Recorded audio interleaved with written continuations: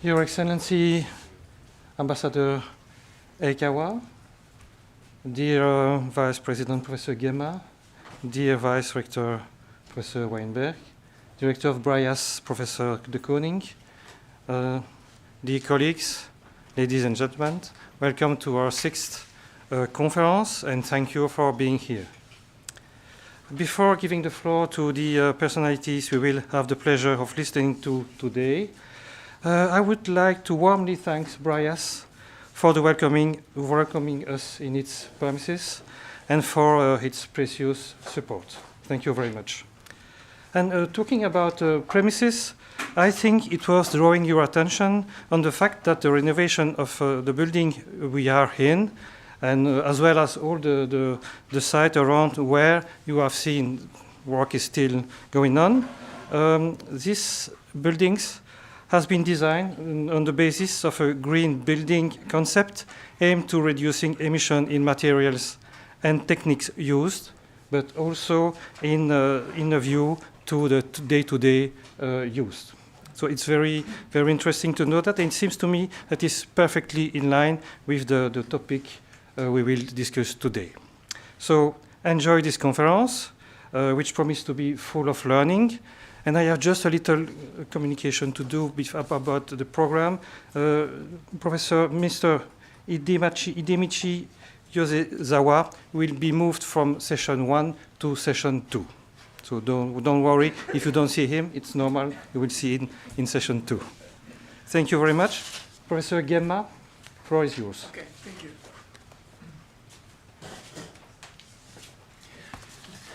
Good morning.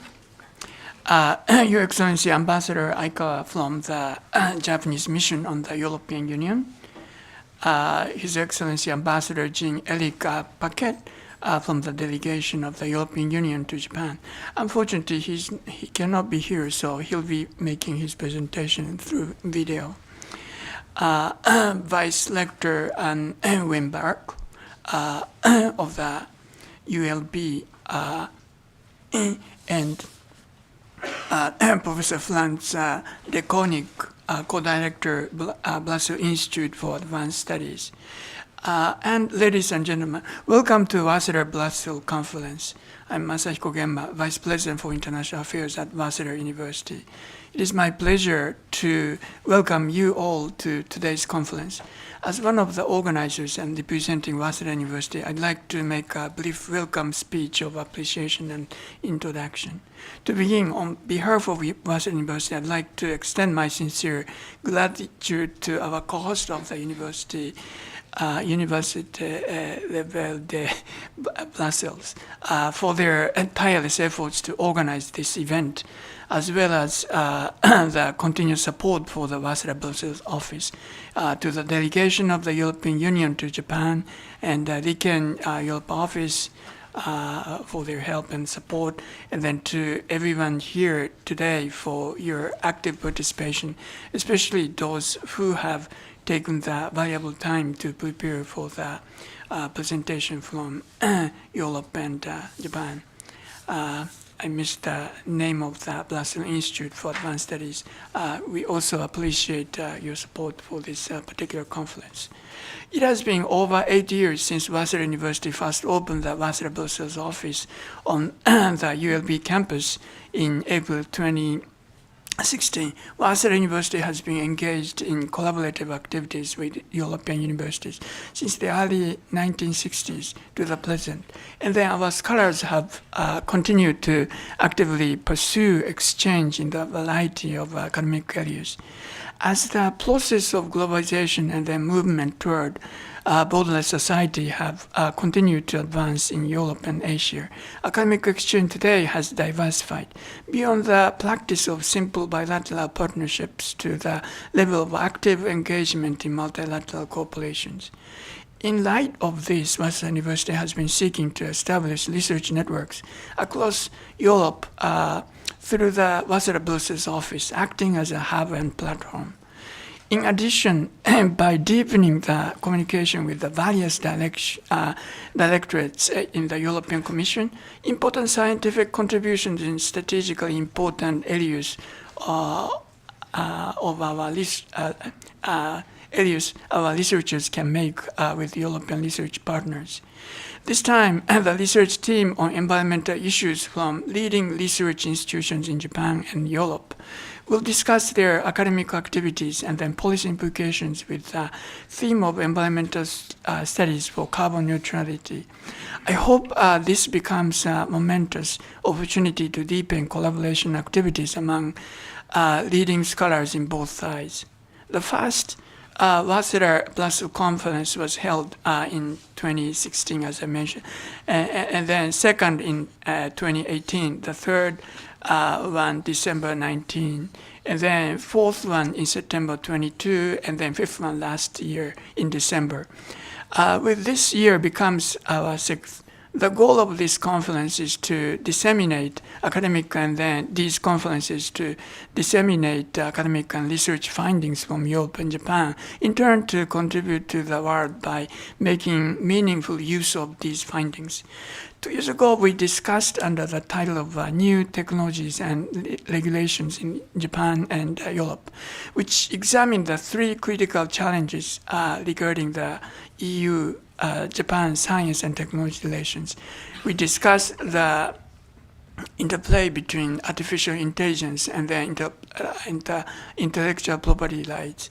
And second, the role of transparency and then legal safeguards in ensuring the trust in governmental data collection practices. And then three, the cybersecurity implication of emerging technologies.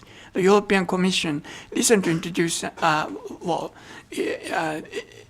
maybe not recently, but introduced a new policy on the use of AI.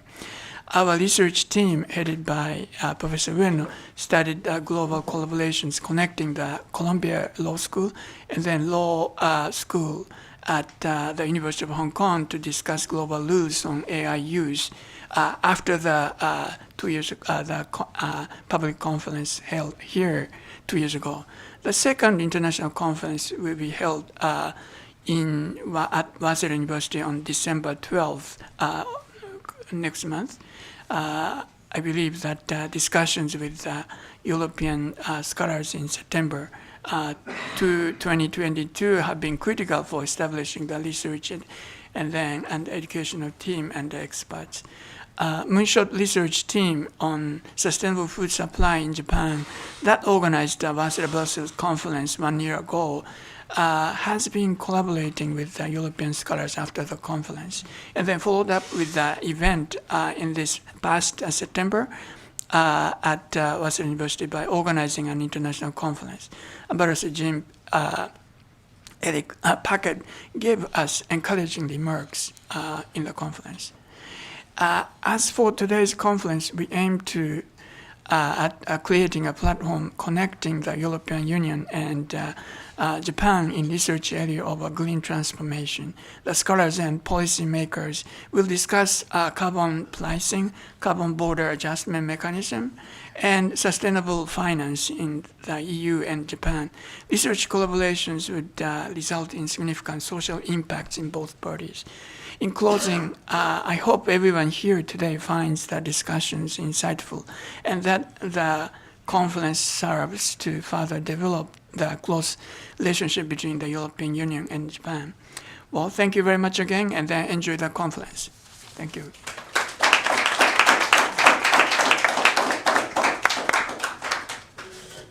Thank you, Professor Gemma.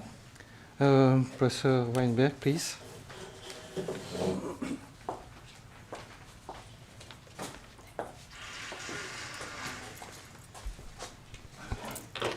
Your Excellency Ambassador Kazutoshi Aikawa, Vice President Gemma, Professor De Koning, dear colleagues, ladies and gentlemen.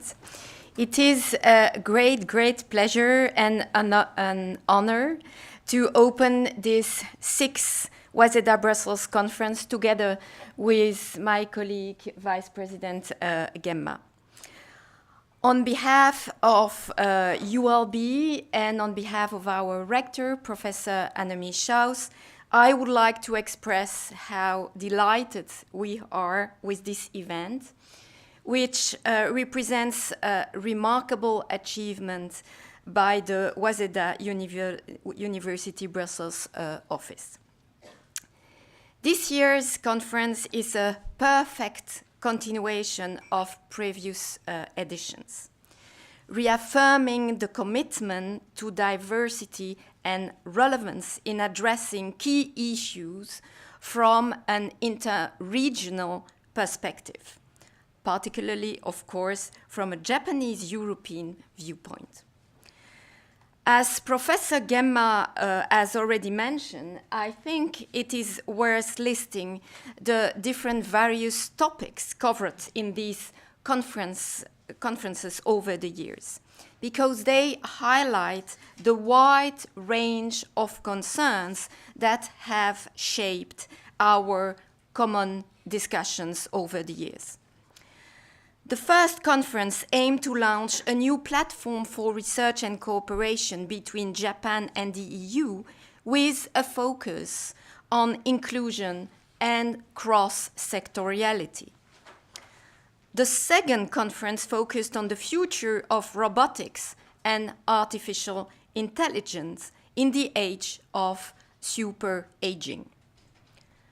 The third was entitled Democracy at the Crossroads, Populism and its Consequences for Political Trust.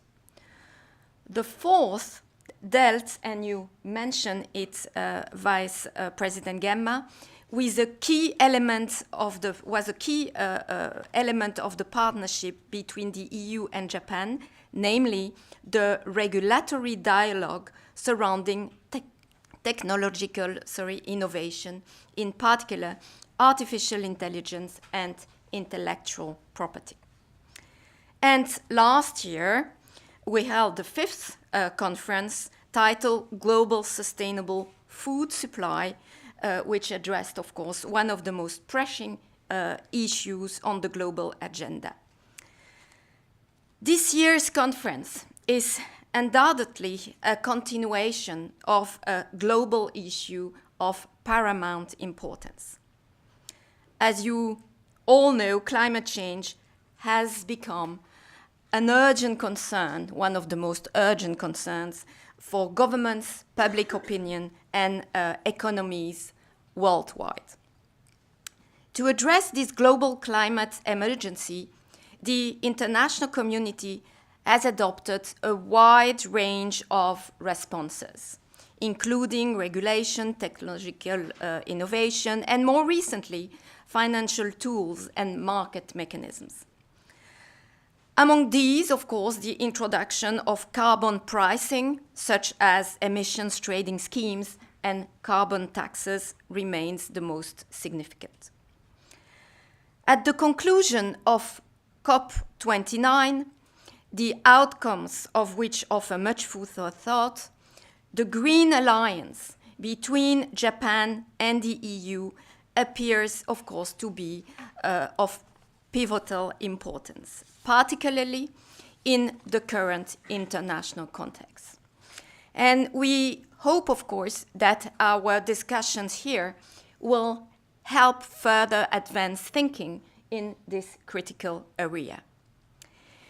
This year, the Waseda Brussels office continues to pursue a consistent and coherent strategy aimed at strengthening the connections between researchers from Waseda University and their European counterparts. And I would like to conclude these remarks by emphasizing this very point. Beyond the regulatory and macroeconomic factors that will be analyzed and described today from the perspective of scientists, business world, and decision makers, we aim to highlight the role of universities as a practical illustration of the issues at hand. This afternoon's final session will provide an opportunity to explore and showcase the resources, and if I may add also the energy, that universities dedicate to research and teaching in the field, but also, and importantly, their managerial approach to sustainability challenges. Our focus here is, of course, on exchange and pursuit of synergy. On behalf of our rector, Annemie Schaus, I would like to express our heartfelt thanks to you, Vice President Gemma, and through you, of course, to Waseda University for this long-standing, extremely rich and fruitful collaboration. I would also like to extend my sincere gratitude to the Waseda Brussels Office, to Jean-Louis Morgat, of course, also to Patrick Vité-Philippe. Most sincere thanks to Professor Toshi Arimura. Thank you, Professor, because you are the initiator of this conference. Thank you so much for this. Thank you also to all chairs and speakers of today's event. Thank you to BrIAS and to Frank de Koning for hosting us here today. And of course, last but not least, to the Japanese mission to the European Union, and of course to Ambassador Excellency Kazutoshi Aikawa. I thank you all for your attention, and I wish you an excellent day, an excellent conference. Thank you so much.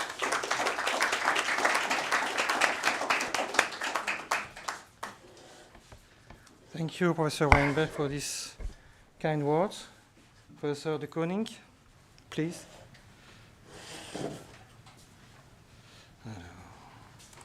Just a moment.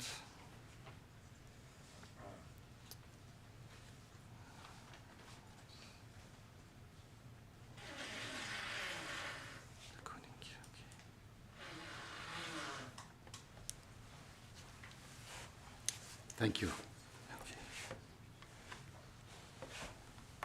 Et voilà. Should work. Okay. Yes.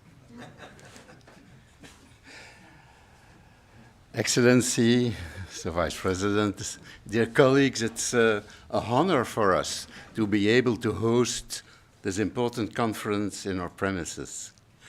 You are here at the Brussels Institute for Advanced Studies, and I was asked in less than 5 minutes to give a very short presentation about what is BrIAS and why are we here.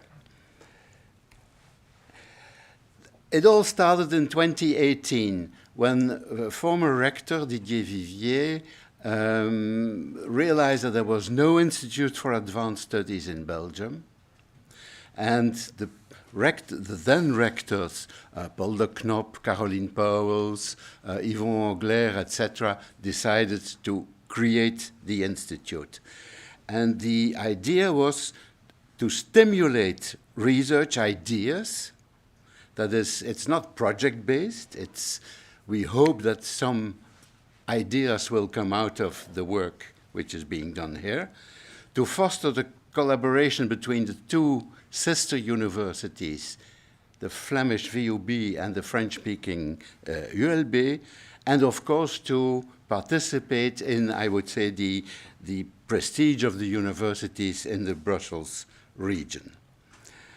So the mission of BrIAS is brainstorming and networking. We try to, I will read, break down the walls of ignorance and dogmatism by stimulating groundbreaking research at the highest level of creativity without taboos or prejudice. That is absolute academic freedom for the people working here. The theme has to do with sustainable development, and this is why I'm very pleased to be able to welcome you. And we invite high-level scientists, which we call fellows, to come and spend a few months here in our new premises and work together on a broad theme. And the fellows come from very varied disciplines. So it has to be interdisciplinary, which has consequences. when you put a psychologist together with an engineer, they not necessarily understand each other the first day. So you have to have them together for a long time. Then in order to be able to fantasize and be creative, you shouldn't be bothered by daily hassles. So this is why we put them here, and they live here, okay?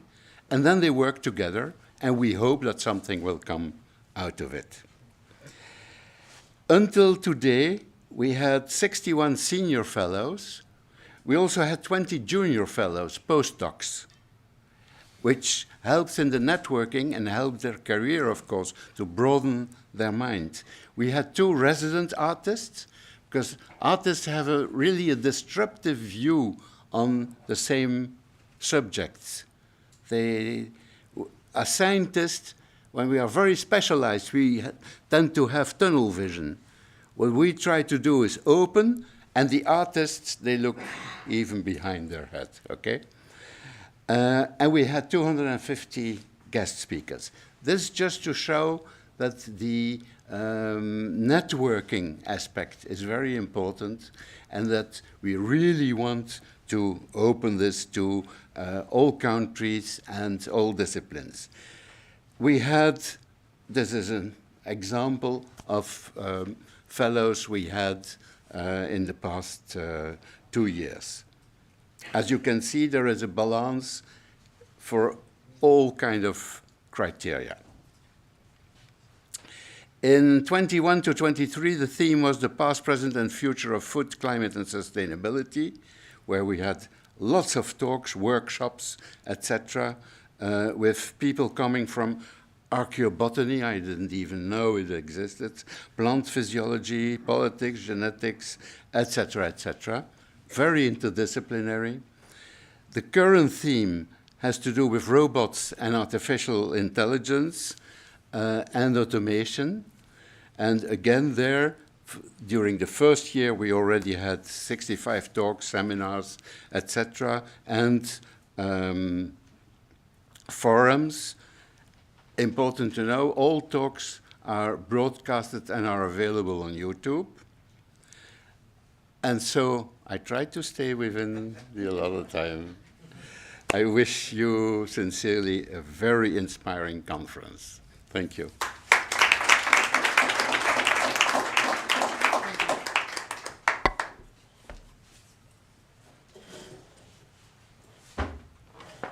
Thank you very much, Professor de Koning, for this very interesting presentation.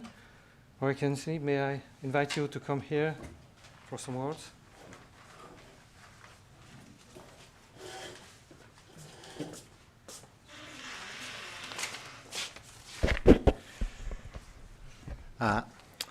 My name is Kazuto Shaikawa.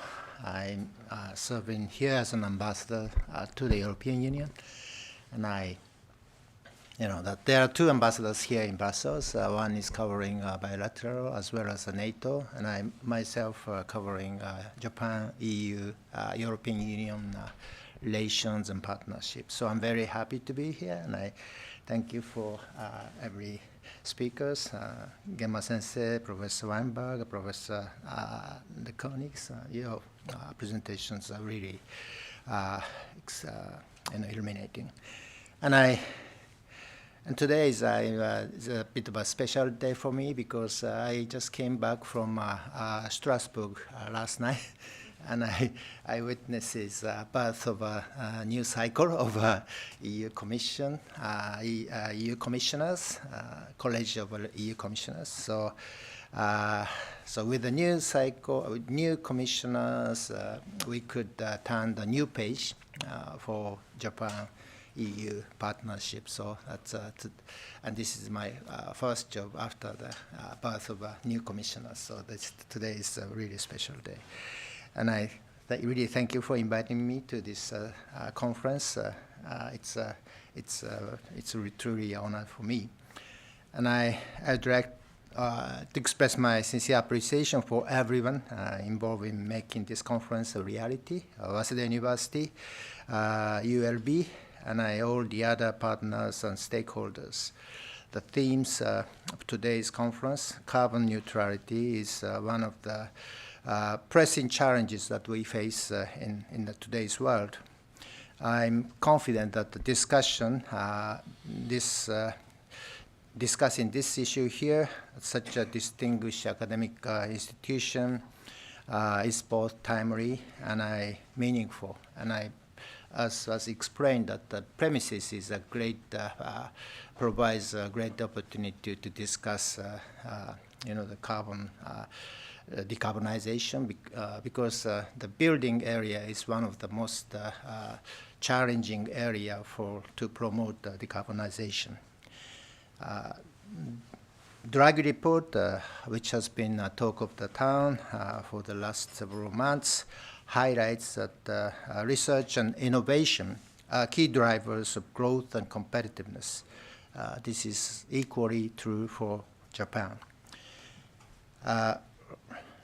Of course, Draghi report is for EU's competitiveness, but we are facing the same situation. So for innovation to truly advance societal, social development and economic progress, we need active collaboration between research institutions and universities across borders.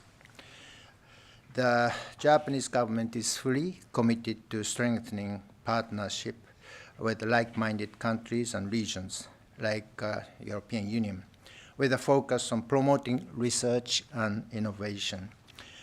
When it comes to international exchange, the pandemic caused a temporary decrease in the number of Japanese students studying abroad and international students coming to Japan, vice versa. However, since 2022, we have seen a strong recovery in these numbers.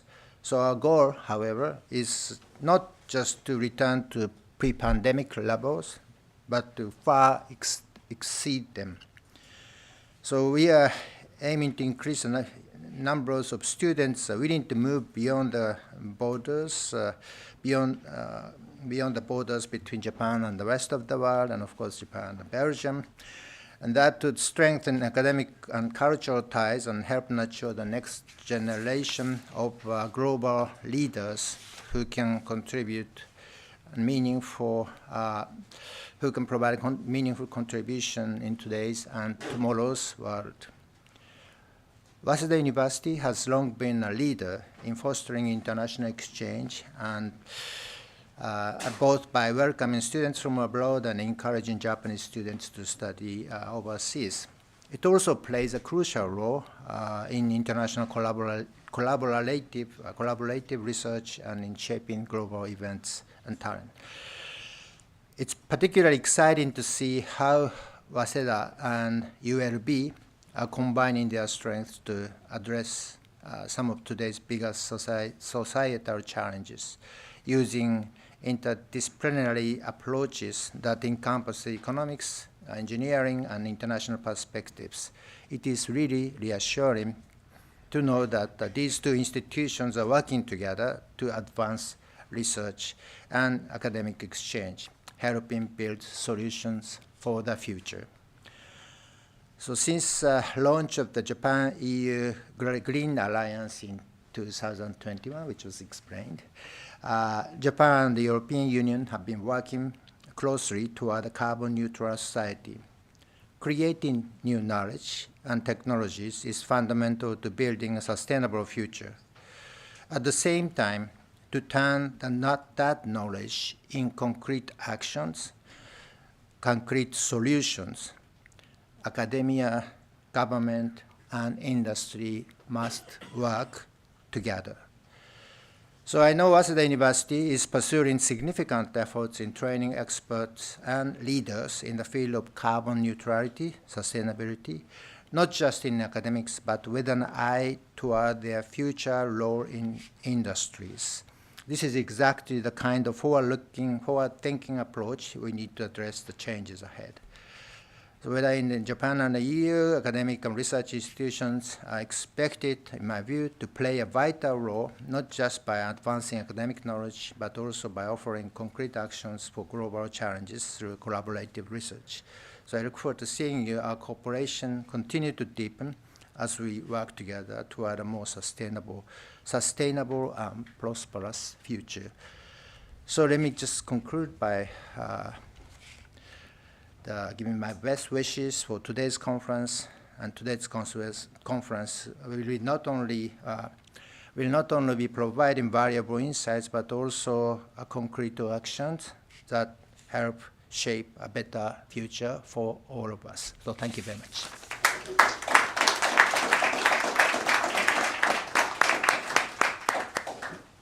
Excellency, thank you very much for your encouraging words.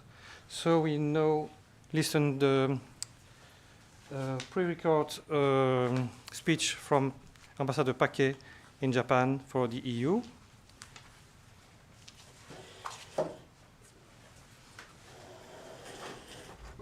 Good morning, ladies and gentlemen, dear colleagues Gema-san, Akawa-san, colleagues from ULB and VUB. I'm really very happy to say a few words at this opening of the Waseda University Conference in Brussels. You chose a particularly relevant policy and scientific subject, carbon neutrality, and how the world in Europe and of course in Japan can move more effectively towards carbon neutrality and accelerate the reduction in CO2 emissions. The science is, I think, very clear. The reduction paths are not keeping us in line with the Paris Agreement. We are seeing extreme weather events now on a regular basis. I don't think I need to recall the suffering in Spain only a few weeks ago, heat waves and typhoons in Japan, but also in the less developed part of the planet, the human toll is even greater. So action is more necessary than ever.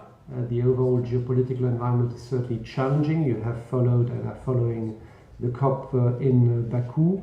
And obviously the developments in the US put a big question mark on how climate policies will develop in that part of the world. Now, universities here in Japan, Waseda and others, and of course in Europe, in very many European cities and member states are playing a pioneering and leading role on climate policy and debating climate science with society. And today's conference is a particularly relevant contribution to that intellectual and policy leadership of universities in Japan and in Europe. So I wanted to commend you for that. I think in terms of the subjects which you cover, they are of course absolutely spot on. And I think I just want here to underline that whilst we are in Europe now at a very challenging moment where implementation is taking place, and this is challenging across societies for industry and other economic actors. The trajectory is very much delivering in terms of CO2 reductions. We have seen, I think, a 37% reduction since 1990, but maybe more importantly and interestingly, between 22 and 23, a 7.5% reduction of CO2 emissions. So this is really largely happening, in large part also due to renewable energies coming online faster than ever. And in fact, today we are producing more electricity with renewables in Europe than with fossil fuels. This is a very broad policy area, a very challenging one where Japan and Europe are working together under the EU-Japan Green Alliance. There's a lot of activities ongoing here in Tokyo, but with this conference in Brussels, Waseda University is bringing that cooperation also to Brussels, and I find that particularly important and useful also to bring some of the solutions and the experience accumulated in Europe to the policy debate here in Japan. I hope that in the cycle which now opens with the new commission imminent, and of course with the administration here in Japan, that we can bring our cooperation to the next level, be part of the ambitions here in Japan, and maybe as importantly, see more and more Japan and Europe team up across the world, in East Asia probably to begin with, but also in other parts of the world, so that solutions can be developed with partners around the world together by Japan and the European Union. All these subjects, you will cover them today. I think, really have liked to be in many parts of your seminar. I'm sure I will see some of the results, and I would like again to commend Waseda University for the conference today. Thank all participants and wish you a very successful day. Thanks a lot.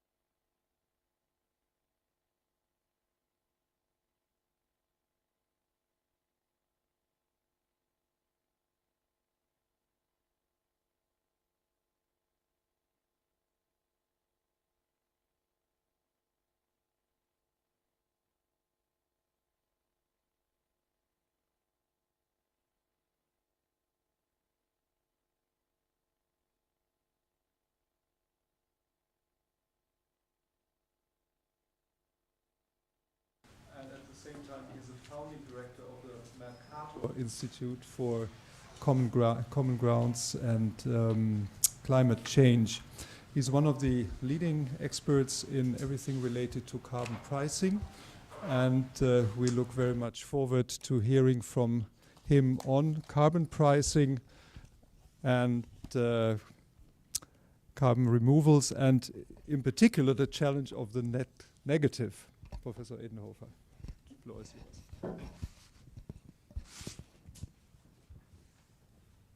Yeah, thank you very much. It is an enormous pleasure to be here and to share some thoughts with you. And as Rainer Klump mentioned, and also colleagues from Japan like Toshi Arimura, so I'm really passionate about carbon pricing, but I will not talk too much today about carbon pricing. What I want to do today is to convince you that there is now a new phase in climate policy, and we have to establish a third pillar in climate policy, which I call the net negative emission technologies, or the carbon dioxide removal option. And I will do this in 5 very short steps. So I would like to remind us about the climate damages. Then I would say something about how to manage the carbon budget. Then a few words about what kind of CDR technologies do we have at hand. Say a few words about international cooperation, and I will conclude now. I will conclude in this lecture to explain that I believe that we have to design emission trading schemes in a way which enables us to finance net negative emissions. So that these are my 5 points. And I cannot explain everything, but the good thing is there are a few papers available where you can basically then check a little bit more the details. So what I would like to do is, I would like to remind us about why we should be interested in climate policy. And what we have seen so far is that over the last few months, there is a fundamental update in the assessment and in the evaluation of the climate damages. So we have done this, published a paper in Nature a few weeks ago from our institute. Other colleagues from the MIT joined us, basically, where we say that the economy faces up to 90% income reduction under a Bau scenario by 2050. And this basically implies that the social costs of carbon by far exceeding previous estimates. So we are at the social costs of carbon above $1,000 per ton CO2. So this is quite enormous, and if you confront this with the costs of mitigation, so the costs of mitigation are by far much lower. In that sense, it is reasonable to argue that climate policy is, from an economic point of view, a worthwhile investment. But the problem is, so we have to think a little bit more about the future of climate policy. We have two conventional pillars in climate policy, which are very well established: mitigation, which is basically emission reduction. And whenever we want to implement an ambitious climate policy, we have to peak emissions very soon, and then we have to reduce them annually by roughly 6%. So this we have never done in economic history. So when we achieve then by mid of the century the zero line, the net zero, so then I argue it's not good enough because we need net negative emissions. Adaptation becomes increasingly important and is already important, because what our climate estimates clearly show is that basically we are committed to very high levels of damages, irrespective of the climate policy, and therefore adaptation remains important. But the third pillar is not very well established. It's even not recognized that it is important. These are the net negative emission trajectory. Why do we need a net negative emission trajectory, and why is basically the net negative option an important component?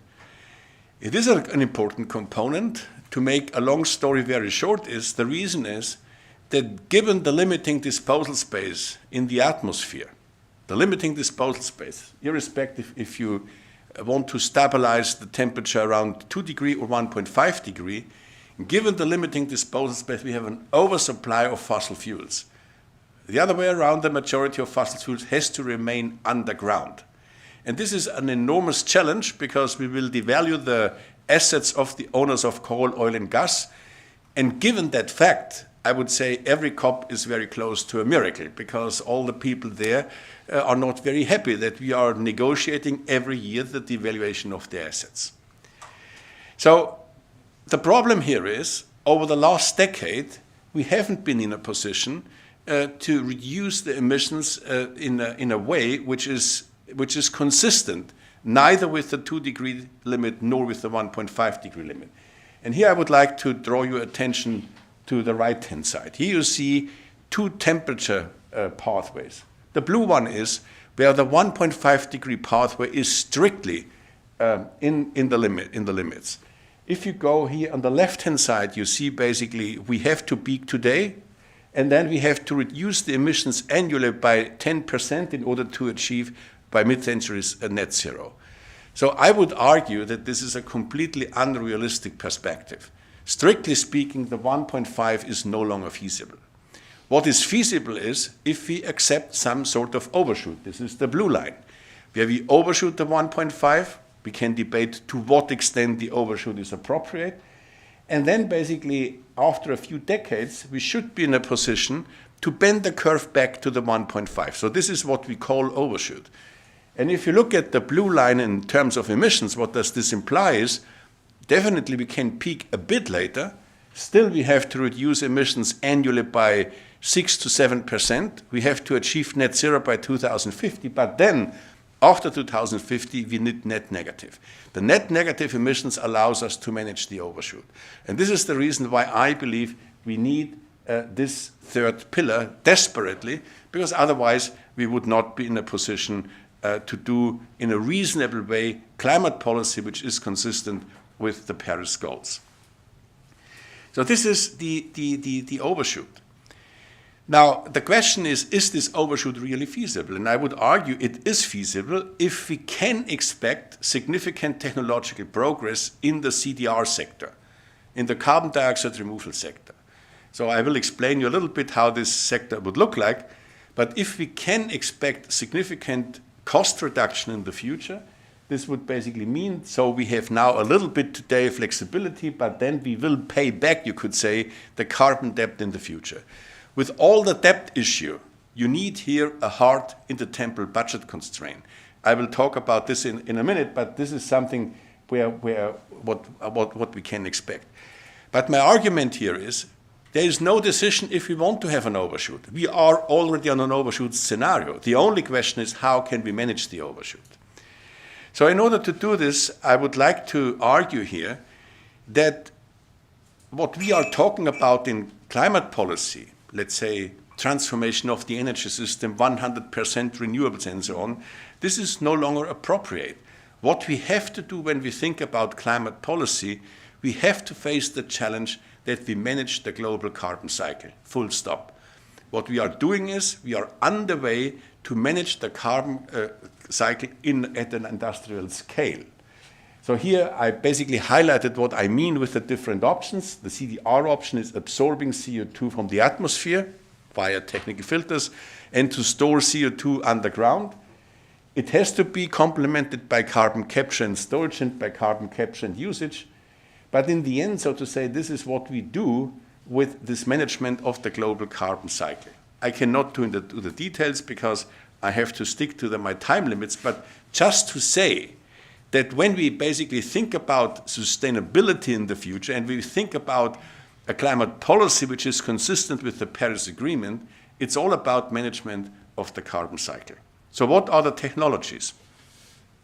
We have already conventional CDR options available. Afforestation, reforestation, soil carbon sequestration, durable harvested wood products. So this is what we are already doing.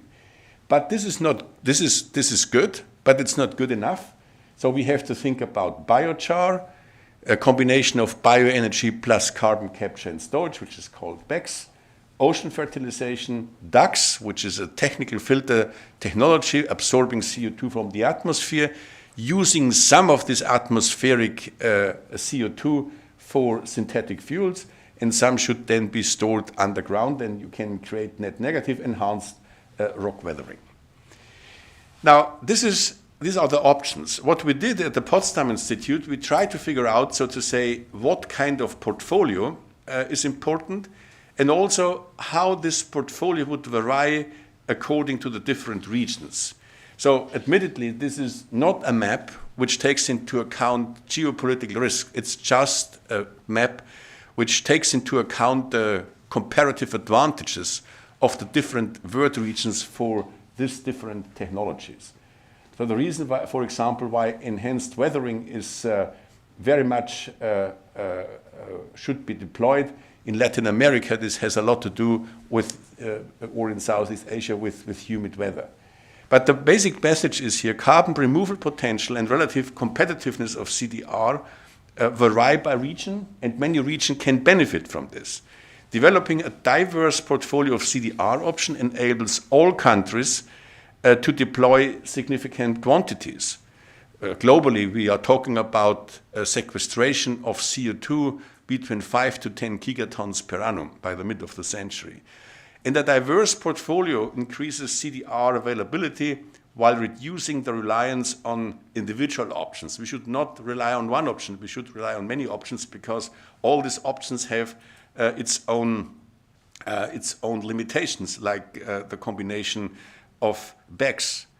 So if you look at this map, then you see basically reforestation is particularly beneficial in tropical regions where forests sequester more carbon per hectare than in cooler regions, and therefore the greatest potential exists in Latin America, Africa, and so on.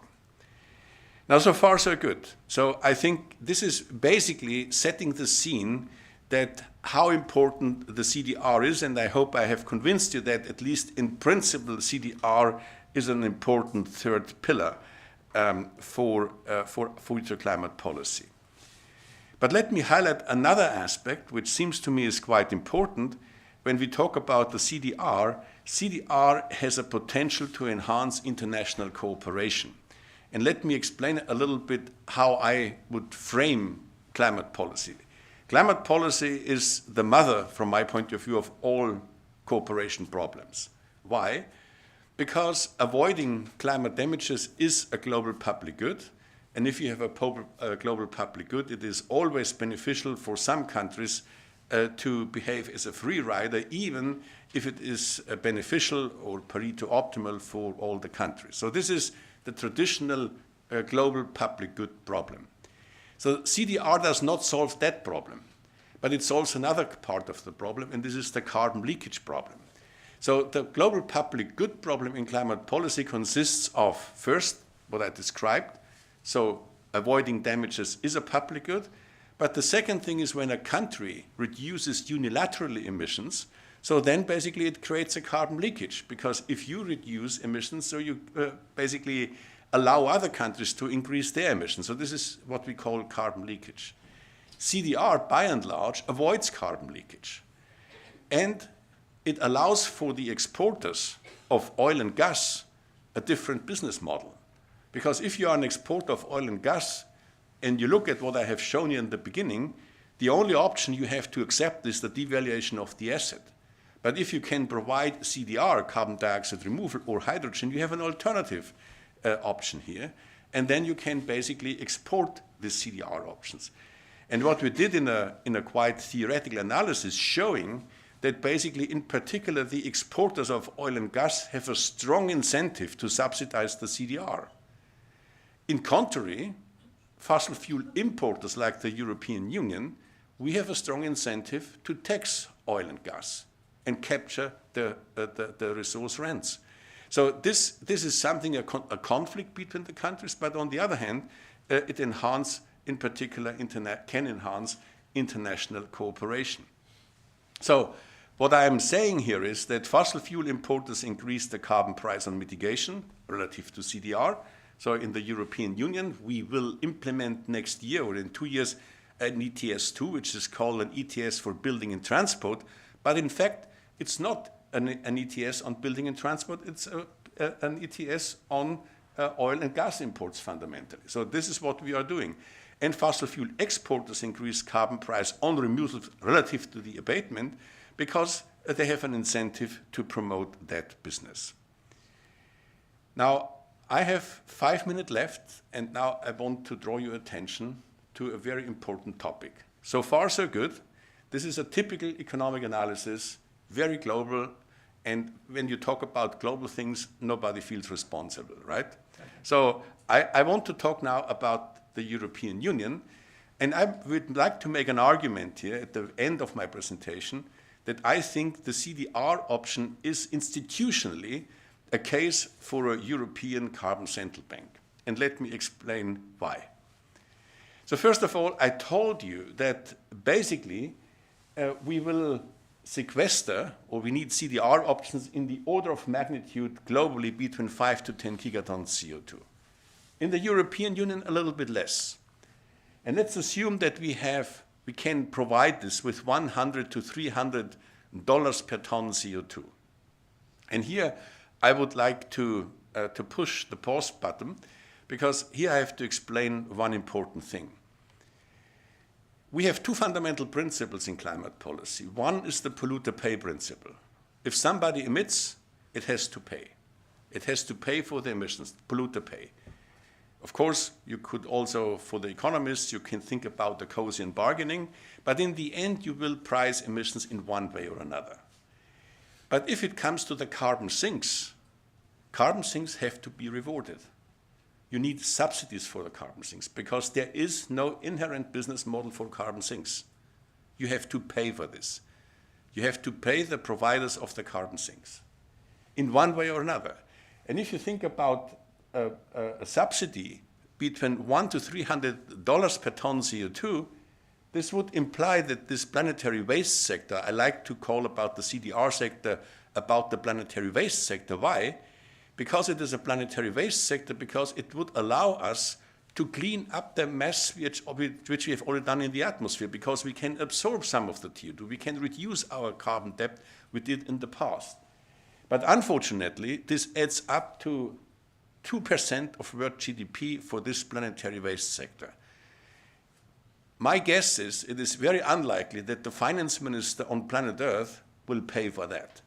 Given the shrinking fiscal space, it's very unlikely. If the likelihood increases, it's fine, but it's unlikely that they will do this. So for the European Union, we calculate a number around 1% of the GDP of the European Union, and given the current situation in Germany and my conversations with several finance ministers, so they are not willing to pay the price for the carbon sinks.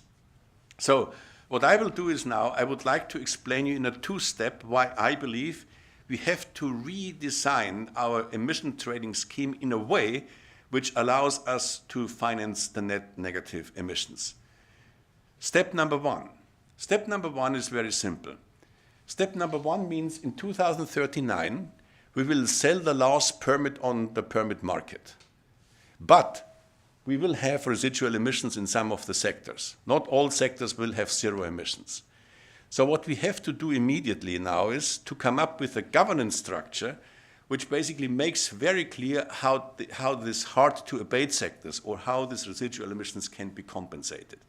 Because if this governance structure is unclear, the expectations are destabilized. So we see, you can see this at the very right-hand side, a sharp increase of the CO2 prices because the market becomes thin. People will bank their permits. So this is something which basically leads to a sharp increase of the CO2 price. If we would be able to include removals, CDR and BECS, so then we are in a very good position to dampen the increase of the CO2 price.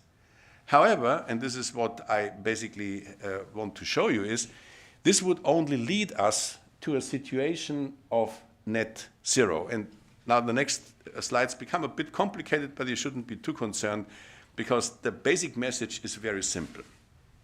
The basic message is, how can we redesign the emissions trading scheme that it enables us to finance net negative? And the idea is the following. So we, let's say the regulator, and let's call the regulator for the sake of simplicity, let's call it the European Carbon Central Bank. The European Carbon Central Bank could go on the market and can offer a new type of permit. And let's call this the cleanup certificates. The cleanup certificate could be offered, let's say, to an oil refinery. And you say, you, the oil refinery, are allowed now to emit 1 ton more today, but in contrast to the conventional permit, this cleanup certificate comes with a carbon debt. You have to remove the ton, let's say, in 20 years. So this is a cleanup certificate which it has two components, the permission to emit and a carbon debt in the future. Now, there are two challenges. The first challenge is how to avoid mitigation deterrence, and the second challenge is how to avoid strategic bankruptcy. So the first thing is simple. So the oil refinery has to pay a collateral to the European Carbon Central Bank.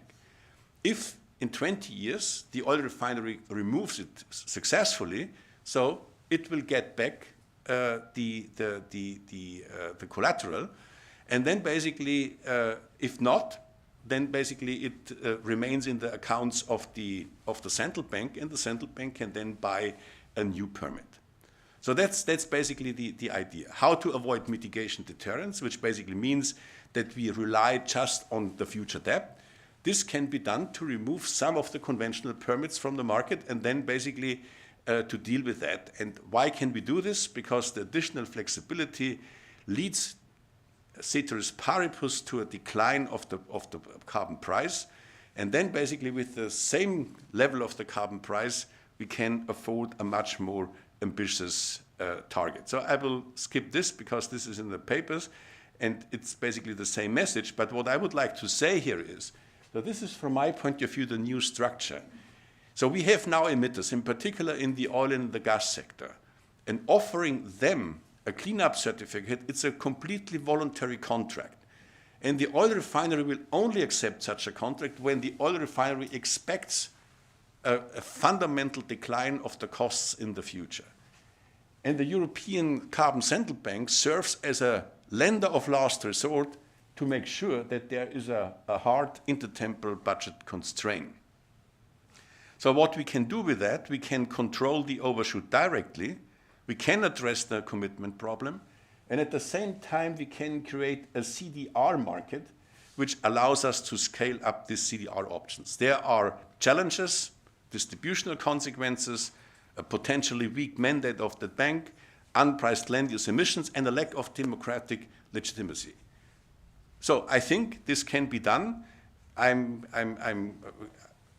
minute, this can be done and can be addressed. And then I am now at the end of my talk.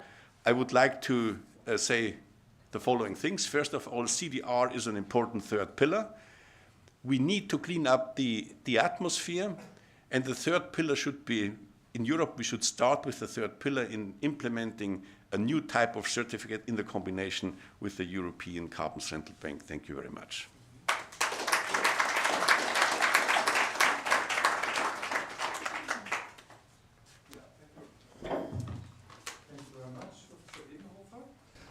And as you mentioned the necessity of having this international political cooperation, ending up with your proposal of a new institutional arrangement to manage successfully the carbon cycle.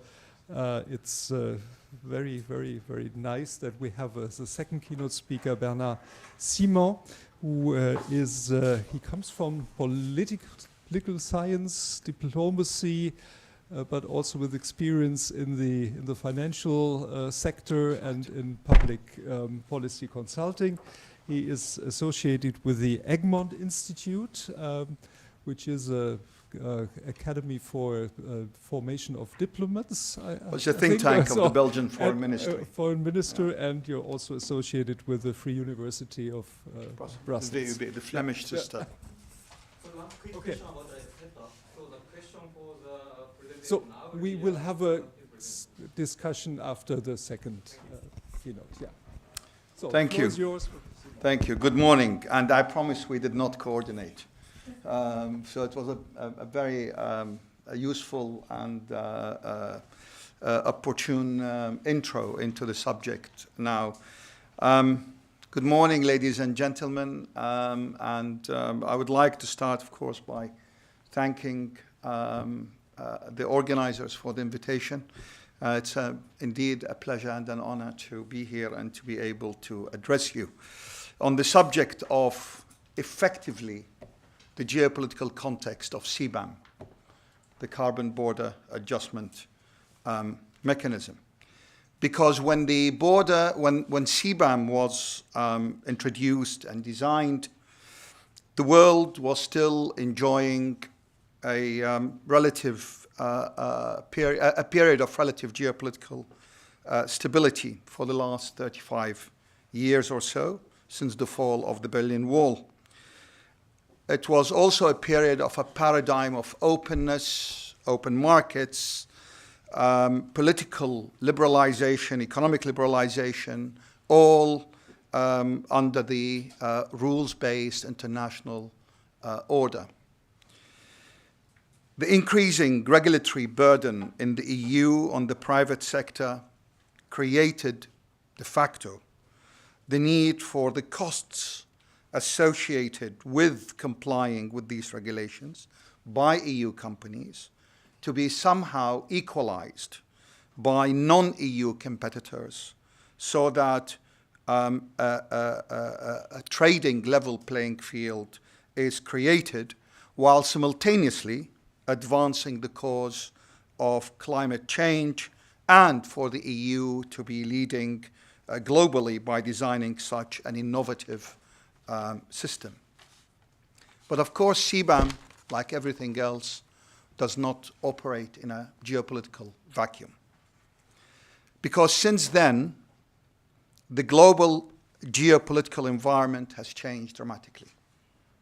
Whether because of the first illegal war on European soil since the Second World War, because of the change of approach that the EU adopted to China, or because of the wars in our environment to the south, the Middle East and Africa. But it's not only that. BRICS and the Shanghai Cooperation Organization have become more active. The WTO, as we all know, is handicapped. The UN Security Council is all but unable to function effectively because one of its permanent members, the Russian Federation, breached Article 51 of its own charter. So we have a situation of global polarization,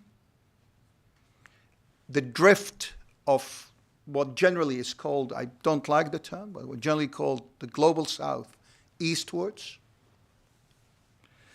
and the rise of alternative trading arrangements with, crucially, nascent payment systems. This has all fundamentally changed the context into which CBAM was designed and introduced. We also have the Belt and Road Initiative, which has made certain dents in the EU's comparative, competitive, and power position globally. We tried to design a system, the Global Gateway, but it remains far removed from the EU's geopolitical priorities to seriously compete in this contested space. So, ladies and gentlemen, it is clear that CBAM is not geopolitically neutral any longer. It will have an impact in this new global context. Whatever the ideals that led to its creation, this is the reality that we are dealing with now. It may, in fact, turn out to be one of the more important but less observed developments for the EU's geopolitical position globally, but not as seen through the geopolitical prism, through the green transition-focused EU, but as seen through the geopolitical prism of the EU's different partners and by the global South.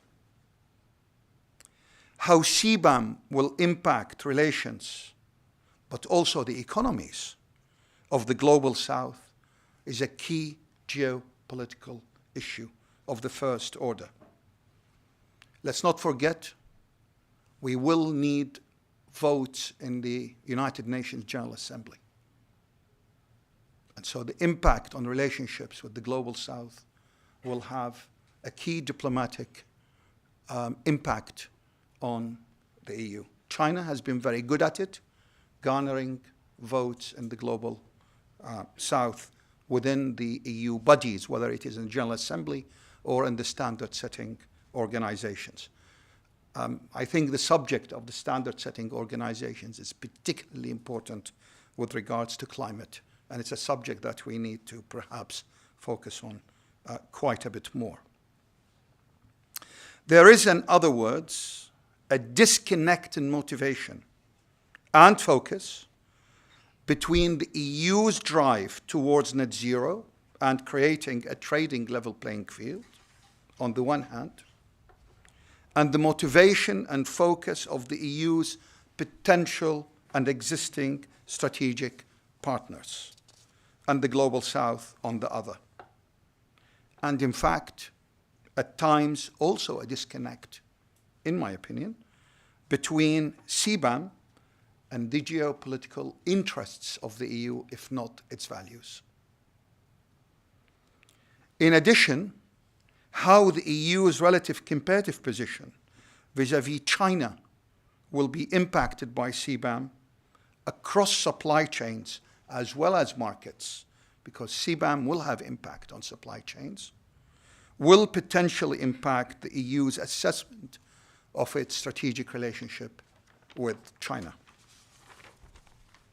That brings us to the EU's three concentric circles that grade partners, which in my opinion is a good starting point to gauge CBAM's geopolitical impact and what mitigating measures can be taken in order to ensure its operational success. We start with the inner circle, which is also the most intimate in terms of the EU relations. It is the EU's partners that share our values and are generally like-minded, wishing to retain open market access, trading rules, all under the rule of law, such as the G7 and the G7+. The middle circle are those partners who do not wish necessarily to take sides, but who have an FTA relationship with the EU, critical raw materials partners, those partners with whom the EU has shared interests, and so on. And then there is the outer circle, is that where relationships are basically that based on the WTO agreements, and in which power competition may take place, whether it is in contestation or competition. So the geopolitical impact of far-reaching changes to the existing trading relationships, such as CBAM will introduce, will not apply equally to each circle. But in fact, there will be very different impacts for the three types of relationships that we have globally. The difference in the geopolitical impact will not simply be because of the different types and trading structures that I outlined, but also because of how each circle will interact and fit into the following four risk categories. The first risk category is supply chains. The second is economic security issues, including technology leak, through investing in dual-use and critical-use technologies that can be deployed for military purposes.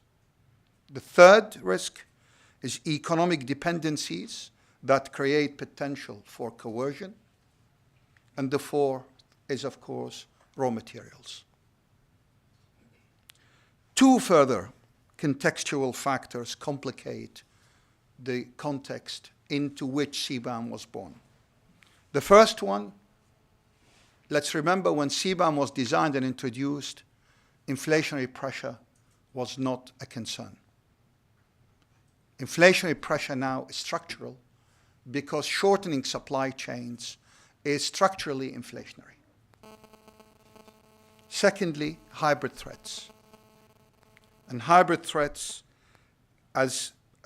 will potentially be quite an issue for CBAM geopolitically because it presents another field for hybrid threats operations. Hybrid threats, by their very nature, mean that our democratic processes can come under threat, can be undermined, and therefore, within the context of the single market, it is very important, of course, to note that the single market, in this respect, will be only as strong as its weakest link. And therefore, the issue of hybrid threats may become quite important in the context of introducing CBAM. The conclusion, therefore, is clear. CBAM and other measures impacting trade and climate, in my opinion, must be preceded by geopolitical assessments, just like the ones we do for environmental assessment studies, economic assessment, and so forth. Therefore, it is, again, in my view, urgent that a geopolitical assessment of CBAM and its impact is undertaken. When circumstances change, we must adapt. For survival is not just for the fittest, it is for the most adaptable. And the geopolitical context, as I mentioned globally, has fundamentally changed from the time when CBAM was designed and introduced. For CBAM to succeed now, in the context of the EU's overall values and interests, to achieve its objectives, as well as those of the broader aims, strategic aims of the EU, and we can't ignore these any longer, it must adapt to this new geopolitical reality and move beyond the silos of trade and climate within our institutions into the broader geopolitical values and interests of the EU. To do that, the EU will have to articulate its geopolitical interests. Thank you.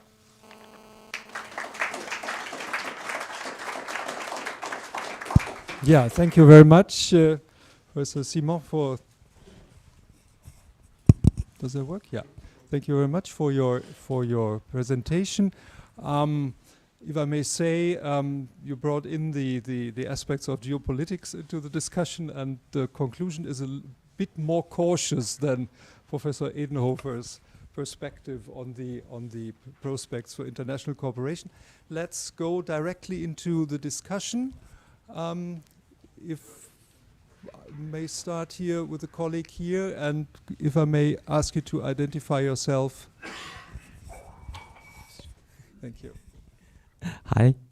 Yeah, my name is Hidemichi Onezawa, and I'm a senior economist at the OECD. And I'm not an expert of integrated assessment model, but I'm an expert of the economic simulation modeling, focusing on climate policies. And nevertheless, I read like the stuff of the integrated assessment model as a relative field. So I might have missed in your presentation, but maybe you didn't mention like a big uncertainty about the cost of this carbon dioxide removal, and I mean in a very large scale. And in the extreme, that can be even like the not really feasible. So in a way, as I think as an economist, that basically like infinite cost, or maybe it's not infinite, but maybe like 1,000 euro per ton of CO2. And then with such a big uncertainty, bringing such a thing to the, let's say, some European Central Bank or whatever, that seems quite dangerous. Or I have a big concern about it. So yeah, thank you. Yeah, thanks for the question. I didn't mention uncertainty explicitly, but of course, the whole thing, what I'm proposing is taking into account the uncertainties about the future costs explicitly. And I tell you why. Because this cleanup certificate is a voluntary contract. It is a voluntary contract, and basically an oil refinery will only accept such a contract if it can expect future cost reduction. So, and then basically we use the market to get more information about the expectations about the future technology. And this is not a large-scale thing. It can be done very gradually, and I fully agree with you. We don't know exactly the costs, but at least we need a market to get more information about the costs, and we should do this in a gradual way. I'm not saying we can do this immediately 5 to 10 gigatons, but what I'm saying is, if we do not build up such a third pillar, then let's forget about the Paris Agreement. This is what I'm saying, and this is a very serious thing, because without overshoot, it is, or without CDR, managing of the overshoot is almost impossible. So in that sense, I would say it's a good starting point, and the arguments I made is not based, I have shown just one integrated assessment model outcome, but if you read this paper, so this is very much micro theory, right? Yeah. No, I will read the paper for sure. Yeah. Just like for Okay. Sorry. We have another question here. I mean, in 2050, yeah, sorry. Thank you. Yes, Kurt Geisert, I'm one of the guides in the House of European History. I have a question for Mr. Edenhofer or for Mr. Simon. Mr. Ambassador mentioned that he was in Strasbourg yesterday. Yesterday, amongst else, Mr. Hoekstra from the Netherlands was confirmed as future climate commissioner. Are you confident that he will do a good job? Thank you. I'm sure he will. Well, if I may add one, I think I'm encouraged because we need active, in fact, politicians who served in cabinets to play that role. I don't think we can treat climate in a vacuum any longer. So, we'll meet him in the afternoon. I met him over the last few years, And what he did is basically, he was very, very proactive in advocating the 90% target. Yeah, Okay. so I'm also confident. Okay. So, Estelle? yes, my name is Estelle Cantillon from ULB. So I had a question for Professor Seaman. So on CBAM, I mean, I think first we have to realize what it does and what it doesn't do. So CBAM, trade is covers only a small fraction of emissions. So in some ways, it's a very small tool, first of all. But it has already yielded some positive effects. You know, Turkey has decided to go to an ETS, South Korea has gone. So we also should just look at the good sides. But I had two considerations that you didn't mention in your talk that I feel are important for the geopolitics of CBAM. First of all, intra-firm trade represents about 50% of trade. And so in some ways, it's not that we are harming these companies in the global south. Some of them are just subsidiaries of firms headquartered in Europe. So there's two ways to think about this. Either you use CBAM or we force over all of our headquartered companies in in Europe to go with this SBTI targets, so that they need to decarbonize all of their entire. And so I'd like to hear which ones would be better in terms of geopolitics. And the second thing is climate finance. We could also compensate and help our partners in these countries. And we've just agreed for 300 billion, and we know that it won't be, which should be actually put some beef behind these commitments. So this is the European view from Brussels. If you talk to other countries, that's not the view that they have. And our FTA agreements, for example, do not include CBAM yet.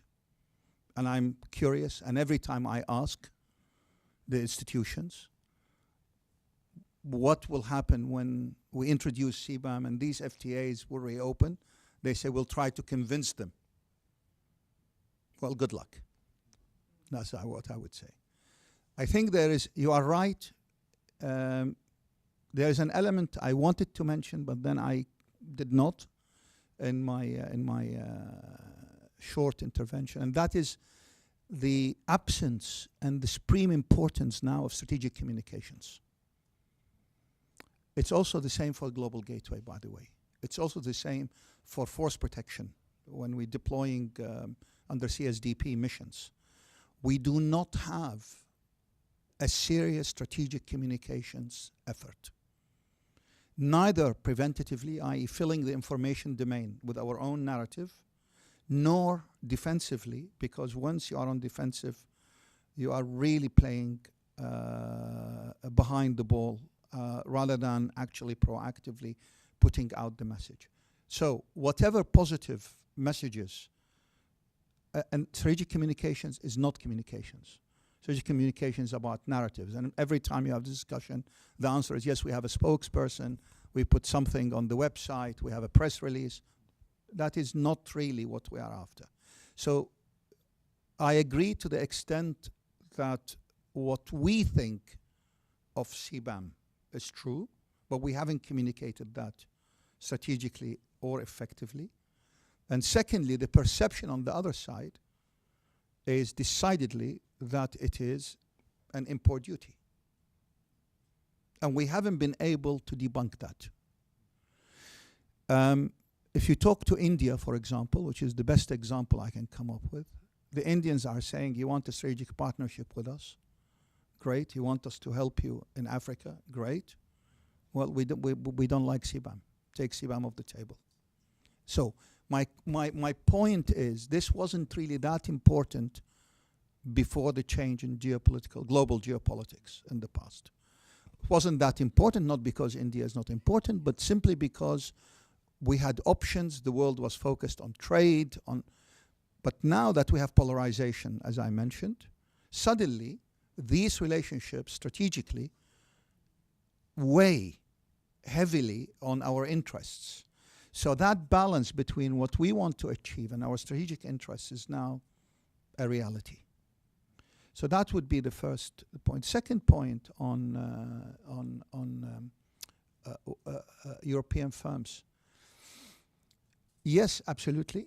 There is room for more regulations. is that really where we want to go, is the question. Or do we want to work with incentives?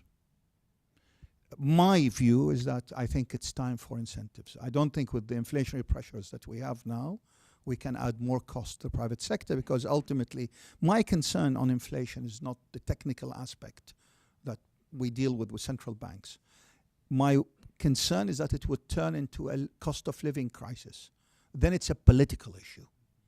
And then it goes into polarization, populist movements, and all the rest. You know, it becomes entrenched in the fear, in the area of social polarization. And so I think we need, this is why I'm sort of more concerned about situating CBAM in its context, as well as other measures, by the way. I think we need to look at this broader context now, particularly with the latest developments in various elections across the Western world. Yeah, I think this is an incredibly important debate. I would like to emphasize two things. To be honest, I share your view that climate policy should be embedded in a geopolitical assessment. That said, I am a big fan of the CBAM, and I tell you why. So when I participated in the COP, many delegations, I will not name the delegation, said, officially, we are absolutely against the CBAM, but unofficially, we are very happy about it, because this gives us an opportunity to push climate policy in our countries, and not just abstract climate policies.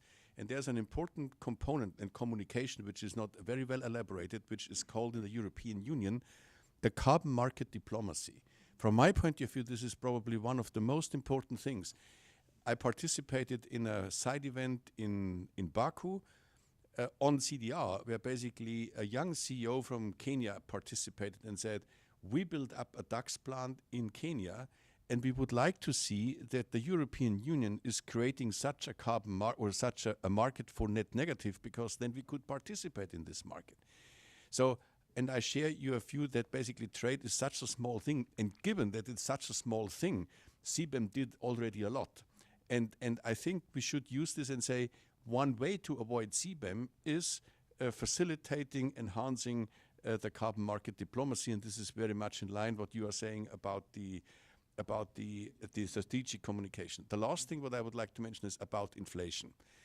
I fully realize that inflation might be a problem, but it seems to me it is ill-framed if we think that climate and energy policy is the main driver of inflation.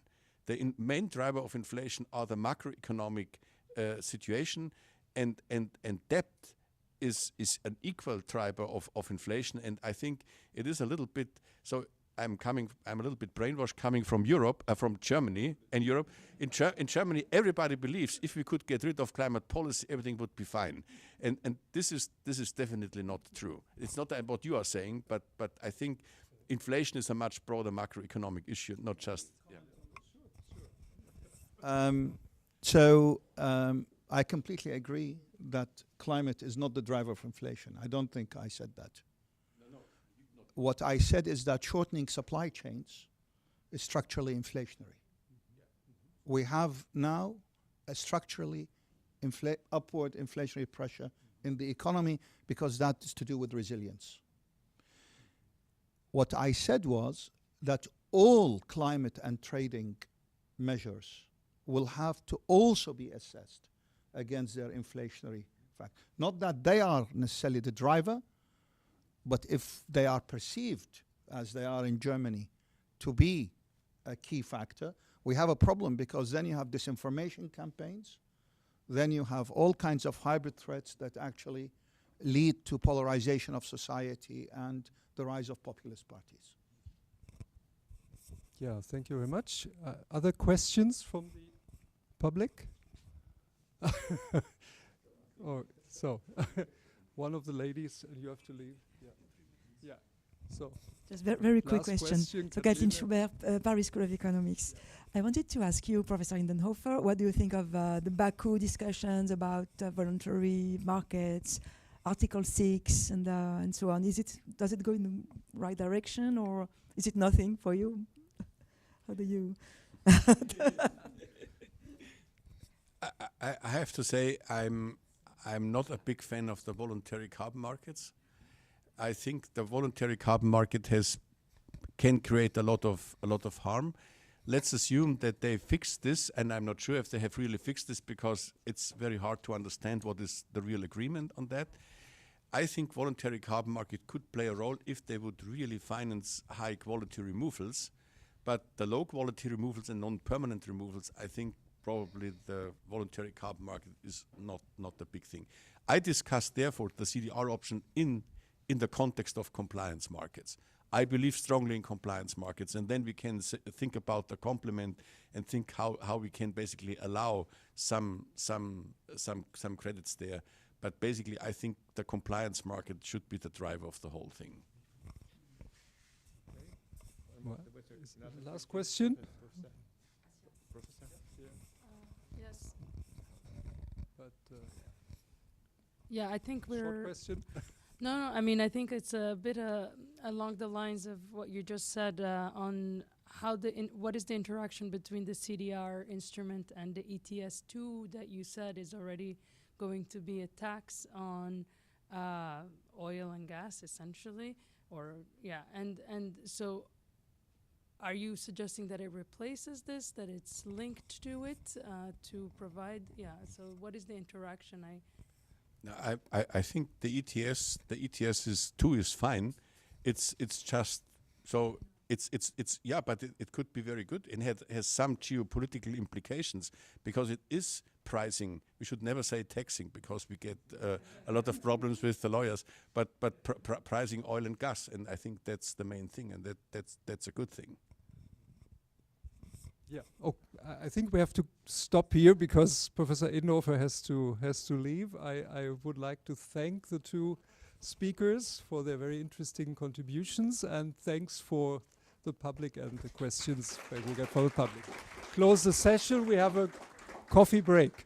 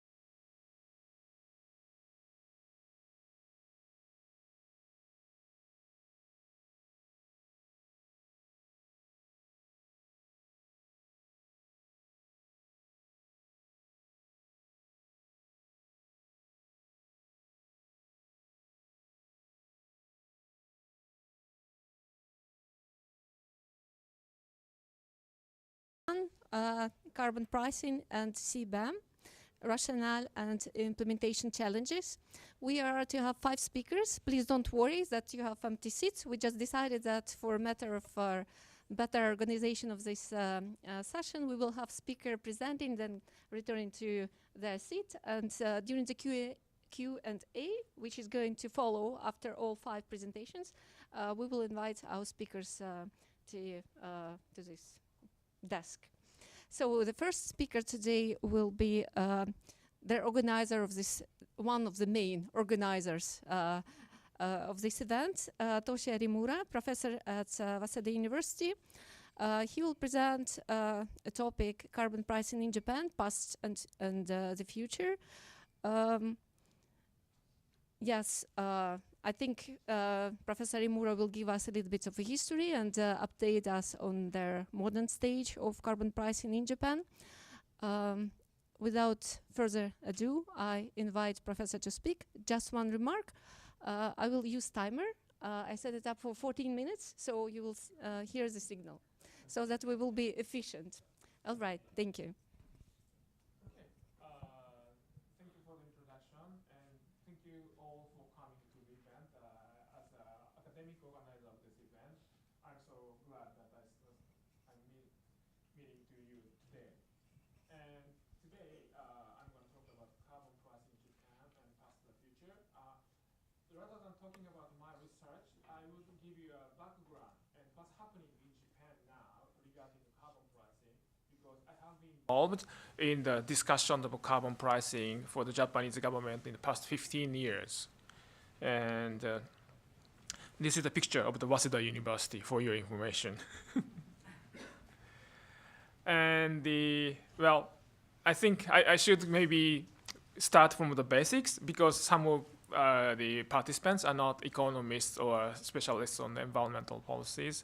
So carbon pricing is basically putting the price on the carbon, and that way we can internalize the negative externality of climate change into the market. And there are 2 major ways: it's carbon price, carbon tax, and emission trading schemes that the European Union has been promoting decades. And it can minimize the cost for achieving the emission reduction, so that's good.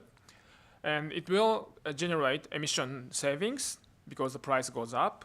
And then the fuel switching from coal to natural gas. And actually, this morning, one of the big Japanese power company was announcing that we will reduce the usage of coal and switch to the natural gas. So this is exactly what we are expecting from the economics. And the renewable energy becomes more competitive because the price does not go up. And in addition, there will be leading to the innovations, changing the transportations. And here, to show my respect to the speakers in the afternoon, I have a picture of Mirai, Toyota Mirai, from Paris. I was visiting Paris School of Economics for a year and a half until this September. And I was happy to find Toyota Mirai running in the city of Paris. Actually, before the Olympics, the number was very small, so you never saw it. But around the Olympics, they expanded the supply.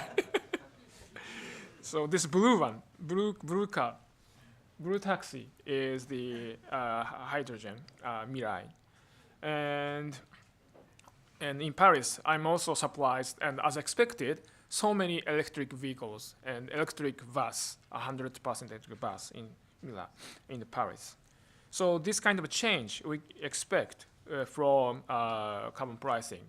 However, in Japan, we have been behind in adopting carbon pricing because Ministry of Economy and Japanese Business Federation didn't like this idea of carbon pricing.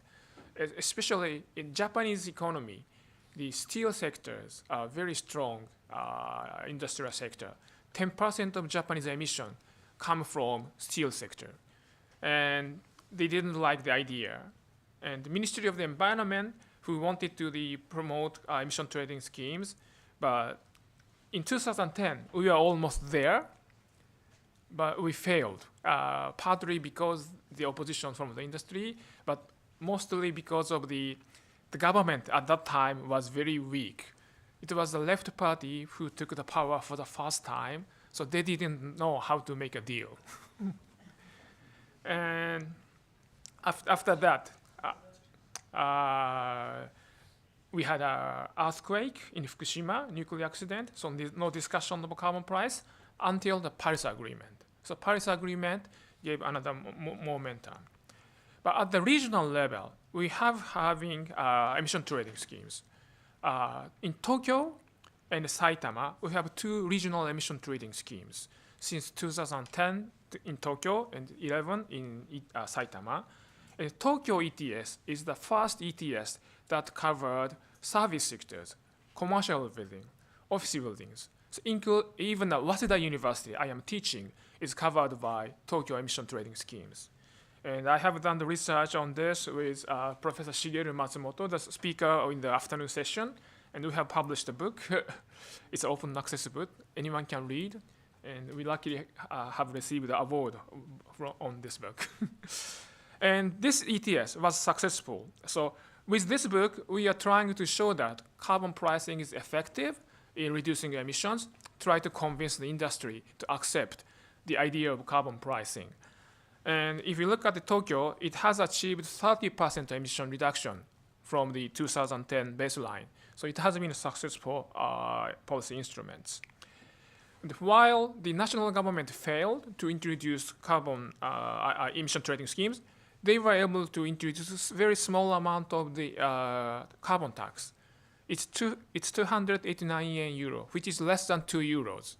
So the price effect, very limited, almost none.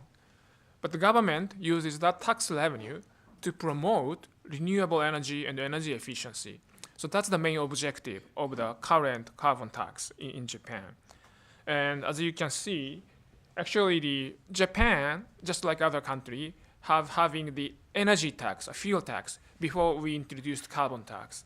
So when we look at the effective carbon rate, the OECD's topic, actually it favors coal. So it's not ideal format of the tax. But all these arguments actually has changed after our carbon neutral announcement. So, and I have another book that I published last April, and in one chapter I'm explaining about this green transformation policy that Japanese government is. So, even before the announcement of carbon neutrality, we had a 2016 80% emission reduction target. And nobody was responding to this announcement at that time. No industry or no newspaper.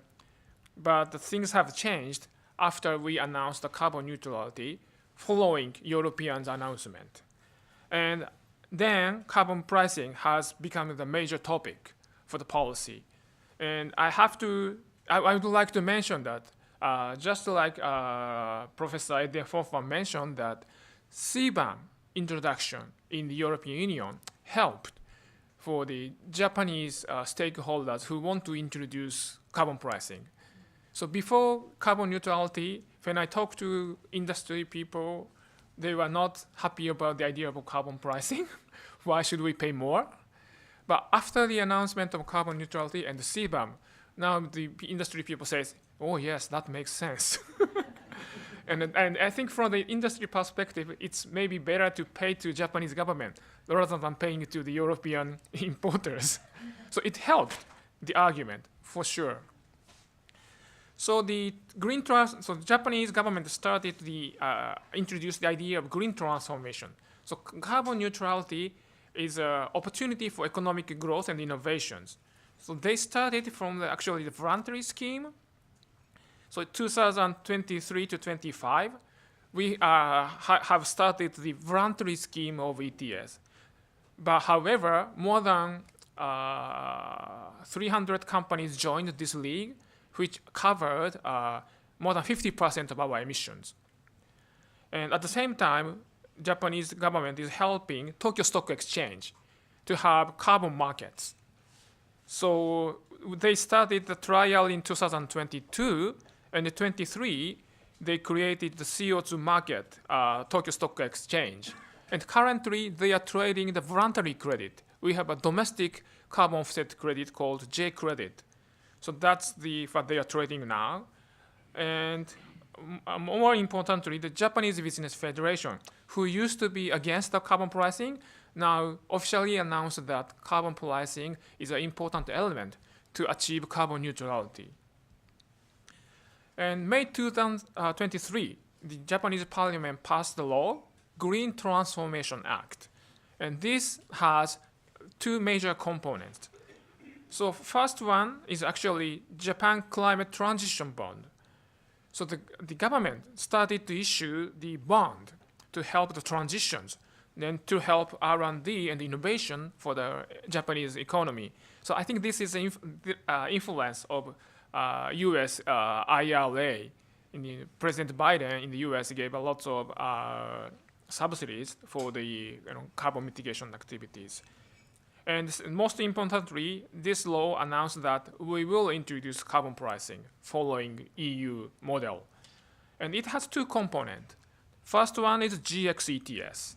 So we are starting ETS based on starting from the voluntary schemes. And in addition, we are adopting GX surcharge. So this is a carbon tax, which will be introduced in 2028.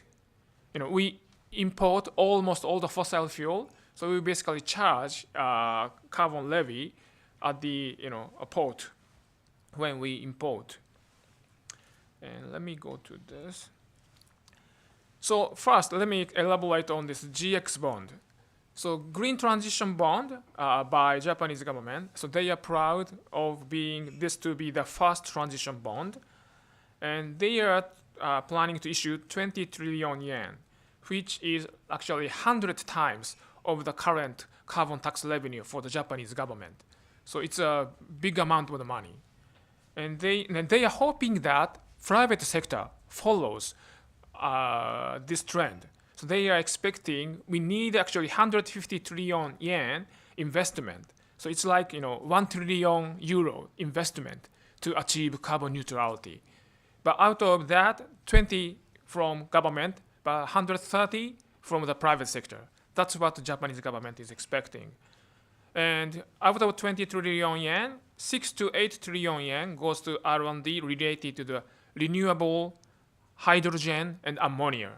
I think the ammonia are kind of a unique strategy that the Japanese government is pursuing.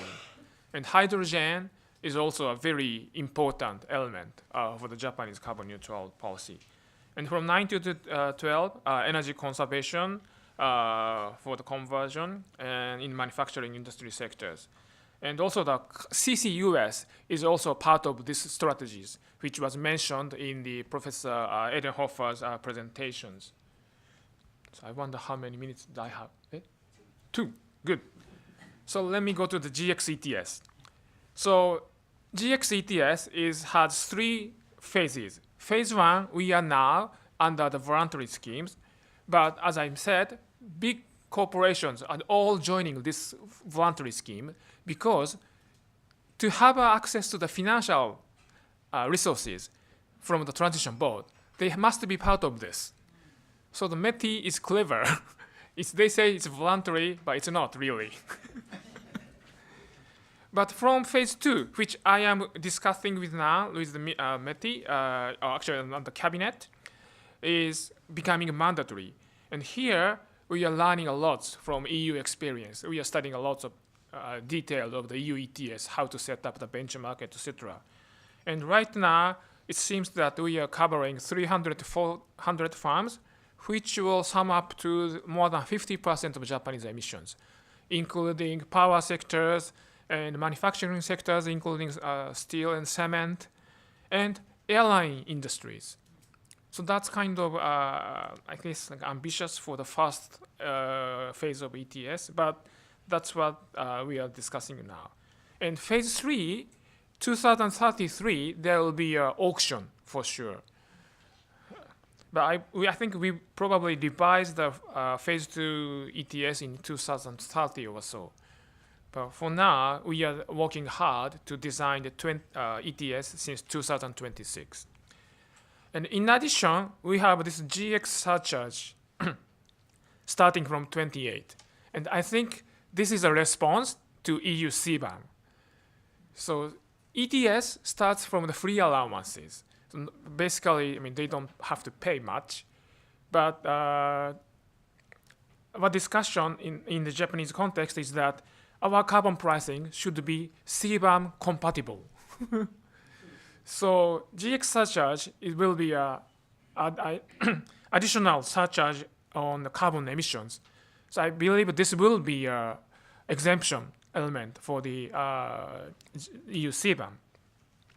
So that's what I think they're aiming. However, we don't know how much it will be at all. So it has not been discussed yet at all. I mean, government is busy in designing ETS for now, for 26. So I think the discussion on the surcharge will be later. So in conclusion, in the past, Japanese climate policy was characterized by the voluntary approach or local ETS or local level carbon tax. But after the carbon neutral announcement, carbon pricing has become a major policy instrument. And we are learning from European EU ETS. And we are, I think, making good use of CBAM. It's a good excuse to introduce domestic carbon pricing scheme. And we have started the GX ETS with GX transition bond, and we will add GX surcharge. And thank you.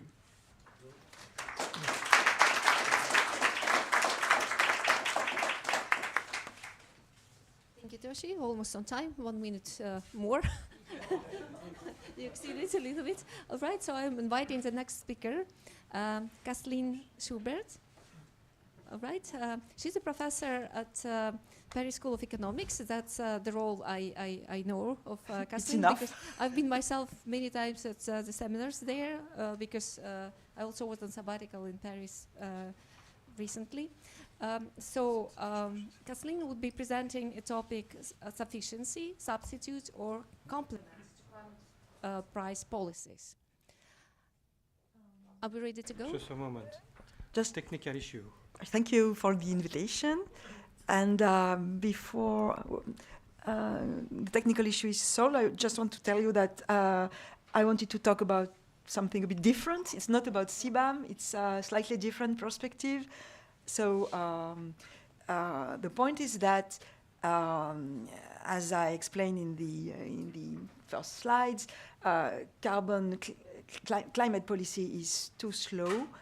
We are already behind the objectives. We are too late for the 1.5 degrees Celsius limit. We are already in the overshooting phase, as Professor Edenhofer explained. And so recently, at least in France, I'm not sure if it is the same in other European countries, but probably, the attention has turned to demand, to the demand side, okay? And this is what I want to talk about. Hopefully, if it works. Sure. You're not sure? I have my computer, if you want. Yeah, maybe. But I have no idea what happens. Send me the. Do you have it on a stick? I have a stick, but. C'est bizarre. Je comprends pas. Are you able to open it? Yeah, it works. Just. Only you can drag over to the second screen. Okay. It's the first. So we'll try to be maybe efficient and suggest questions for Toshi's presentation meanwhile. Okay, or otherwise I can start without the slides. Yeah. Maybe, yeah. So I have already started to start. So you see, so what I want to talk about is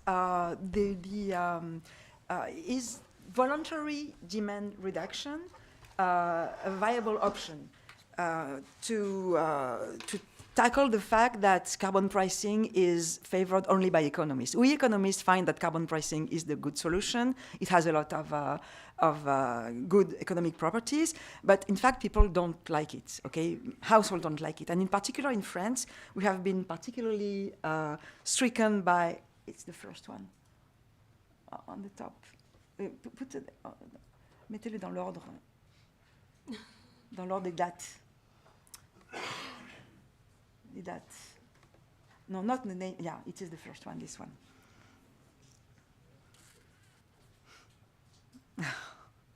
Sorry, it doesn't seem to work either. No, we have to put it on the other side. This one? So it's this one. This one, yeah. Okay.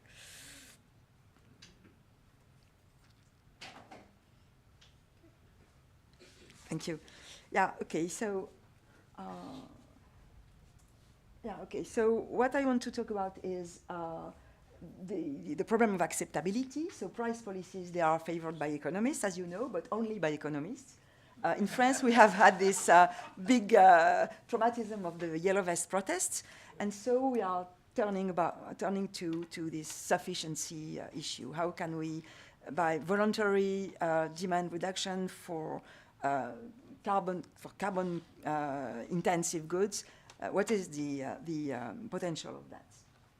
So what I want to talk first is changes, behavioral changes at the individual level. So the International Energy Agency, for instance, in his last report about net zero perspective, puts an emphasis on that, says that changes in ongoing or repeated behavior on the part of consumers which impact energy service demand or the energy intensity of an energy-related activity has some potential. But the potential is not so big. I will show you a picture just in a minute. There are three main types of behavioral changes they look at. Reducing excessive or wasteful energy use, this is clear. Transport mode switching, biking instead of taking the plane, for instance, or making material efficiency gains. Okay? You see already that the frontier between behavioral changes, technical innovation, and infrastructure development is quite fuzzy. Oh my God. I cannot change that.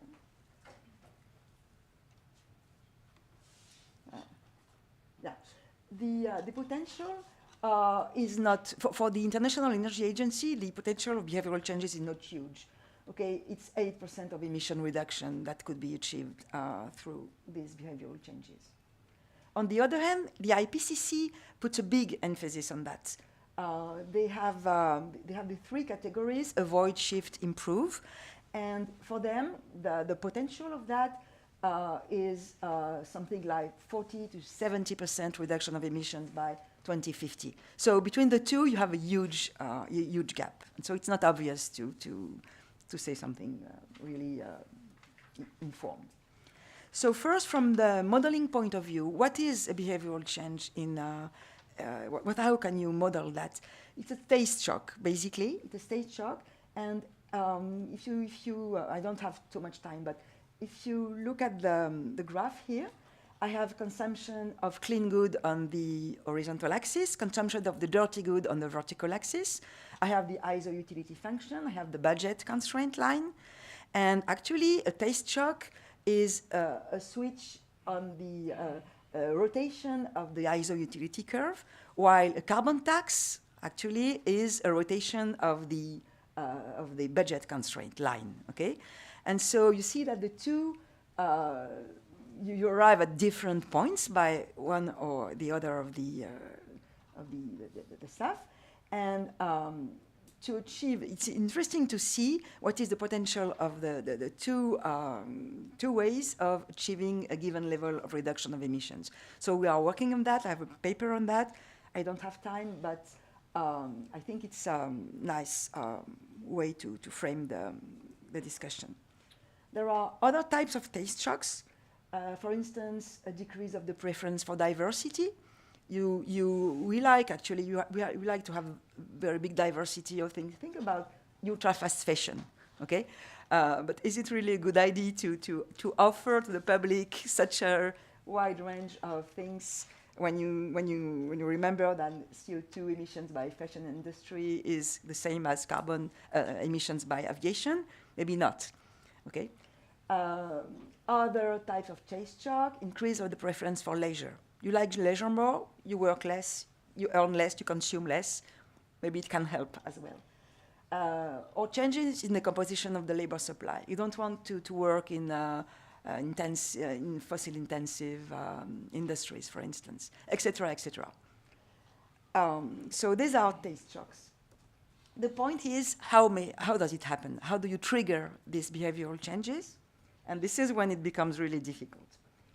So in the economic literature, you have first consumer information. By information, labels, I don't know, information campaigns by the government or the NGOs, apps on mobile phones to give you the carbon content of things, or information on the quality of the product. So this is a big potential, but the point here is trust. How can you trust the information that is given? Okay. Second, nudges. So nudges, taking into account seriously the fact that the households, they are not homo economicus, they have behavioral biases, and this can be corrected through different kinds of biases, of nudges, excuse me. But the literature is very mixed. The evidence is very mixed on these nudges. When an effect is found, it's often non-permanent, and also you have a problem to put it at scale, to scale up the effects. Then another interesting point is the interaction with price policies. It has to have something with extrinsic motivation versus intrinsic motivation for people. If you do voluntary change in your behavior, you become vegetarian, for instance, maybe you say, okay, I've done my job.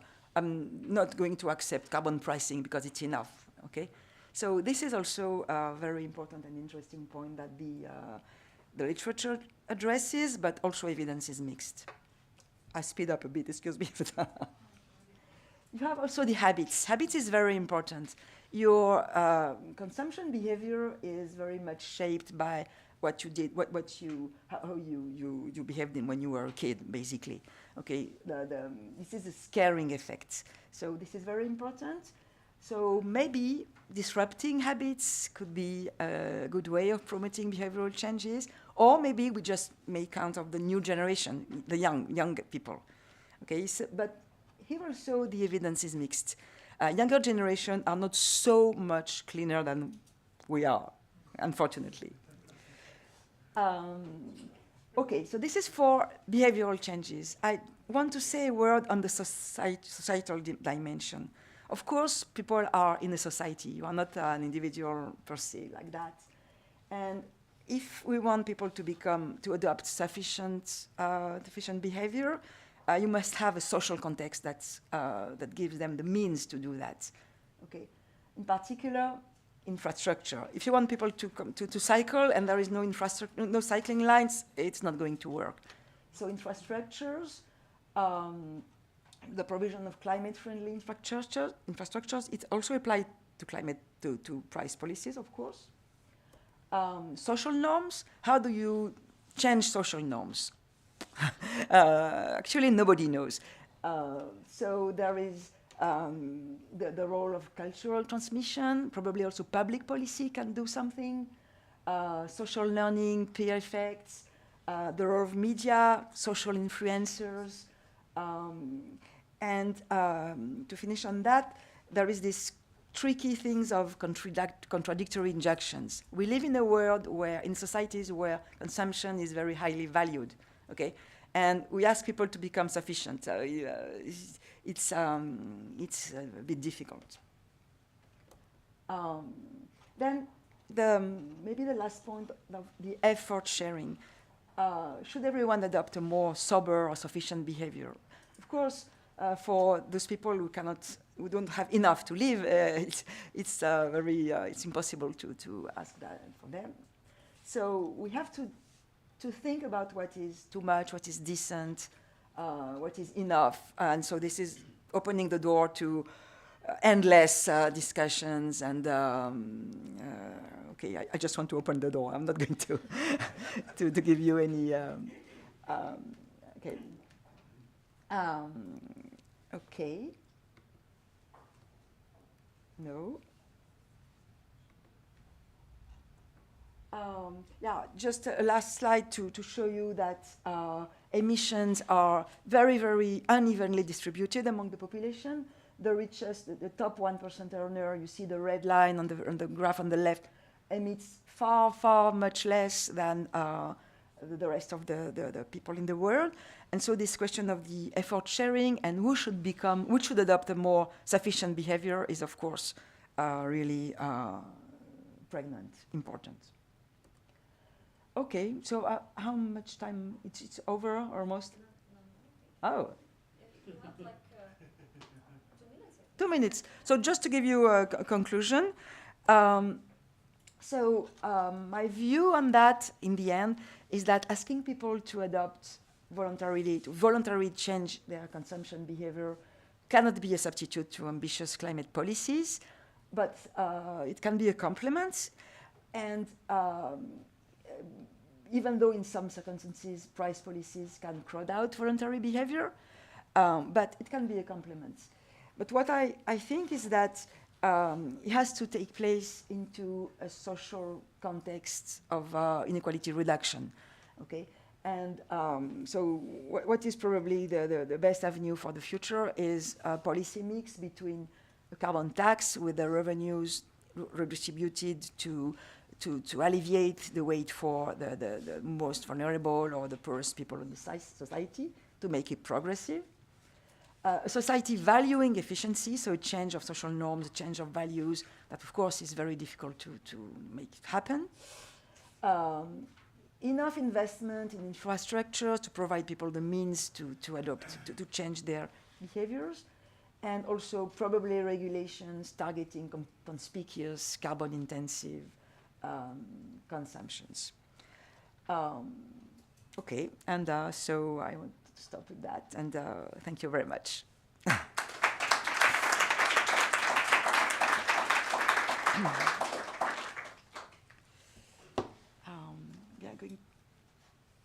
Just want to take back my USB, otherwise I'm going to forget it.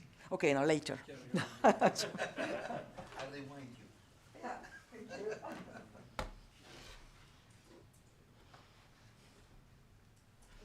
Yeah.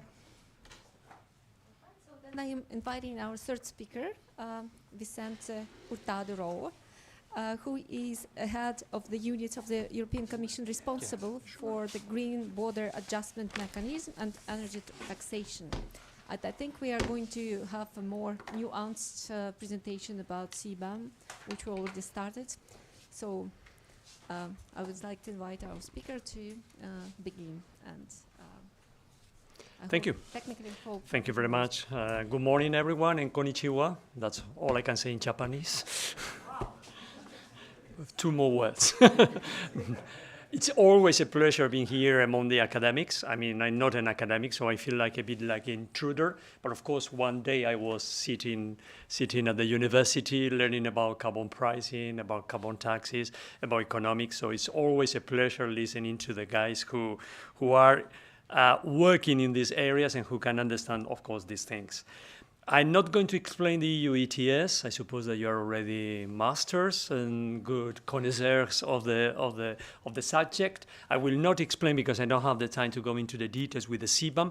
But of course, the objectives of my presentation today is to bring you closer to the reflections with respect to the interaction between carbon pricing in general. I mean, in third countries. Could be in the form of an ETS or in the form of a carbon tax, and the interaction with the CBAM. And as you can see from the first slide, my main question I wanted to reply today is whether this EU CBAM is a driver for carbon pricing.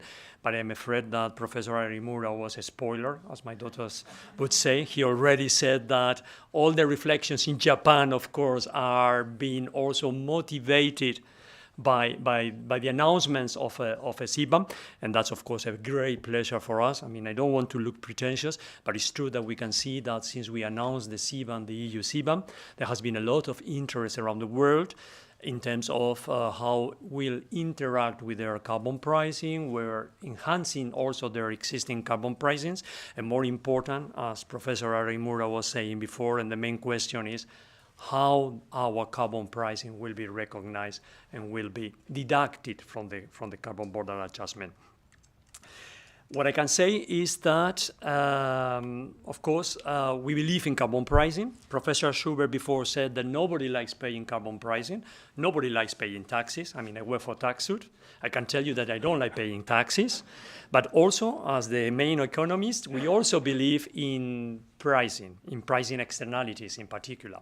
But I think that, as Professor Schubert said before, I think it's important, and I think we can share your views, and we completely agree with you, that carbon pricing, like taxes, have to be accompanied of three main elements. One is communication, explanation, you mentioned, giving nudges. I think that's very, very important.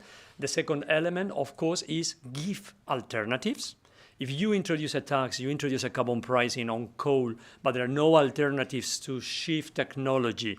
Take the example of aviation. If we introduce taxation on kerosene, and that's something that we are doing in our, and I mean, it's part of also my portfolio. If we introduce taxes on kerosene, but there are no alternatives to move to SAFs, to the sustainable aviation fuels, or electricity or hydrogen, introducing carbon pricing, introducing taxes would be considered as a punishment with no alternatives, no changes.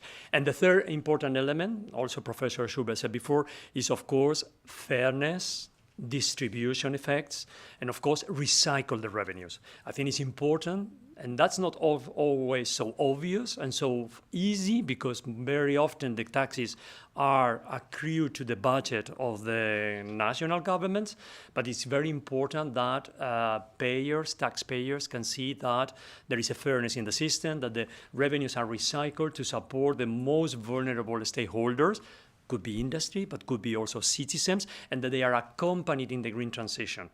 Professor Schubert referred to the UNEP and assessment of the distribution also of the emissions, and I think that's very revealing. We believe in carbon pricing. As you know, in the EU, we have a EU ETS since 2005, which has worked quite well in different phases. We are already in phase 4 until 2030. And I think it's a bit more like what was explained with respect to Japan. I can see that Japan is following the steps of the EU with some years behind, but that's good news that they are going on that direction. And since 2005, we have managed to reduce, thanks to the ETS, around 47.6% of the greenhouse gases emissions, comparing with the benchmarks in 2005 when the ETS was brought into application. And already the expectations is that we'll be able to reduce around 62% of all the emissions by 2030, which is a very high number. And that's, of course, thanks to the ETS. I know it was criticized because the price was not very high at the beginning. It was around 30 euros 2 years ago. But now I can tell you it's increasing dramatically. It's been fluctuating, but we are around 70, 80 euros. And according to some experts, we can expect it to go up to 100, 120 euros in possibly 1-2 years. So just to say that we believe in the ETS, we believe in carbon pricing, and we think it's a good way to reduce emissions. But let's be clear, we are not imposing with the introduction of the CBAM any obligations on third countries how to decarbonize, how fast they want to decarbonize, and which measure or which carbon pricing, whether they want to introduce carbon pricing, how they want to do it. There is no obligation. But of course, by introducing the CBAM that, as you know, is applying also the EU carbon price to the imported goods from third countries, because what we want is to treat all goods sold on the EU territory in the same way, regardless of whether they were produced in Japan, in India, or in Europe.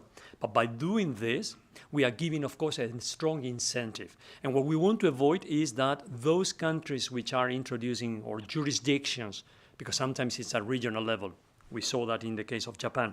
So those jurisdictions which have a carbon pricing, and I will come to what carbon pricing can be deducted, but those jurisdictions, they introduce a carbon pricing, that can be deducted in order to avoid double carbon pricing. That's a bit the rationale.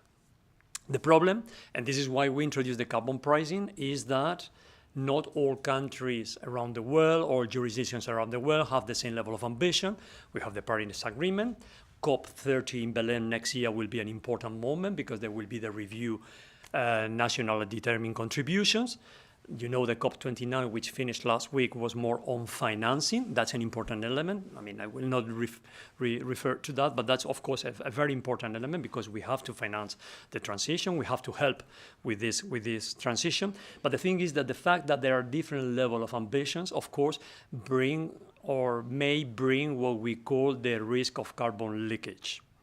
As you know, the EU has enshrined its climate policy or law the 2050 net zero target. Most countries around the world have already also done the same. There are two big exceptions which are very important because they are two of the most polluting countries in the world, China 2060, India 2070, but even many of them have not enshrined those objectives or those targets or those years in their own legislation.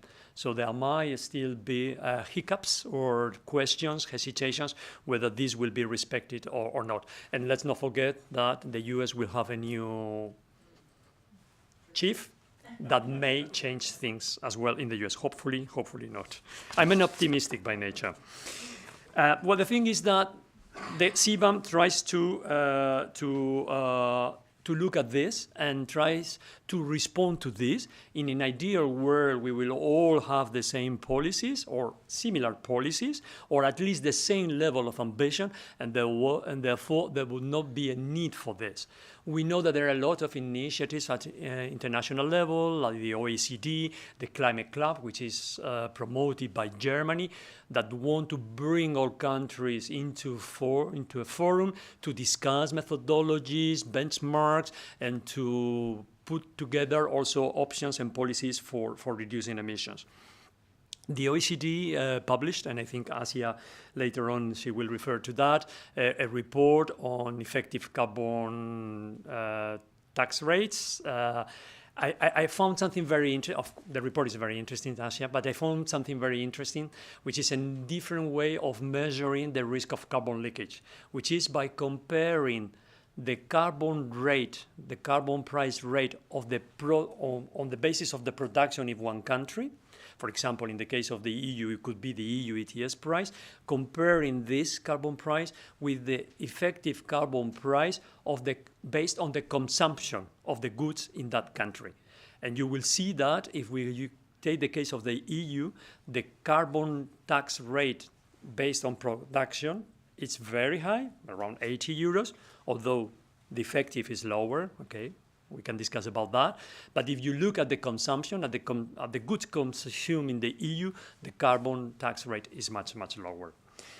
So this is why we introduce a CBAM. The CBAM will comply with all our international commitments and obligations, is respectful of WTO engagements, and in particular GATT articles, so I'm not going to elaborate much on that. I know that we are sometimes criticized from that angle, but I have to say that the criticism goes down as countries understand, and now what is more important and interesting for countries is to understand how CBAM will work, and what I said before, and Professor Arimura said, to understand how my carbon pricing can be recognized. There will be a transitional period. We started in October 2023. This will end at the end of 2025. No financial obligations. This is a period to learn.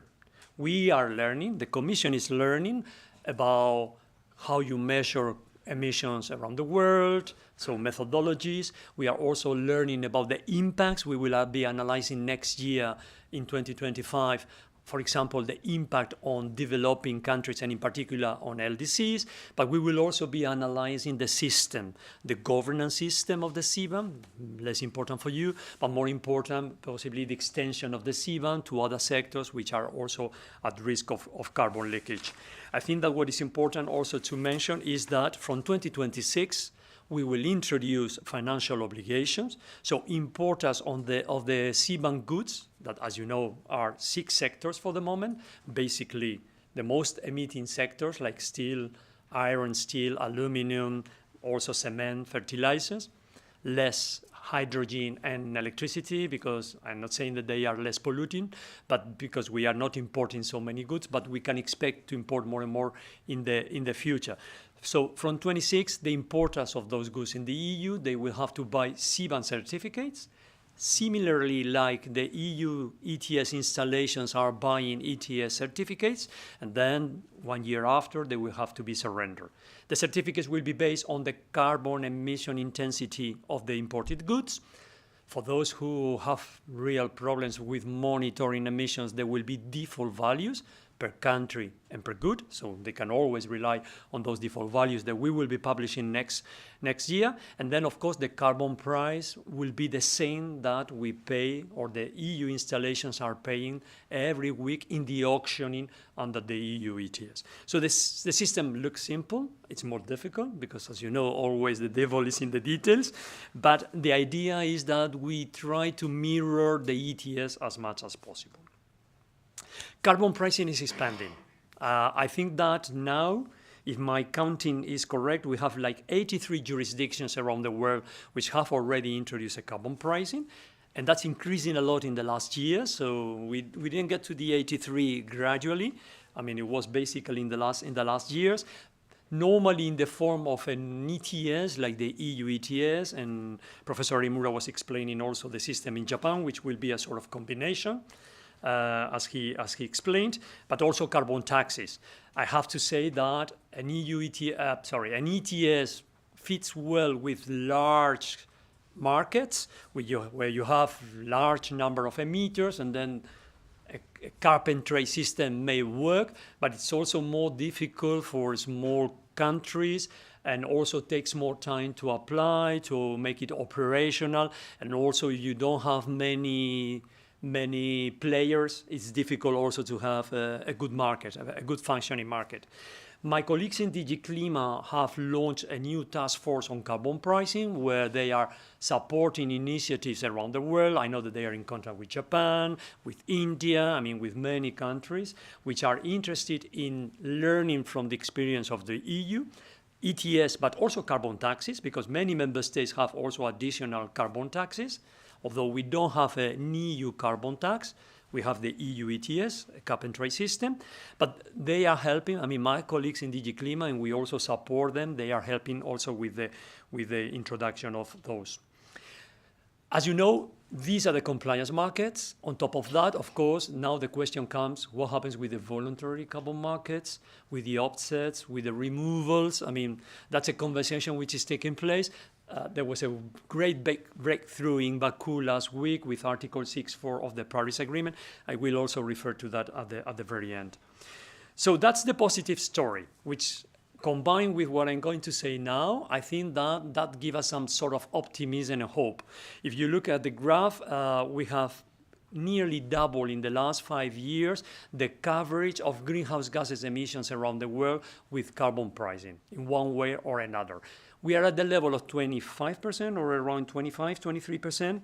Okay, you can say it's still very low, but I can tell you it's a big change if you compare with you have it on the graph, if you compare with the previous years. And of course, this is increasing. So I think that's very good news.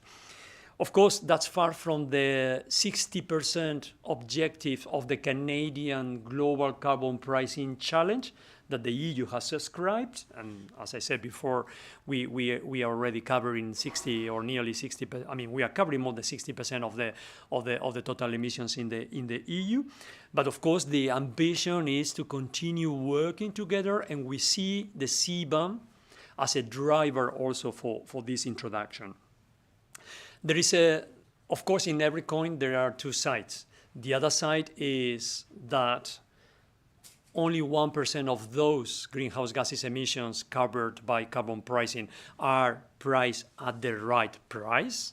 So the prices are still very, very low. I mentioned the price in the EU. I also said that can be a bit fictitious or can be misleading, because you know that because of the free allowances, so the allowances which are given free to the industry, the effective carbon price is much lower than the 80 euros per ton of CO2.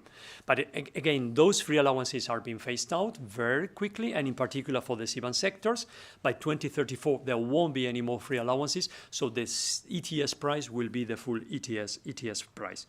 According to the academia, the price should be around $40 to $80 per ton of CO2 to have an effective price which help us to achieve the target of, as you said, 1.5 degrees reduction. Oops, really? Okay, no, I will summarize very quickly. So,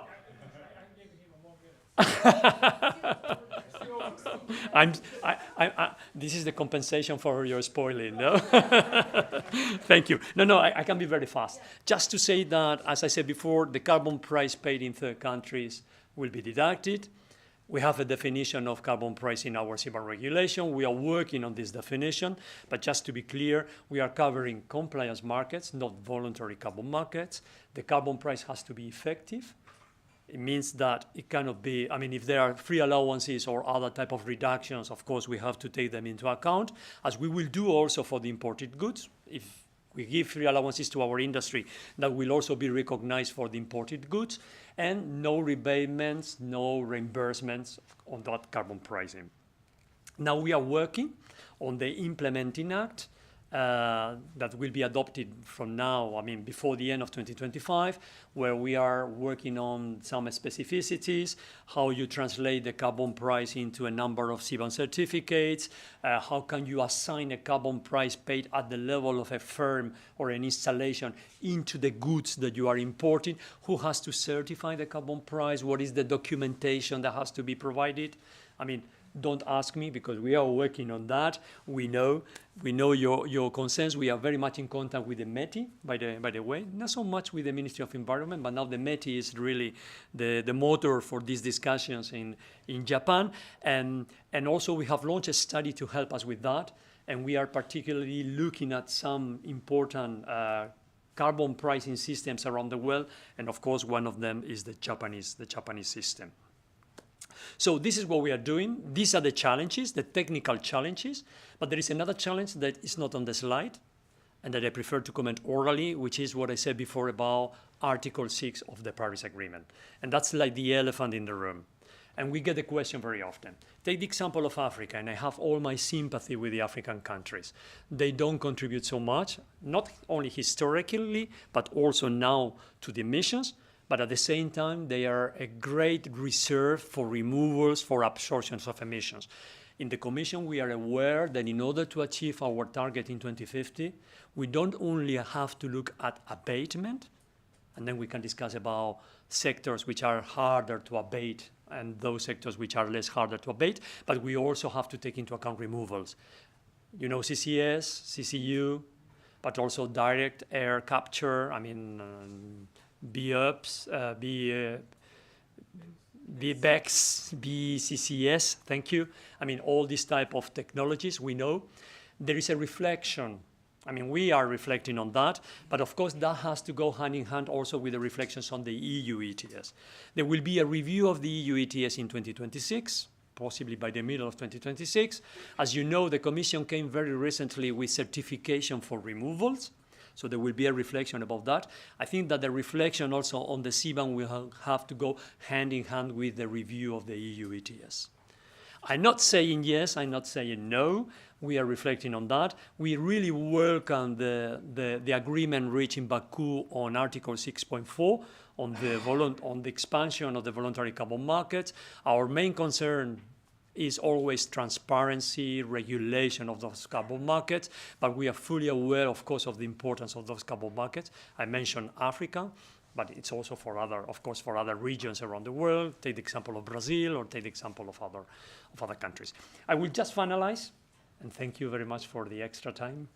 I will just finalize by saying that we have seen in our conversations with the countries, and I will reply to my question before already, although you already know the answer, we think that CBAM is contributing to the discussion, at least to the discussion about carbon pricing. We are very much interested in contributing to this discussion. We don't introduce CBAM to collect revenues. Let's be clear. We can discuss about the revenues. We don't do that for revenues.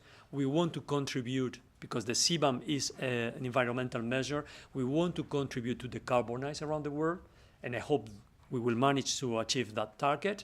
And also, one way, of course, is by introducing new technologies, and also by introducing carbon pricing. By the way, it's not only the EU which is considering, well, we already have the CBAM. Also, other jurisdictions, countries are considering CBAM, like the UK.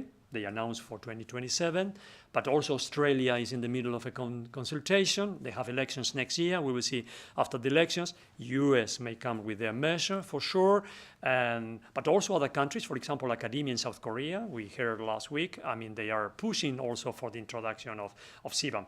You also explain your GX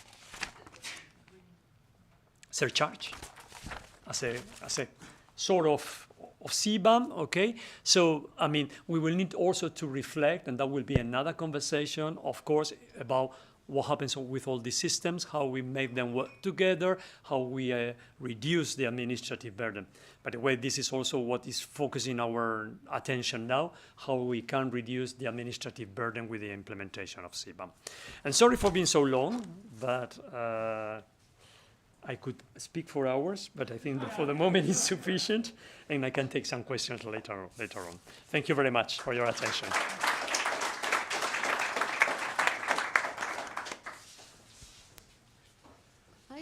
I'm inviting our next speaker, Ixelles. I hope I pronounced correctly. If not, apologies for that. Asa is the head of the Tax and Environment Units at the OECD Center for Tax Policy and Administration. She will be speaking about some findings of most recent reports, pricing greenhouse gas emissions 2024. So with this, please, we are happy to hear you talk. Thank you. Thank you very much, and thank you to the organizers for inviting me to present our work on carbon pricing. So I think, today I'm going to talk to you about what the OECD does in this space, especially on tracking carbon pricing efforts across several jurisdictions, and also how do we support different initiatives, via this analysis. So at the OECD, we're interested in cross-country data, cross-country analysis to shed light on not only efforts and price signals on emissions, but also increasingly more so on the differentials across countries and asymmetries that may have international spillovers, including on economic outcomes, on emissions shifting around, and on the nice side of the whole story, which is on technology innovation and technology diffusion that could result from carbon pricing as well. So our publication, or our series actually, it's called Carbon Pricing and Energy Taxation, so in short CPAT. We have a database that tracks countries' carbon prices and energy taxation, and also subsidies across different sectors, different fuels. Our most recent one was launched actually during the COP, which is Pricing Greenhouse Gas Emissions 2024, gearing up to bring emissions down. So, voilà. So what do we have in this database and this accompanying report is that we are covering 79 economies that represent 82% of global emissions. So all the OECD economies, G20, and several developing countries. So we have, since our last vintage, we have expanded the coverage. So now we have all the EU 27 and additional economies. And this is a huge amount of work, combining many different data sources, both international data sources like IEA, World Energy Balances, ICAP, World Resources Institute, but we also dig into individual national legislation to make sure that we reflect the legislation correctly. So what do? We have a few indicators that are a bit broader than what one would consider as the carbon price that we usually think of. So in our net effective carbon rate, so this is our indicator that tracks the carbon, the price signal that is placed on emissions, less of subsidies. So we have these negative prices that are emanating from providing support to the consumption of fossil fuels. So in our view of carbon pricing, because we really want to look at economic incentives, we have a carbon tax, we have the ETS permit price, and we have the fuel excise tax that is not necessarily a climate change mitigation instrument, but it nevertheless puts a tax on a tax base that is directly proportional to greenhouse gas emissions, right? So we take this tax base, which is usually a fuel consumption, and we can multiply it by an emission factor, so an emission intensity of the fuel, and then we can back out the emissions that are coming from this fuel. And that's why by combining the explicit carbon price part, so the carbon tax, the ETS permit price, plus the fuel excise tax, we get the total positive price signal on emissions, minus the fossil fuel subsidy that is a negative price. And usually these fossil fuel subsidies are these budgetary transfers that reduce fuel prices below market cost. Additionally, we have what we call the net effective energy rate. This is another indicator that is expressed in euros per gigajoule. So it's instead of per ton of CO2, so in terms of emissions, we have this indicator that tracks the pricing of energy use, so the energy content of the different fuels. And so not only do we have these carbon pricing instruments, we also add electricity excise taxes. So electricity excise taxes are on energy use, not necessarily fuel specific, and as well as electricity subsidies. Well, so this is the framework we work with.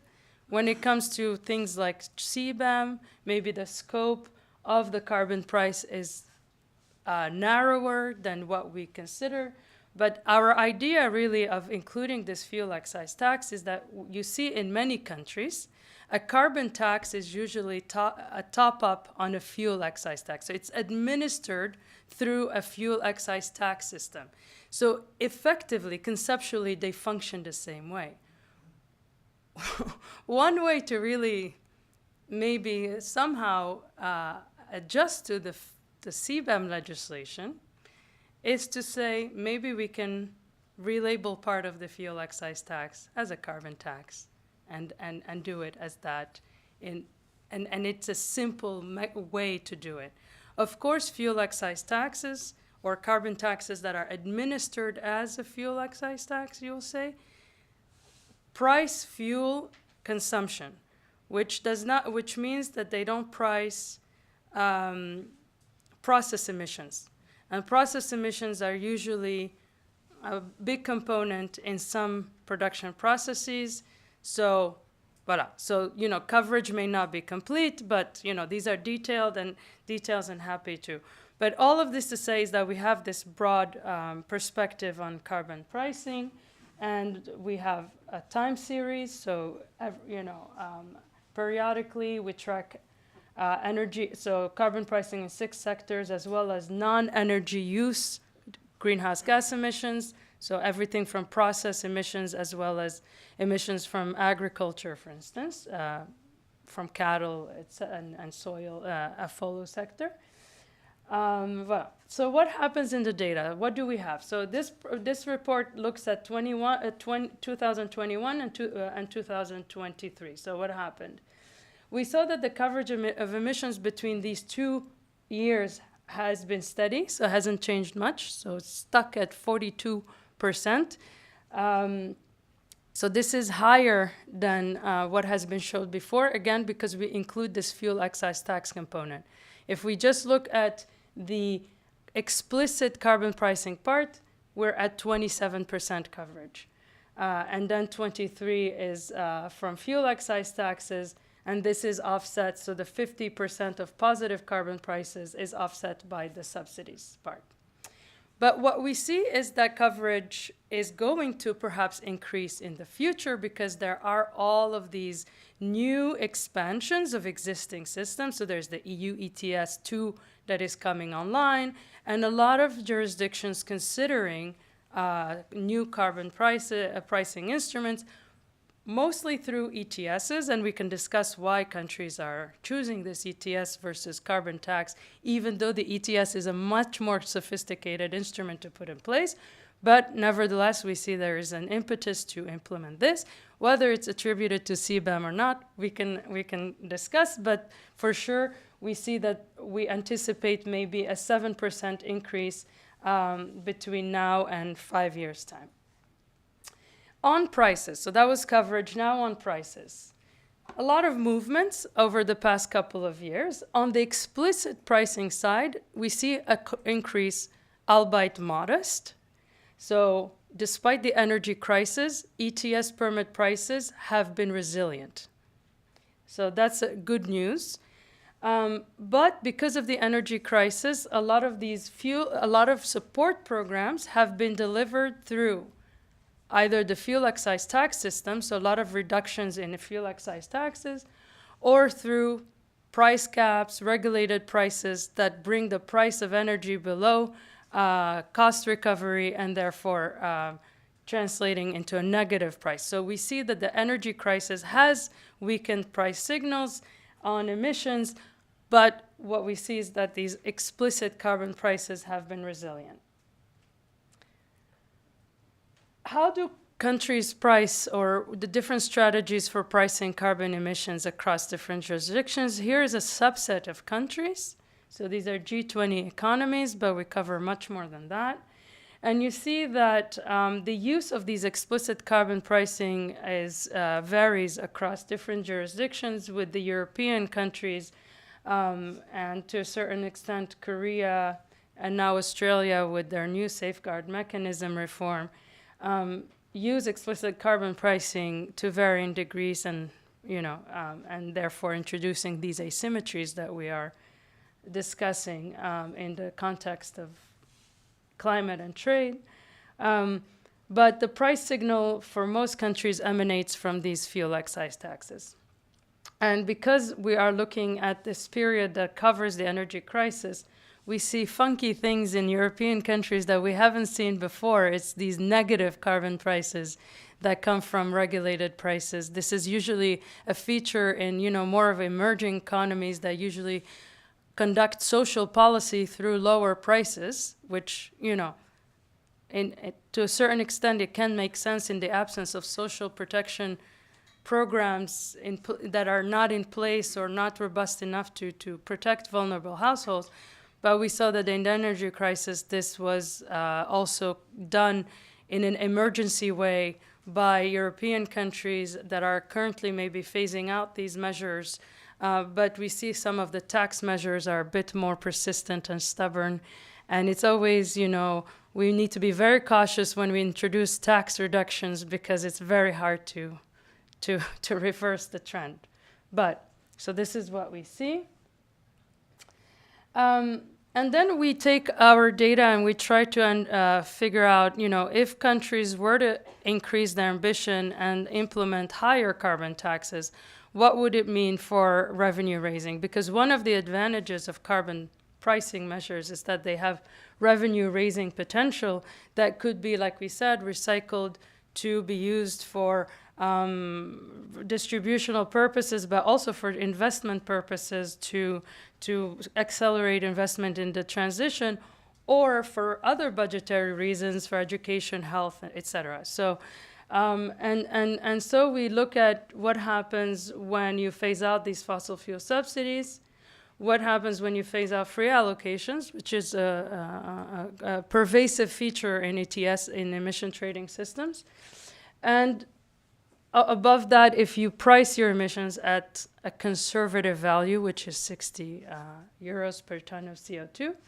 And for many different countries, we see that it can be quite substantial, especially in emission-intensive countries with an emission-intensive energy mix or an industrial structure. And yeah, and here we use, you know, our work on elasticities to account for the elasticities at different countries for different fuels, different sectors. Then, as I said, we have another indicator that looks at pricing of energy use, and we have these usually energy use profiles. So on the horizontal axis, you have the emission base expressed in gigajoules, and then you have the euro per gigajoule price on the vertical axis, and this is the emission base segmented by different fuels. And what we see is energy pricing is different across different fuels, with the road transport sector fuels having the highest prices. The low carbon fuels are actually effectively subsidized. So we have solar, hydro, LPG are subsidized, but we do see that coal has quite a low price for being so energy intensive and emission intensive, as well as natural gas being maybe a transition fuel in many countries. But another concern is that the hope is that carbon pricing is so good and so effective that it will erode the tax base, which is the emissions. But then it presents an additional problem for countries, for public finances, because fuel excise taxes and carbon taxes as well are an important revenue source for many countries. And if you are electrifying your transport, you're displacing oil consumption, and this raises concern for many countries as to alternative tax bases. And we see that this can amount to a substantial revenue loss for countries. And we see new bases that are being explored, including driving distance-based instruments that tax the distance that is driven of vehicles to internalize other externalities besides air pollution and greenhouse gas emissions. So we have many use cases for this carbon effective carbon rates data. We support discussions in the OECD Inclusive Forum on Carbon Mitigation Approaches, which is an initiative that has been put together to bring different countries of diverse backgrounds and circumstances to come together and try to raise ambition by both on the technical front, you know, taking stock of all the mitigation instruments that are being put in place, because we understand that for political reasons and otherwise, not all countries can do carbon pricing, so there is a role for regulation, voluntary measures, etc., to also complement or fill the gap. So we try to you know, discuss all of those different approaches in this IFCMA, as we call it. We're also increasingly discussing there, you know, the effects of climate policy in the international or cross-border effects. We also supported this, we were part of this International Organization report that we put together with the World Bank, WTO, IMF, UN, UNCTAD. And so we wrote a report about, you know, the role for international coordination, the different effects from climate policy, etc. So I encourage you to also check it out. And we also are the secretariat to the Climate Club that was by the G7 German presidency, and there also there's a lot of discussion on carbon leakage, spillovers, and the role of international coordination. Then we do a lot of country work that looks at opportunities for reform in this space. We look at also the different responsiveness of carbon pricing on emissions across sectors and fuels. So we have research on this, on the distributional impact, and then a new indicator that was briefly mentioned by Vicente, and where you look at carbon pricing that is embedded in trade flows, to look at a carbon pricing from a consumption perspective versus a production perspective. And there we have this new indicator that shows you the differential between what domestic industry or domestic producers pay and what consumers pay as a price. And you see in many of these high carbon price jurisdictions, actually the consumption basket pays, or emissions on the consumption basket are priced much lower, and that's because consumption, so you have imports that are coming from low carbon pricing jurisdictions, and that enters into the consumption basket in higher carbon pricing jurisdictions. And with that, I really thank you for your attention and look forward to the discussion. Thank you.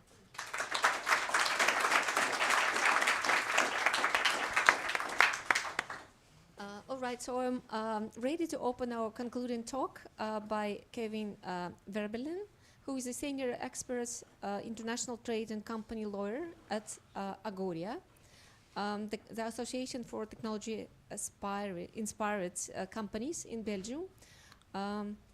His presentation is going to be on CBAM, a perspective on implementation from the technology companies.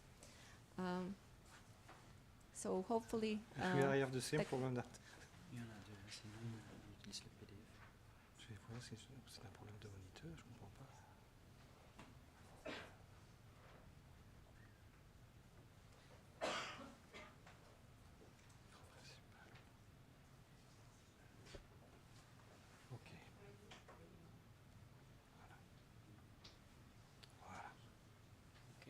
Ok, je vais juste agrandir.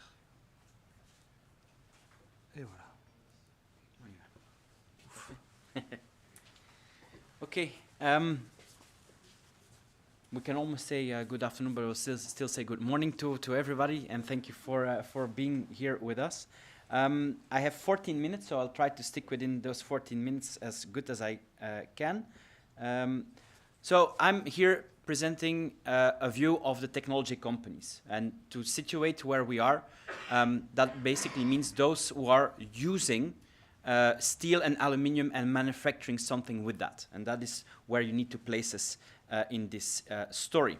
So what does CBAM then means for technology companies?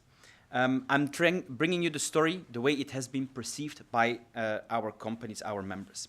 So we all know that there is an EU Green Deal, and that we have the Fit for 55, in which there is a lot of legislation, an entire package of legislation, in order to reduce the emissions of CO2 in the European Union. And with that, you find the emission trading system, which is being revised, and you also find the carbon cap adjustment mechanism, or the carbon border adjustment mechanism as we now know it. I just give you briefly the idea of what this means. If we want to go to minus 55% of CO2 instead of the minus 40, which was the original target, it means that the ETS, those sectors that are within the ETS, will have to go from minus 43 to minus 65, and those who are not in the ETS from minus 30 to minus 39 by 2030. You also see that a lot of sectors were not included. They will in the future be included in the ETS.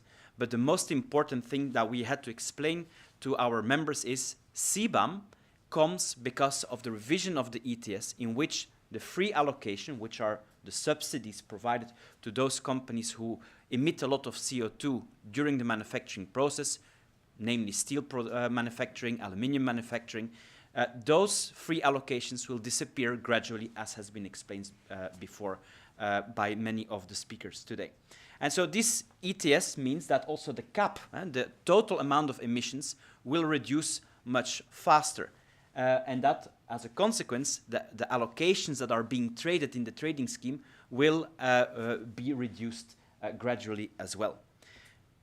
As Vicente correctly mentioned also before, the CBAM was constructed in such a way that it would only apply to selected sectors.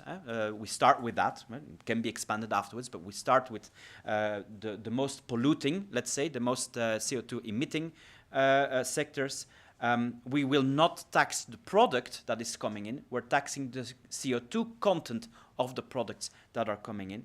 And it has to be WTO compatible, which means that at the moment that they cross the border, there is no discrimination. We do not look anymore at the nationality of the product, whether it's Japanese or European or American. They're all being treated in the same way once they have passed the border. So the last place of discrimination that you would have is at the border itself. And so that means that basically, and this was also mentioned by Vicente correctly, the CBAM will be a mirror of the ETS, meaning that the price used in the ETS will also be the price used at the CBAM, and so the certificates that we will have to purchase will be reflecting the price that is at that moment reflected in the ETS as well. The scope I will not tell you anymore. As I said before, I'm providing you a perspective from the technology companies. So for us, the most important is looking at steel, looking at aluminium, looking at hydrogen and organic chemical products, but especially the precursors as well, because that is a very complicated endeavor to report on that. But again, technology perspective, we understand the ETS, we understand why the CBAM is introduced as a mirror of the ETS, but this is the reality in which we live, and now I do not get cooperation. This is the reality in which we live. We take the Chinese. If you are a producer of technology in China and you export to the EU, then if it's produced in a clean way, meaning we have used electricity from a hydro power plant, where with that electricity we've produced aluminium, this is clean aluminium that goes into the electrical vehicle. So that we export to the EU, we don't have to pay any CBAM. And EVs are not in the CBAM scope anyway, so we don't pay any CBAM. EVs that are then produced in a much more environmentally unfriendly way, they can be exported around the world as long as, and this is one of the points that we will make later as well, but it has been mentioned already before, as long as other countries do not impose similar taxation, then this could actually lead to an increase of CO2 emissions rather than reducing them. And the problem for the EU manufacturer is that, well, they are subject to a revised and a higher priced ETS, and for everything that they import from outside of the EU, they have to pay the CBAM.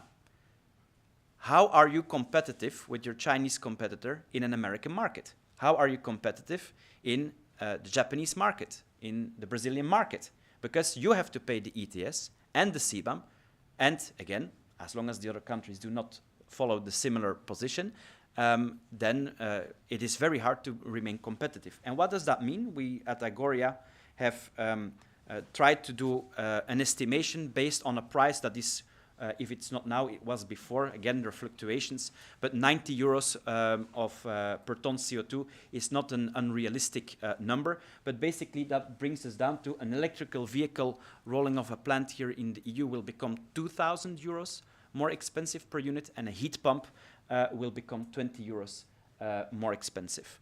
That is the reality. So what is the first takeaway for business? The price of EU-produced goods will go up, even though they're environmentally friendly, like the electrical vehicle and the heat pump, we need them, but the price will go up when we produce in the EU. This is important to know because, of course, this is not taken, this measure is not taken in a vacuum.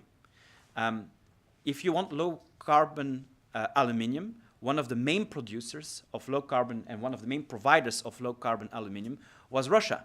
But of course, we know that there is a war ongoing in Ukraine. We've taken sanctions. Everybody that I talk to in our sector is definitely not opposed to the sanctions, but it means that you have lost a provider of low-carbon aluminium. When we look at the corporate sustainability reporting requirements, when we look at just the general economic situation, I can provide just one figure from our sector. From our federation, our members have lost on a year time, from September 23 to September of this year, 11,000 jobs. We present 310,000 jobs. We've lost 11,000 just because the situation is quite difficult. And the adjustments, if you add the geopolitical situation, in addition to the reporting requirements, in addition to more administration and paying higher taxes, this is something that all of a sudden becomes something that business is really looking at. And when we talk about carbon leakage, we can say that we have at least a feeling that carbon leakage is already happening right now when it comes to those manufacturers of steel and aluminium products in the EU. We've got the transition period. I have to go fast because otherwise I will definitely run out of time. But another element that happened is that when we started the transition period, we had to put, of course, the reporting system in place. That has to go through the national authorities. That means that, just the anecdotal situation, you had to go to the website and you had to either say CBAM or customs in order to get access to the reporting portal. Why customs and not CBAM? Well, in Belgium, the customs authorities are providing the access to the CBAM portal. But it's a little bit illogic that you have two options that then says CBAM or customs, but well, a lot of companies got already stuck there. Then there were a lot of bugs. I've got one example of one of our members that had to make, in its first report, 190 inputs. They were at number 185. A bug in the system, it failed, everything gone, a week's work was gone, and they had to start all over. They started all over, they were at number 90, and the same bug appeared, and they had to start all over. So what was, in the end, a different takeaway? I'm going too fast, but I don't find my takeaway. In any case, one of the takeaways was that this system will tax us, and now we are using our money to test the system that will tax us. That was the reaction from business. And then you feel that, Vicente, you said one of the things is very important is communication. Well, I can tell you that we have had serious issues with, and the communication from the European Commission alongside with member states there was lacking. But again, we're all learning. That's one of the comments that comes obvious and comes frequently back. There has also been provided a bit of flexibility, because you also should know if you do not report, or your report is incomplete, or the report is wrong, you might be fined, which makes sense because you're implementing a legislation. But there has been flexibility. For instance, Belgium, the national competent authority, has said until the end of the year you can use default values if you don't find the real values. So you can report with default values for a little bit longer. Some member states have not taken that decision, so there is a little bit of discrepancy there. There's also the extension of the submission period for the first two reports. That has helped a lot. In the meantime, we can also say that a lot of the bugs have been taken out of the system. So again, it's learning. It's a transition period. But given the fact that we're also living in a crisis situation, if you all of a sudden need to have 5 or 6 people that are only working 24 hours, 7 days in 7 to make one report, that is complicated, and definitely CEOs have problems understanding what they're then doing, because we are all learning, but they are losing people that they could otherwise have put in working on something else. So the portal was full of bugs. There was also a lack of clarity, and business associations had to lobby for a reasonable position of the Commission and EU member states. But in the end, as I said, I just give you 3 examples of comments that I got from some of our members, because it illustrates the frustration that was there from time to time. If you do not have the answers, but sometimes the answer was, we're learning ourselves. If you do not have the answers, how can you impose a fine? Well, which authority do you impose a fine if you're learning yourself? But again, fines have not been imposed right now, so that's important to mention. We are being fined already because we're testing a system with our own money, and our money is used to set up a system that will cost us money. That are the comments that we have received. Again, also one of the elements that we're that is reality that we're facing with is, if you're a Belgium-based plant and you are depending on a Japanese headquarter, you have to explain to our Japanese headquarter what CBAM is. Again, things are happening in Japan as well. It will become easier to explain this. But then the Japanese headquarters need to go to their suppliers in Asia, in Southeast Asia, or elsewhere around the world, and explain why for the Belgian plant, they need to have all this information. That takes time. And the transition period, as a consequence, is rather limited in order to get that. That's the reason why we were happy that we got this additional default values used during the transition period, and that I'm very happy, Vicente. There will be default values also in the definitive period at full implementation. So we were the test rats. That was one of the comments. And then the requests are not realistic. We don't have the time to provide these submissions. That's what we got. So what have we been doing? We have been assisting our members with the implementation. We've done calls with their suppliers, with their headquarters. We've done on-site meetings, exchange of emails, clarifications. We've told them there are trainings done by the Commission. Please join them. Sometimes it was even hard to get into those trainings because a lot of companies wanted to participate in them. We've done also lobby, as I've mentioned before, and I just want to show and highlight a few of them, but I don't have the time to go in all the details because I'm already there, no? 6 seconds. 6 seconds. So I'm going. So there is a negative impact on competitiveness. We have to fix a few loopholes. That is about the scope. Extended use of the default values. Well, we've just heard that will be there, so that's a good thing. Then there is, it doesn't go through. Eliminate the duplicate reporting requirements. That is now also in the system. So if you have already submitted some information in your former report, then that is taken already in the system, so you don't have to report them again. That is a gain of efficiency. Then increase of the de minimis value. That is linked to the UCC, so it is a little bit hard to change that at this moment. But 150 euros is quite low, and the amount of CO2 that is linked to that 150 is as a consequence also low. So the cost of reporting is higher than what you actually have to pay in CO2, so that is not really reasonable. And then assess the readiness before the full implementation is our next quest. And that brings me to the conclusion. I go fast. One is the export solution. That is still not there. So how can we make sure that there is some kind of export solution for especially steel and aluminium manufacturers, because this is inciting carbon leakage rather than avoiding it. System optimization, I think that is very clear from what I just mentioned before. We will have to continuously work on that. That is normal. It's a new system. De minimis. Not just on price, but also on weight, because sometimes it can be a very low weight, which, as a consequence, low carbon content, but it has a high price because it's a valued product that you need, a component that you need for your production here. So perhaps also look into a de minimis on weight and a de minimis on volume, because some companies have actually very little volume in an entire year to declare, but they have to do the entire declaration. Again, we're talking about how much are we actually paying here. So the de minimis discussion, we would like to go far on that. Carbon club, again, that would have been the ideal situation. We don't have that ideal situation. If we would have many companies, many countries around the world that wish to make and set up an international ETS, that would just be the dream. But we're strongly pushing all who are willing, of goodwill, to continue and pursue that carbon club idea.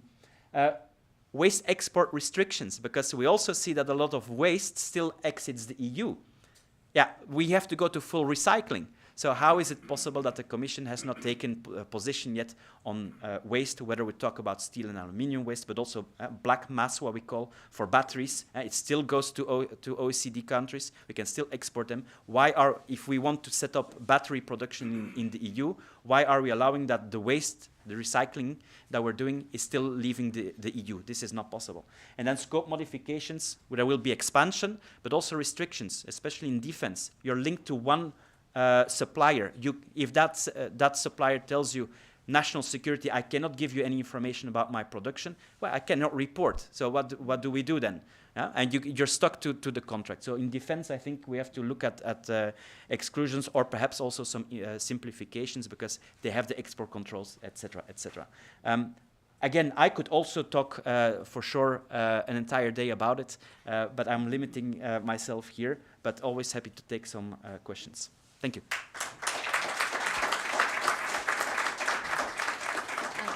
Thank you, Kevin, and perhaps now we could line up here so that we could open Q&A, although I think time-wise we are already out of time, but I suppose we could agree maybe on like 10 minutes for this.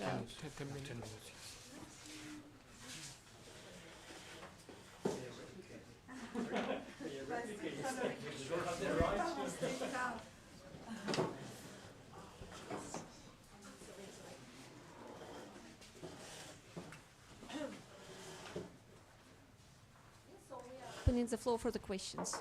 Please raise your hand. Yes, we are opening Q&A. Any question? Does it work? Does it work? Okay. Yes.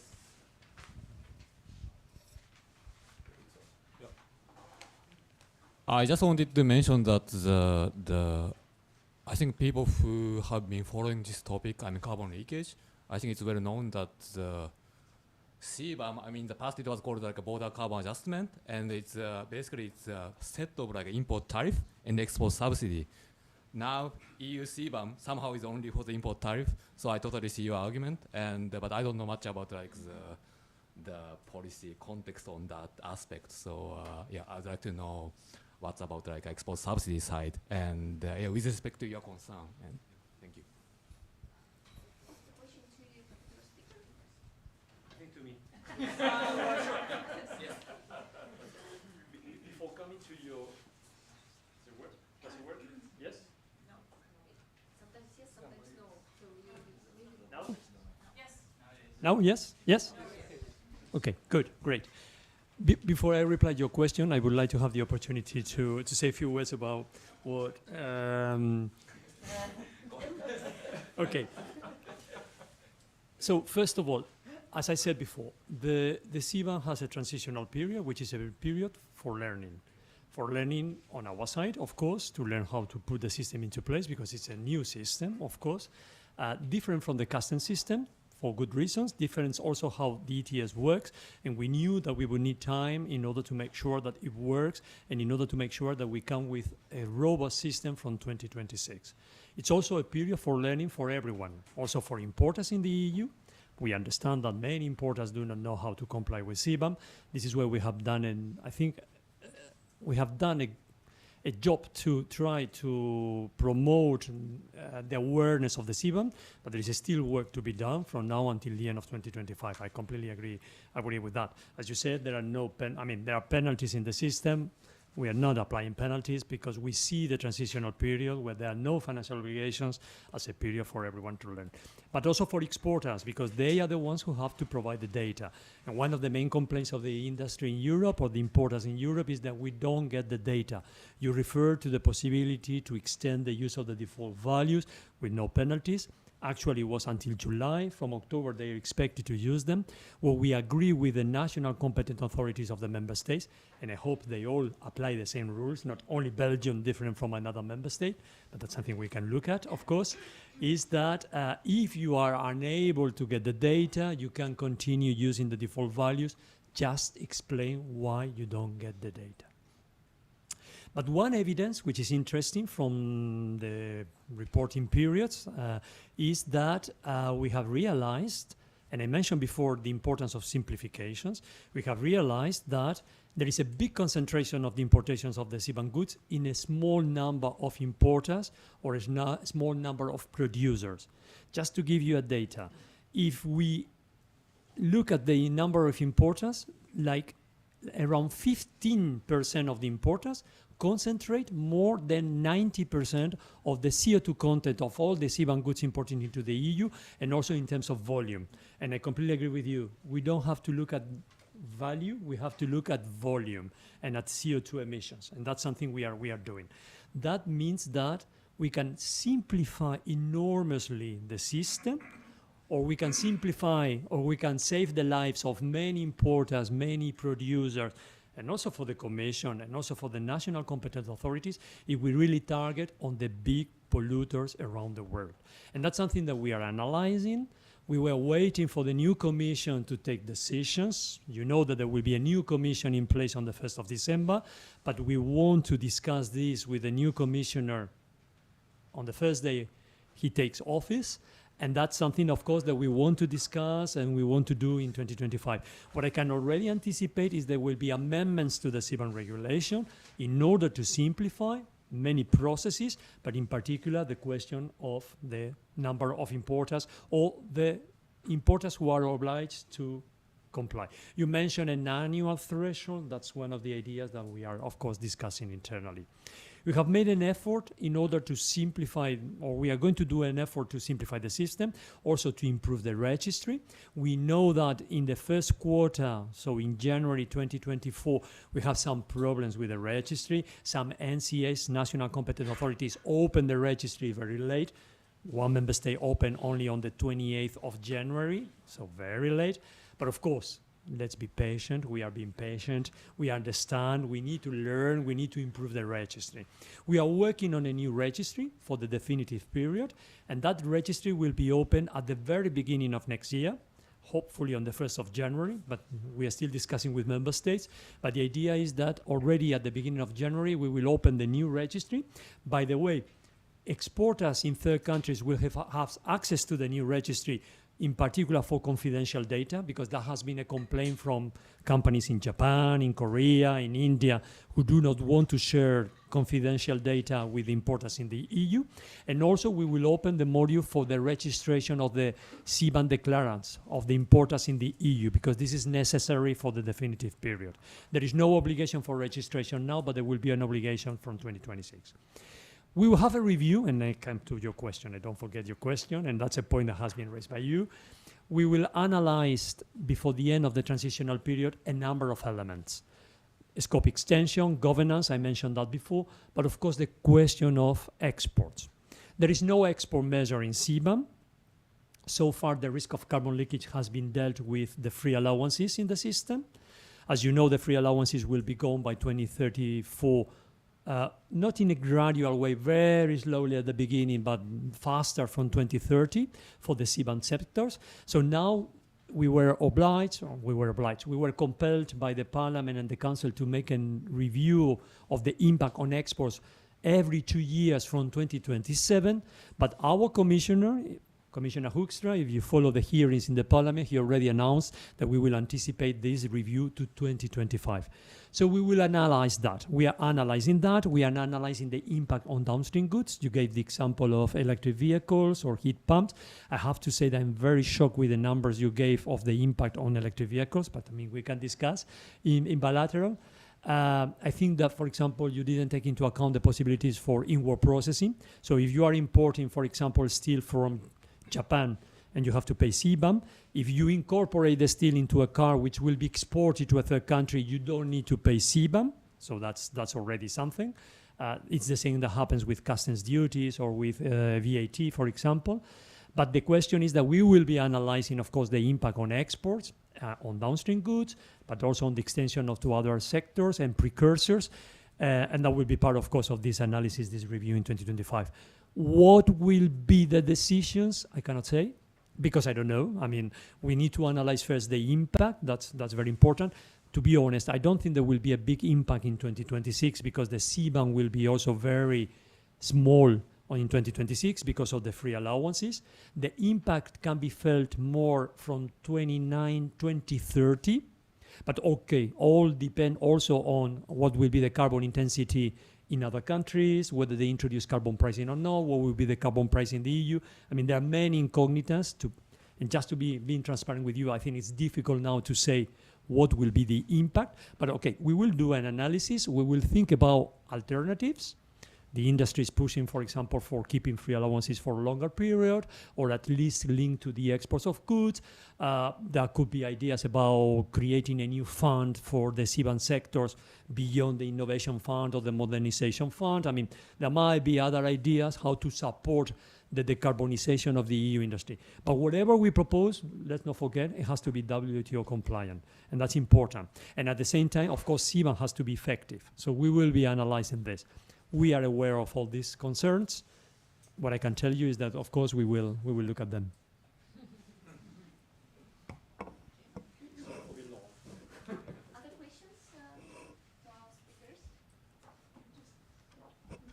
Just want to add a word on exports. I think CBAM is a climate policy. If you start introducing export, it will become a trade policy, and it's very different.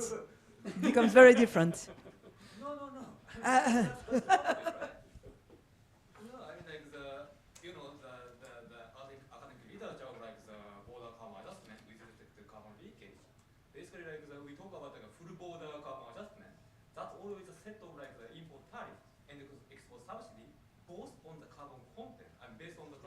I understand that, of course. And I know WTO, I thought you would say so, I didn't say, but the WTO probably will have a problem with the export subsidy. That is, I agree. And yes, so that's why that maybe it gets killed.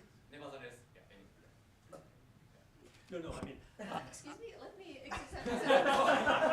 let me exercise my role of a chair. Yes, because we are already out of time. So I would like once again to ask whether there are any questions to our other speakers.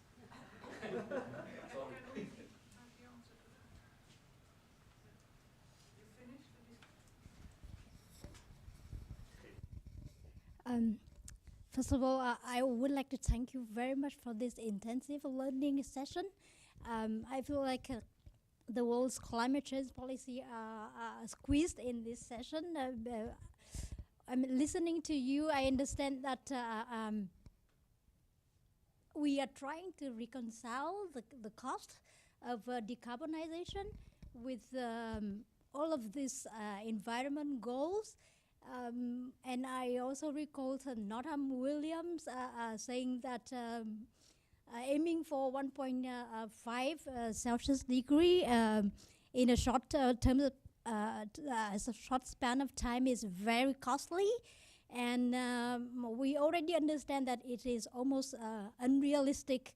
I think a lot of scientific research have pointed to the fact that it is almost unrealistic to aim for 1.5 in a foreseeable time. So understand that, and also the high cost of compliance coming with all of these regulations. I am also taking into the aspect that the governmental revenues will decrease as substantial suffering from decarbonizations, and the fact that the US will have a new chief that is not very supportive in all of these efforts. I would like to understand a bit about, and also given the fact that we have this Draghi report, which is reflected in Mr. Verbelen's comment from the industry perspective, I would like to understand a bit about the European Commission perspective or stance in the coming years facing all of these constraints, whether there would be any adjustment in this all of these environmental regulatory frameworks. Thank you very much. Yeah. Who do you address Can you your give your question affiliation, please? My name is Nguyen. Actually, I'm a Vietnamese working in Japan for 20 years and just came to Belgium 5 years ago. I'm doing a research on CBAMs in order to provide more information for countries like Vietnam, my native country. Thank you very much. to? Your question goes to who? I'm sorry? Your question goes to who? I'm happy to hear any. All right. So maybe I can be short. I can be short. Yes. I can be short. I think the question is for me. Of course, we will take into account everything. I mentioned that we will be reviewing the CBAM next year. As you heard, I mean, you mentioned the Draghi's report. The Draghi's, yesterday there was the vote in the European Parliament for the new Commission, and I think our our President von der Leyen was very clear. In the first 100 days, there will be a clean industrial deal. The focus will be, of course, on the competitiveness and reindustrialization or industrialization of Europe. And in this context, of course, the environmental policy has to be analyzed. But she also insisted that we keep our intentions or our plans for decarbonization. So the question is how to be smart in ensuring that we decarbonize and at the same time we care for competitiveness. Difficult exercise, I have to admit, but of course that's something that we will be analyzing. What I can say is that we will look at the question of the exports, but of course taking into account that CBAM is an environmental measure, is not a trade measure. But of course what we don't want is that by introducing CBAM we are not achieving the objective of decarbonizing, because if the rest of the world continues producing carbonized goods also for other markets, deviating those goods more intensive to other markets, we are not achieving our targets. But CBAM is one measure. Let's not forget, we cannot pretend that we will achieve all the objectives only with CBAM. CBAM is one of the components, and of course we have to look at the rest. But the Draghi's report, and I will finish with that, as President von der Leyen said yesterday, the Draghi report will be the boussole, the compass for, of course, for the new reflections of the new Commission. If I may. No, I think maybe from a perspective that is a bit broader than the EU, with all these considerations, I think there is also an impact of the CBAM on the design of carbon pricing itself, because I think while there is perhaps the impetus to introduce carbon pricing, do we want to have carbon pricing that is narrowly applied to industrial sectors, or do we want a broader carbon price that will also account for emissions from the transport sector, and other sectors that are also contributing? Because if we're talking about emissions as the reductions as the outcome, then I think CBAM-oriented carbon pricing, I think, may be too narrow for the purposes of climate change mitigation. Also, carbon pricing gives the impetus to invest in renewable energy, and I think in the Draghi report it was emphasized that they're looking to lower renewable energy costs that would increase the competitiveness of the EU. But I think any country that is investing in this for resilience as well as decarbonization purposes. So I think looking ahead, decarbonizing and power and etc. is going to bring this resilience, but also perhaps the lower energy costs that are needed for everybody. So yeah. All right. Other questions? Maybe we can take one question before we go for a break. Yes, please. Please introduce yourself briefly and mention who you are addressing your question to. Hello, I'm Krevka from the ULB. I have a question for Dr. Harimura. You mentioned that the price for the taxation for the carbon was very low in Japan. What about the ETS? Is it going to reflect European marking, or is it also going to be a bit lower than what we have now? Maybe do I need to rephrase? So you're asking the price level for the ETS. For the GX, for Tokyo ETS, it was initially very high, $100. But then after they achieved the emission reduction, it went down to like €3. So currently it's very cheap. Yeah, and for the new ETS that we are considering, we are introducing, I think the initial price will be start at low, just like EU ETS had a low price for many years before we go to the higher. Yeah, but we don't know the price, and we don't have the market yet for the national level. Thank you.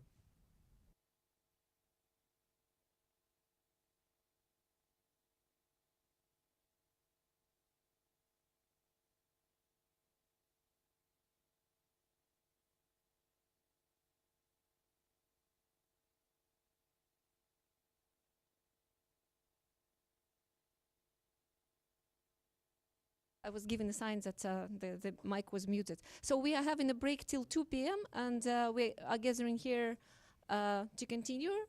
Meanwhile, thank you all speakers and all participants for your interest, for your interaction. And let's have a break. Thank you.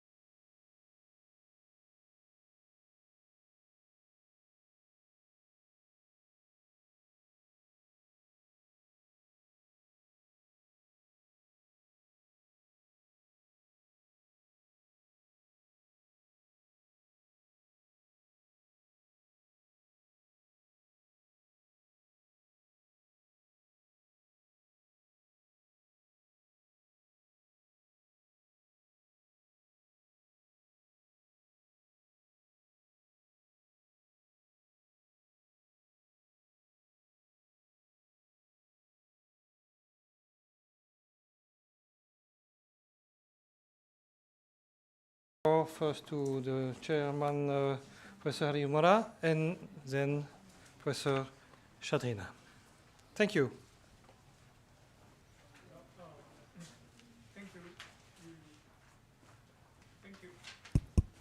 I think it's working now. Thank you for the introduction. I'm the chair of the session 2 in this afternoon. So in the morning, we had a session on CBAM and the carbon pricing, of the big design for the carbon neutrality. But in reality, we have a transition to the green economy.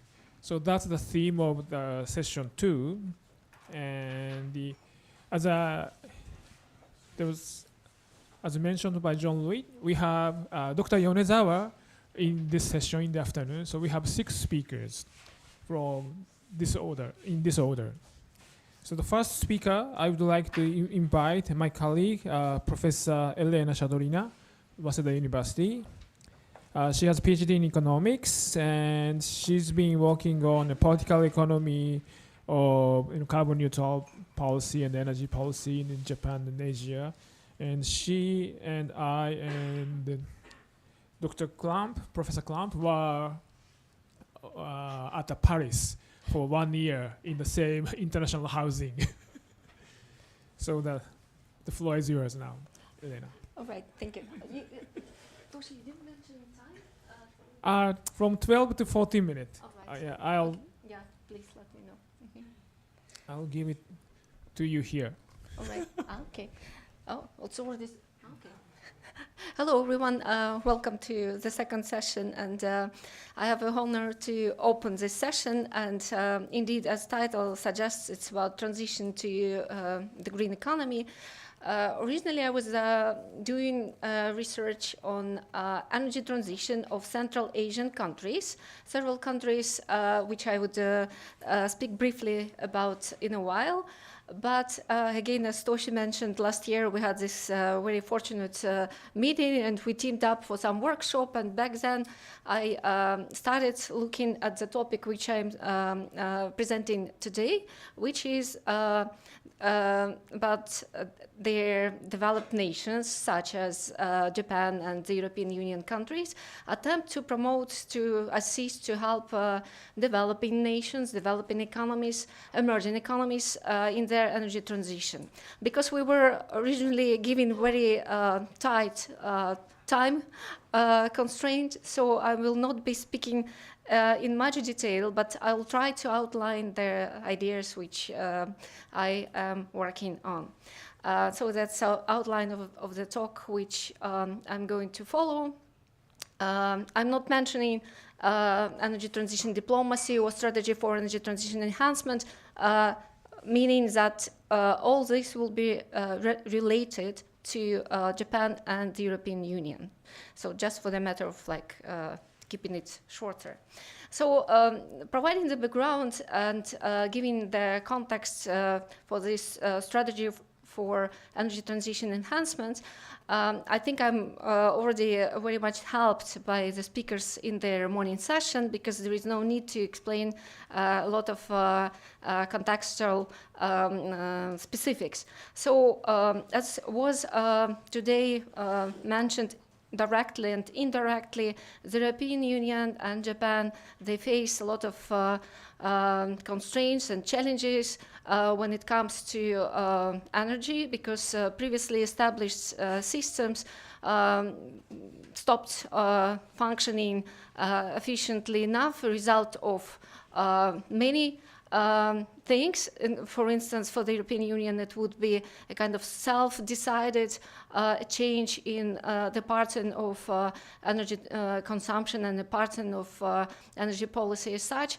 And at the same time, both Japan and the European Union faced with the unexpected geopolitical circumstances, such as their war, invasion of Russia, of Ukraine, and that have changed dramatically their situation for the European Union in terms of energy supply, and for all nations importing energy and dependent on various materials, including critical raw materials. That has set a quite different setting. So both the European Union and Japan, being price takers in the global energy markets and not producing enough low carbon technologies and not deploying them quickly and massively enough, they actually have this necessity to implement changes in their own national energy transition policies and also find the ways to cooperate, including cooperating among them, EU and Japan, and cooperation in the third countries which I'm specifically going to speak about, Central Asian countries.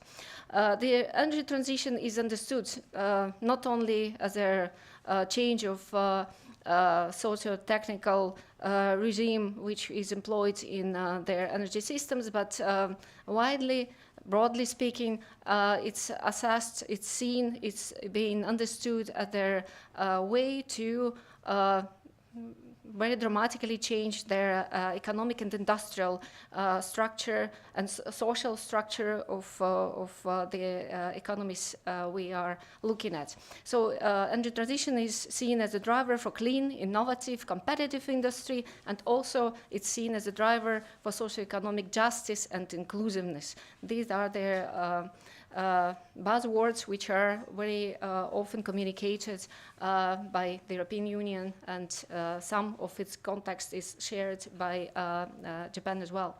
So the Central Asian region consists of 5 countries.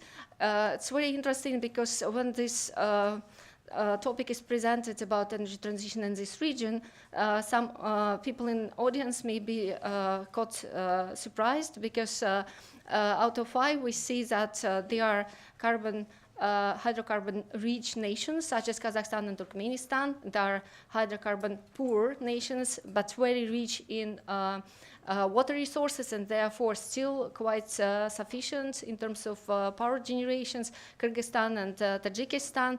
And the 5th nation belonging to this region, Uzbekistan, which is having substantial deposits of oil and gas, those conventional energy resources, but because the economy is actually quite large, the most populated economy in Central Asia, approaching 20 million people, and very rapidly growing. So the context is such that still this country also made very clear target to strengthen energy transition and become more reliant on renewable energy. So we see that energy transition indeed has started in the region. Surprisingly, yet I have some work done on this topic trying to explain why this kind of phenomenon we see that hydrocarbon-rich nations seem to be more promoting renewable energy, while hydrocarbon-poor nations are less advancing this policy and implementation effort. In order to kind of understand why the hydrocarbon-rich nations are pursuing this agenda of energy transition, there are plenty of insights from the literature which would explain this interest from the perspective that we are looking at Central Asian countries. We are actually dealing with non-democratic, sometimes clearly authoritarian regimes, and like some nations in the Middle East, these countries are pursuing energy transition as one of their ways to prove their openness to their international community for their cooperation and so on, especially because, as we have seen today, that decarbonization becomes a very important component of international cooperation. So these nations understand very well that without pursuing this agenda, they would be left without any trade, investment, and things like that. But also, we can see that there are like purely like political economic aspects in it, because authoritarian nations said that they are actually quite successful in setting the goals and achieving certain goals, because they have much stronger tools and instruments which they can impose on their economic agents, and that is one of their so-called advantages of this system compared to democratic societies, when people may oppose some of the measures, policy decisions, and so on. Theoretical framework is yet not so well established, but looking at this topic, I started by attempting to identify these important elements for the analysis, which would be policy formulation or policy outputs, policy implementation, policy outcomes, and set of theoretical platforms, backgrounds seem to be quite helpful, because we are having formulated the topic as the EU, Japan, and Central Asian countries. We need to understand that their domestic context is very different, and in order to come up with some kind of meaningful analytical approaches, we employ a variety of these theoretical frameworks.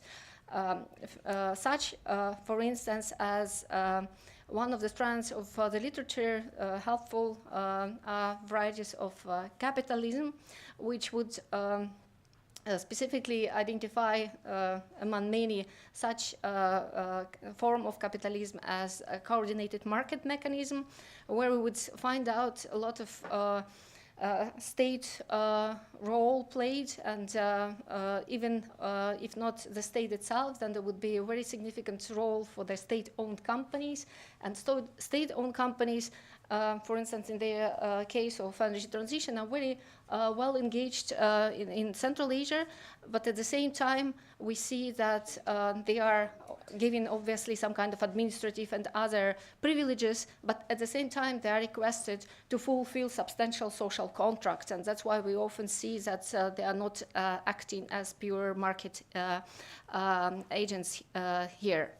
Other things which are very important to pay attention to is, for instance, path dependency, and I mentioned in the opening that they are energy resource-rich countries, but we see that there is even kind of broader framework to understand path dependency, because we are speaking of established energy systems where, for instance, hydropower sector dominates, but at the same time, in the context of Central Asian countries, it's not so sustainable because they are dependent on glaciers, and glaciers are melting, and Central Asian countries are actually characterized as one of the most severely affected by the global warming. So we see that there is a question of sustainability in that sense.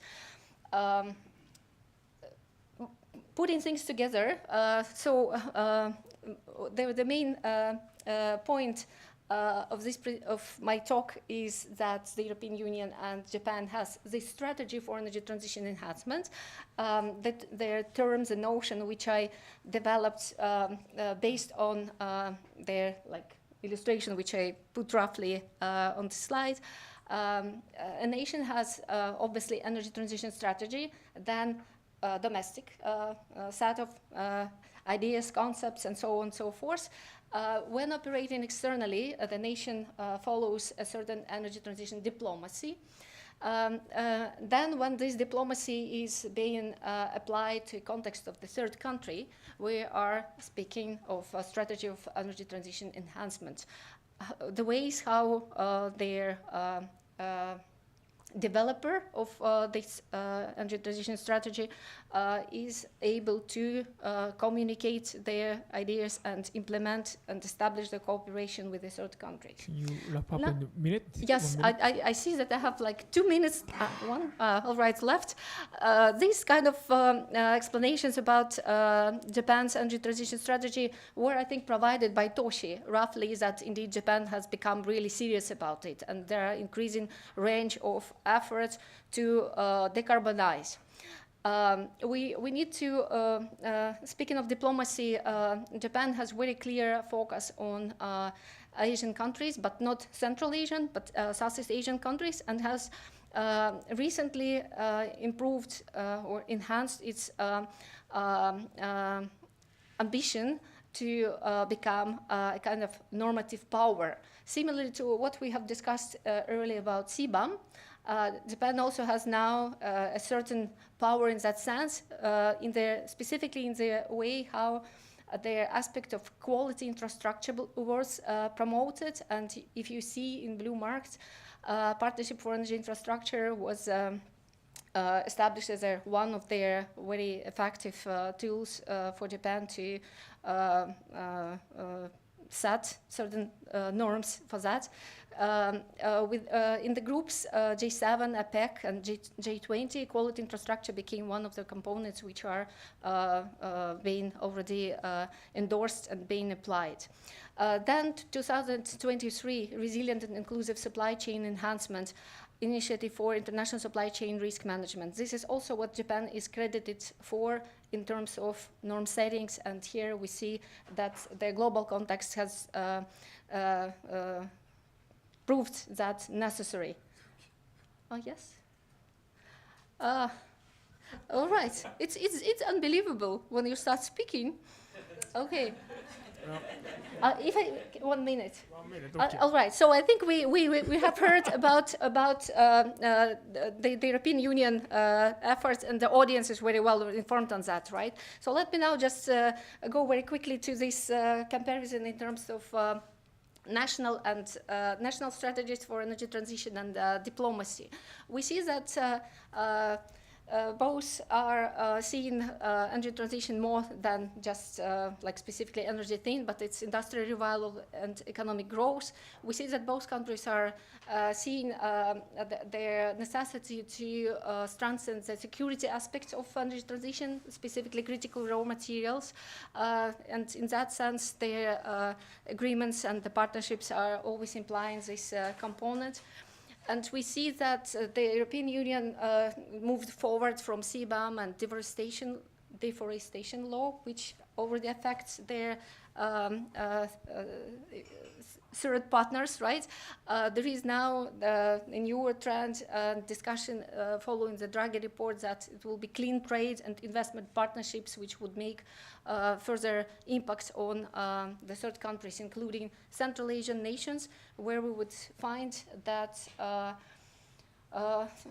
their differences between Japan and the European Union are noticeable, but the important thing is that the two countries are sharing technological preferences. They are already cooperating in their Green Alliance, which sets their very good context for the two nations cooperating in the third countries, such as Central Asian countries. Thank you.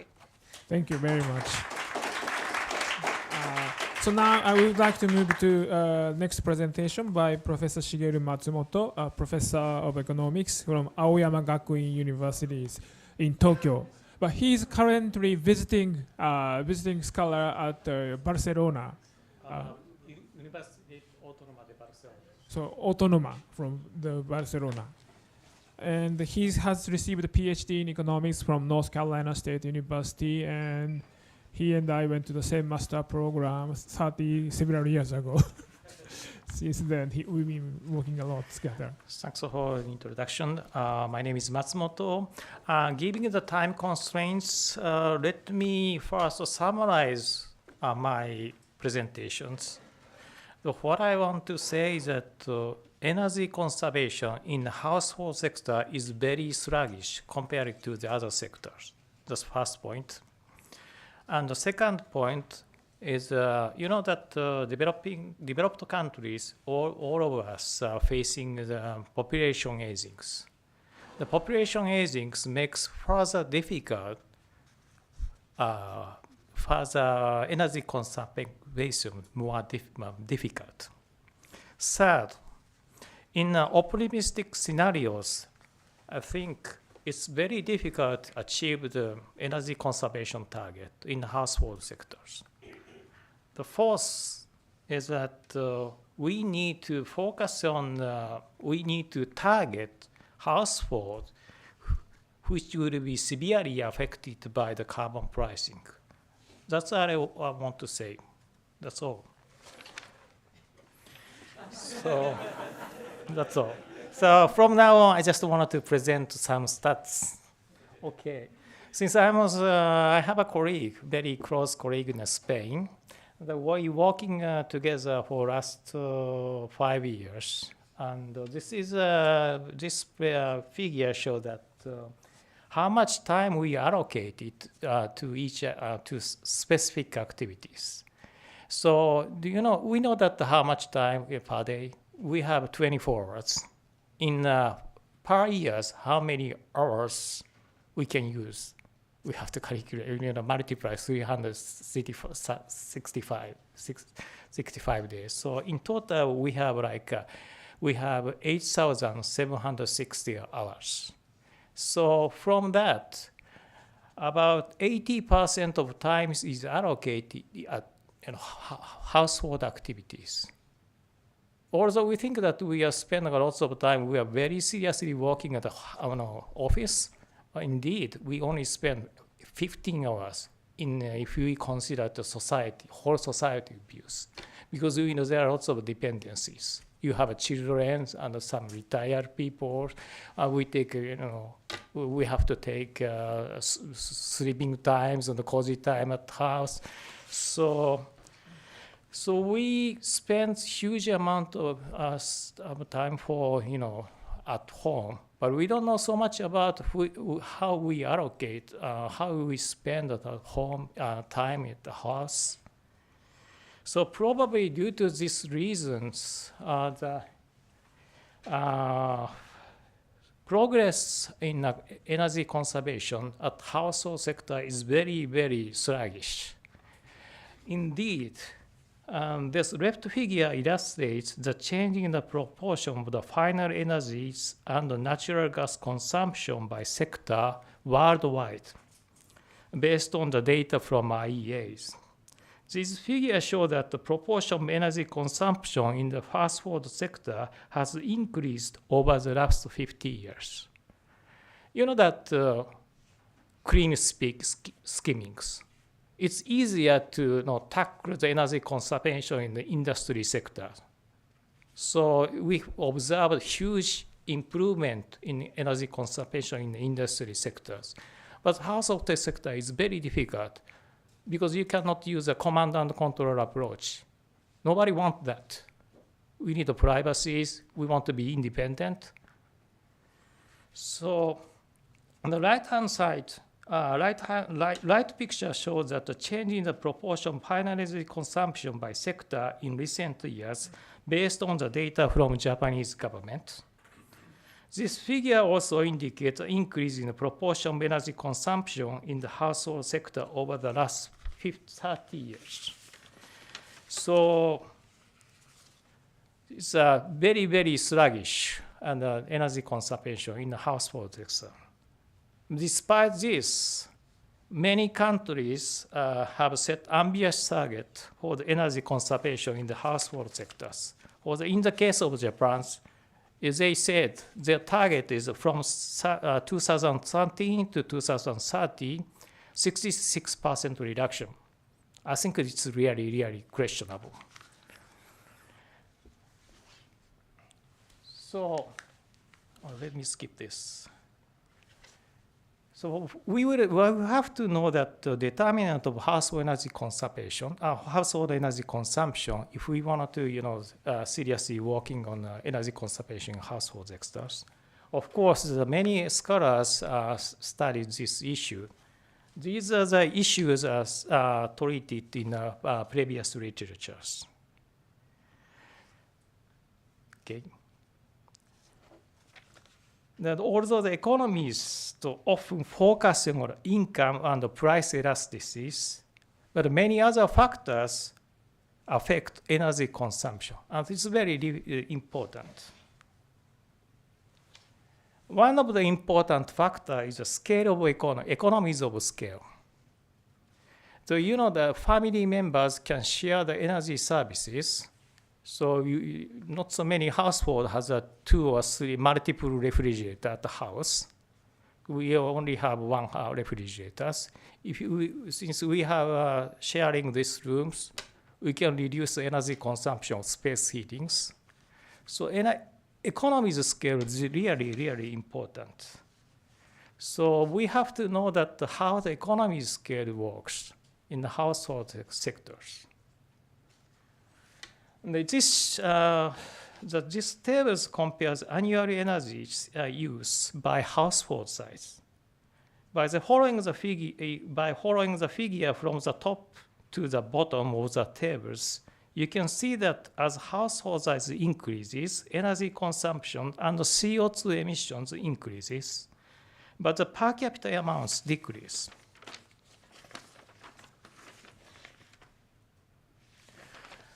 Also, this figure is of Hokkaido areas from northern areas in Japan. And what I wanted to say in this figure is that the choice of heating system is really important. When we talk about global warmings, we concerned about the summer times, but in reality, especially in the household sectors, energy consumption is winter time is much more important. And Europe, it must be really, really serious. And in Japan, there are many, several variety of heating systems are used. So you see that from top, we use kerosene or electricities and gases, LP gas and city gas. And the choice of the heating system affects energy consumption.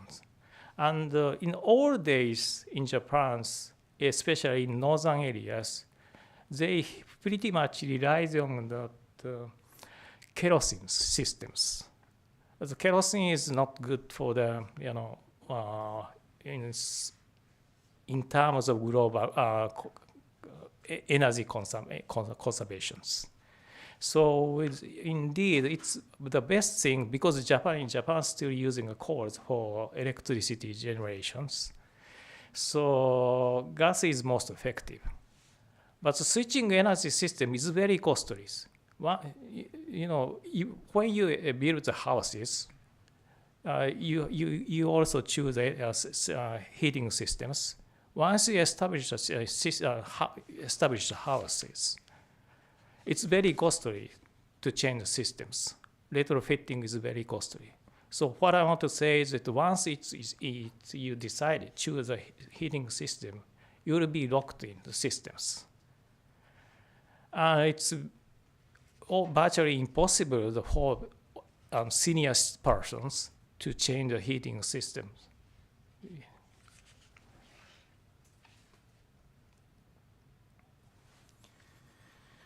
So previously, I worked with Professor Arimura, and in his research project, I calculated carbon tax payment for each household, typical household. Then in this table, what I want to say is there is a considerable variation in the carbon tax burdens across the household, across regions. So naturally, the tax burden in northern areas is more expensive compared to the southern regions. I'm from Spain now, so I see that people are, last week I saw that the people are jogging with short sleeves. here, so it's pretty cold free now. Very cold I feel now. So it's Japan also. If you go to Hokkaido areas, the amount is roughly 2 times. And the size of the house was very different. According to the size of the household, the tax burden is also very different. And also, the one more thing, that age of the household is also very important. Remember your childhood, you are wearing short sleeves, and if you're playing outside, your grandparents say that you better wear more clothes. You get the cold. So this is biologically they are fine. They feel cold temperatures. As you're getting old, you started to prefer the warmer weathers. So this is it shows that future projection of the population aging, the population declines between the Eastern Asian countries and Europe. So what I want to say that in these figures, we are going to aging pretty much. So the trend is very similar. One of the reasons I'm studying at Spain, because almost the trends is parallels. South Asia, South Europe and Japan will probably face similar situations. So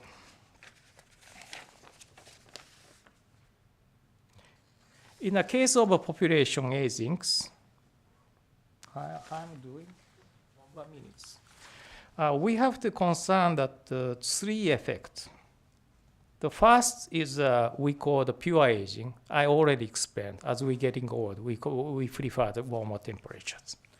Second one is a cohort effect. Generally, the younger generation knows better access to the better technologies, and they are more energy saving. And the last one is we have to concerned about the family structure effect. As population aging, the size of the household is shrinking. So it used to be that the typical households are either 3 or 4 used to be the house. But it's, in the near futures, single household is going to could be majority. So that's lose the scalable economies in energy conservations.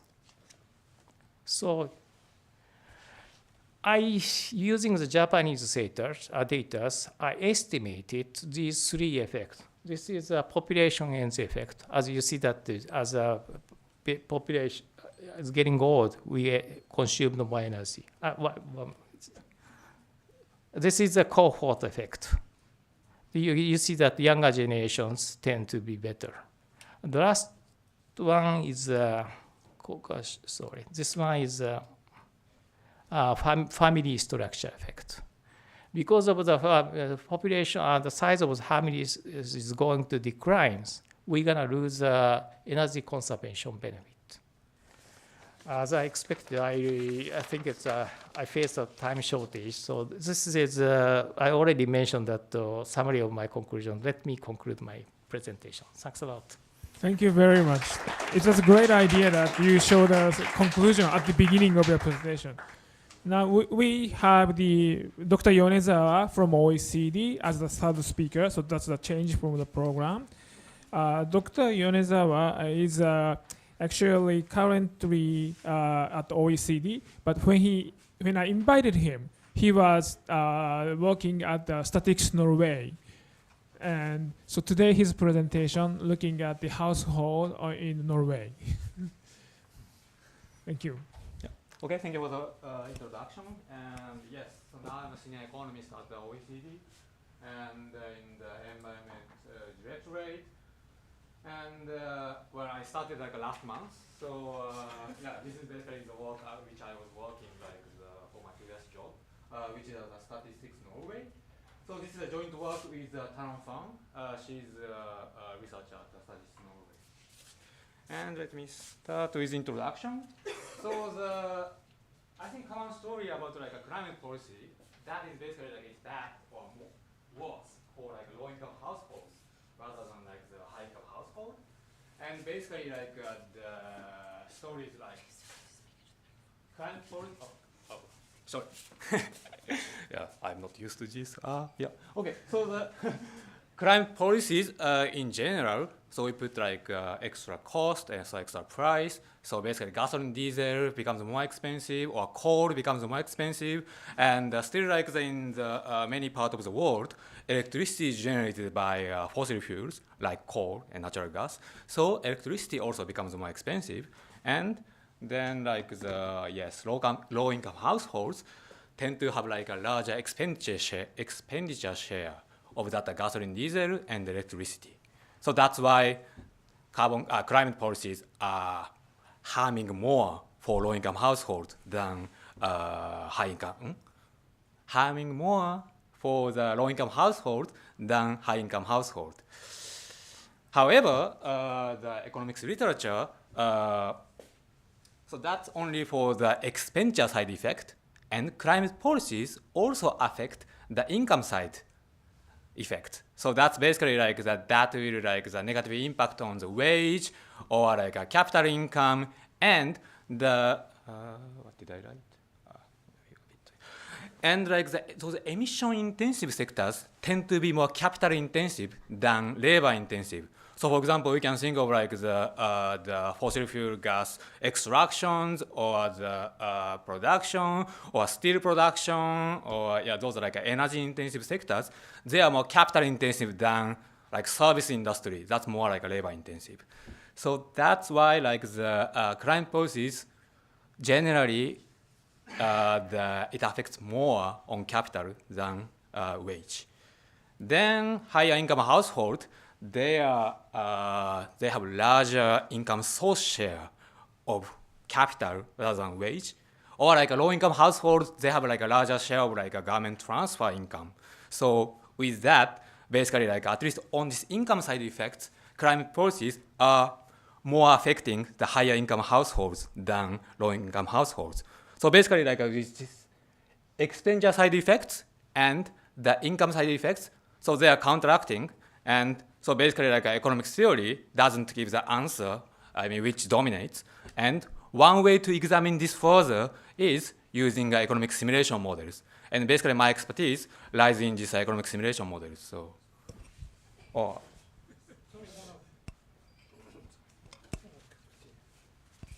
Just mute.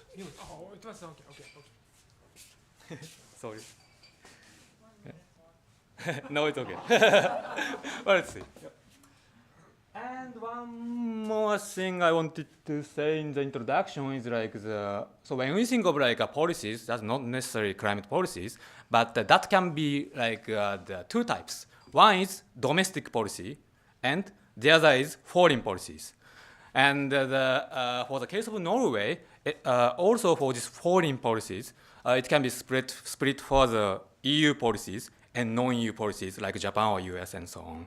And that's because like the EU and Norway are closely linked in many aspects. And with the new US president-elect, whatever he says, so we may have a problem like international trade in the near future. However, global international trade is still like a very important part of our current like global economy. And with that, basically foreign climate policies also affects my own country, wherever you live. So yes. So for example, for the case of Norway, now EU has a quite like a stringent climate policies. So the demand of fossil fuels go down, and then naturally like from the Norwegian export of crude oil and gas to EU is going to be smaller, and that's like the negative impact on the Norwegian economy. And so that's a direct trade impact. And the other one is like indirect trade impact. So that's, for example, like the hypothetically, Japan somehow like the increase the stringency of the climate policies so much, and then they reduce like the demand of the crude oil. Then from Norway to Japan, at least as far as I know, I don't think so much like a direct export of crude oil to Japan. Nevertheless, crude oil, that price is basically set in the global crude oil market. So the crude oil price goes down, then that will be bad for the Norwegian economy. So it doesn't have to be like a direct bilateral trade link, basically. So that's the indirect effect I mean here. Then okay, so research question. Okay. So research question in image, and so I use the ChatGPT and I put some keywords, and yeah, so this is what I come up with. So on the left-hand side, so that's a Norway, Norwegian, and on the right-hand side, that's the EU, and we can see like a solar panels. So as you can imagine, like the Spain, Portugal, Italy, they have so much more sunshine than Norway, and then we can see, I think, nuclear plants like that facility on the right top. Then for the wind, I think we can see both. For Norway, 90% of electricity is generated by the hydro, but 10% or so it's a wind. And we see that I think I'm loud enough. So this is, I think, like the oil and gas facility still. And I think these tankers are like, within Norway, they have been reducing so much like carbon emissions in Norway. Nevertheless, they still like export oil and gas. And I think this is like a tanker for that. I don't know ChatGPT to what extent like they capture the maybe CCS story. Then maybe like this is also for maybe CCS. But anyway, yeah. I think yeah. Okay, whatever. So research question in words. So basically like I think of like a Norwegian climate policy and the EU and the rest of the world, and how do they affect the Norwegian households, especially the low-income versus high-income households. Then in this paper, when I think of like climate policies, I basically like use the NDC target for the 2030. Then methodological-wise, we use the global economic simulation model. It's called the SNOW, where statistics Norway's or the world model. So yeah, I was leading that modeling group until last month. So yes, yeah, okay, okay, and so it's based on the academic paper. So of course, like in that aspect, I mean, it's important to point out what's new in the literature, blah blah blah. But with a limited time, I just skip. But yeah, there is of course something new in the literature. That's but no time. Yeah, and also here, I don't say too much because of the limited time, and also like I don't probably no point to talk really about the technical things. So let me just say that this is static global economic simulation model, which is rather standard, I would say. Then the data which we use is also quite standard global data for this type of model, except one thing, which is like we manually modify the Norwegian data. This is so often the case like a global data, and if we look at like one specific country and tax rate, it's not so good quality and so on. So if it's important in the policy, I mean the research question, we have to check it and we have to modify it, and that's what I did. And I don't want to go into the details, but my point is we check the really important data for our simulation. We check it, and if necessary, we modify it. So. Then and this global data, basically like they don't have any like the household details data. What I mean by that is like they just think of like one representative household of each country. So we supplement the household data of Norway, and here for the INC 1 is like the low income household, or lowest income household. And INC 10 is the highest income household. And here I show the basically income source share. So in a very big picture, we can think of like 4 types of income source, and wage or labor income, and the capital income, and the resource. So that's basically for the case of Norway. That is like the natural resource of like oil and gas. So oil and gas basically income. Then the government transfer. And as I said, the low income household, they have larger share of the income coming from like, government transfer. And for the case of Norway, it's quite like an equal society. So labor income is quite like the not very different among the household, which is not the case for many developed countries or many other countries. And the capital income, yeah, that's clearly like the high income households, they own them. You can imagine like the company stock share or index fund. Naturally, that basically high income households, they own much more than that. So, I mean, more than the low income households. And yes, for the case of Norway, that the non-small share of the crude oil and natural gas sector's income goes to actually Norwegian government, and we take care of that. We take care of that, yeah. Then simulation and so BMK, so benchmarks of the 2030 economy, we basically create based on the real data. Then so we often call it like kind of business as usual. Yeah, thanks. And then the ROW, so that's the rest of the world, so non-EU, non-Norwegian economy, non-Norwegian, non-EU, and not the Norwegian climate policies, so only like Japan, US, and China, and so on, like the climate policies. Then I add the EU climate policy on top of it. Then lastly, I add the Norwegian climate policies. So we can see the difference. So here is the results. And so basically here I show the income impact. So negative income impact for 10 different household groups differentiated by the income level. So INC 1 is the lowest income household, and INC 10 is the highest. And we can start with like the green line. So basically like the impact of the non-EU climate policies to Norway, that's not much. It's slightly going down towards the end. That means like a bit larger negative impact for the high income households, but anyway, not much. Then the next one is the black line. So we add EU climate policy on top of it, and that's the impact on Norway. And now we can see clearly like going down towards the end. So that means like the negative impact on high income household, that's larger than the low income households. And lastly, we add the Norwegian climate policies, and basically this trend doesn't change. So for the Norwegian climate policy, that's basically like neither progressive or regressive. What I mean by that is like basically the negative impact is proportional to the different income household. By the way, this is a percentage change. So if you think of like an absolute impact in terms of like a euro or Norwegian krone or whatever, that's so much larger for the high income household, of course. So. And yes, I think the last one is that. But I think only one thing what I say is like this is because like the EU climate policy is much more stringent in terms of like that NDC target. That's why like it's like this, and so the yes, and that basically hits like a Norwegian crude oil and natural gas industry, and that share is mostly owned by high income households.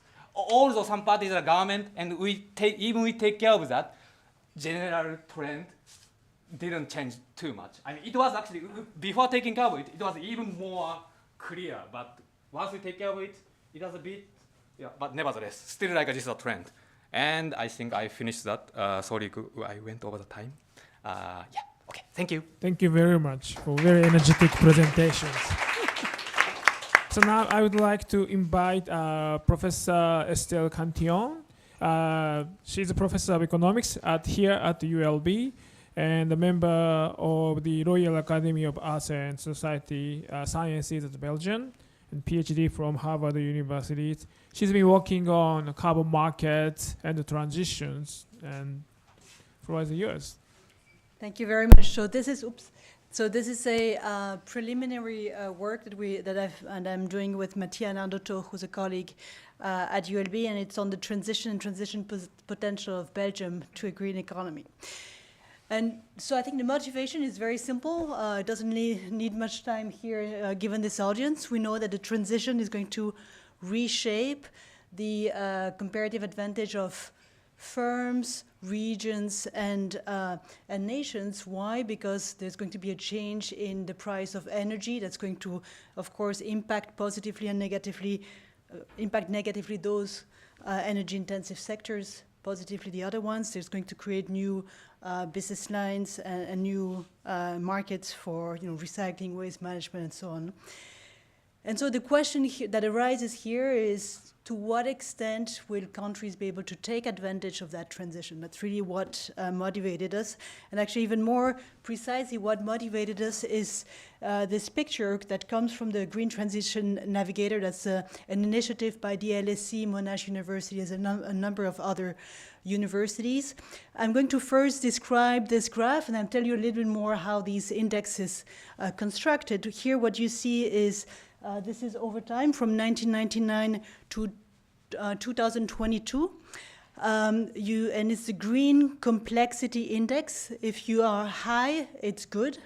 If you're low, it's bad. Okay. What we've mapped here is Belgium with 3 neighboring countries, France, the Netherlands, and Germany. Germany is very high, first, number 1 on the green complexity index over all of this period. France is pretty high too, by the way. Japan is more or less at the same level if you do it. And what you see, and this is actually what the starting point of this paper is, that you see Belgium, which is the green lines, going down.